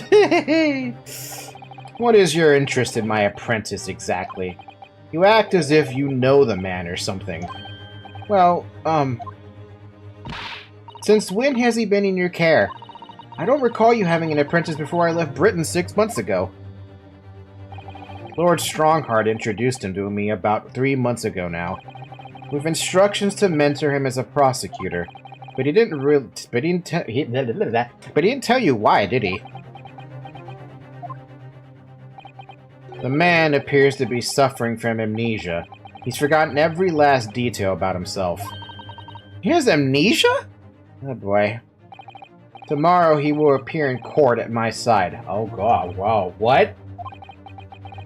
He's to serve as my judicial assistant on Lord Strongheart's orders. What?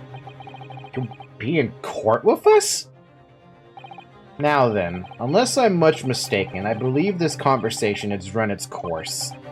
Oh, yes, thank you. I definitely saw a reaction there. When Suzaru-san called out like that, it really seemed to hit a nerve. When she called out Kazuma-sama.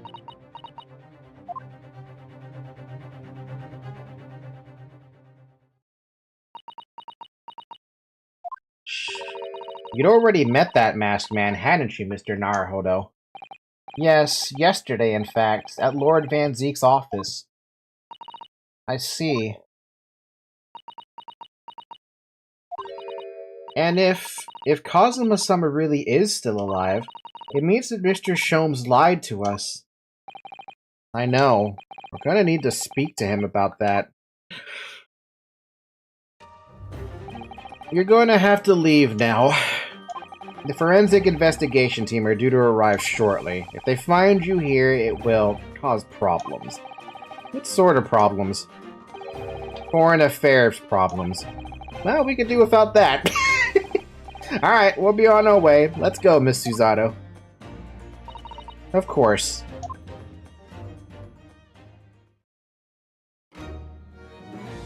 Alright. That was nuts. Hey, I know this is not probably the good time to do this, but I'm gonna anyway. Do you care about this? About this, Gina? Yeah, I'm still learning my letters at the moment. I only know A to E, so it ain't too much. So if it ain't too much bleeding trouble. Ah, actually, Gina, it's the back of the card that's important. Eh? How come? There's just a dirty old smudge on the back, that's all. It turns out that this is a very high-quality French machine oil. It has a very particular scent, apparently. You don't say. Have a whiff, then. You're not gonna be able to smell anything, girl. You sure? I don't smell nothing. No, we didn't mean you should smell it. Oh, right. You mean Toby. Woof! His sense of smell is so good, he can track people over the oceans, can he? Professor Harebrain informs that this oil is unique to Mr. Drebber's workshop.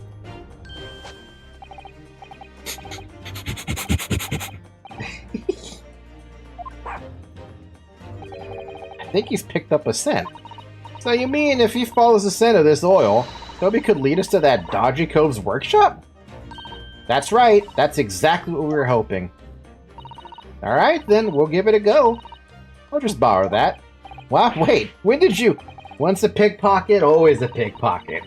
If I can lead everyone to that Drebber's workshop, I'll be the boss's boss before next week. Oh yes, Gina.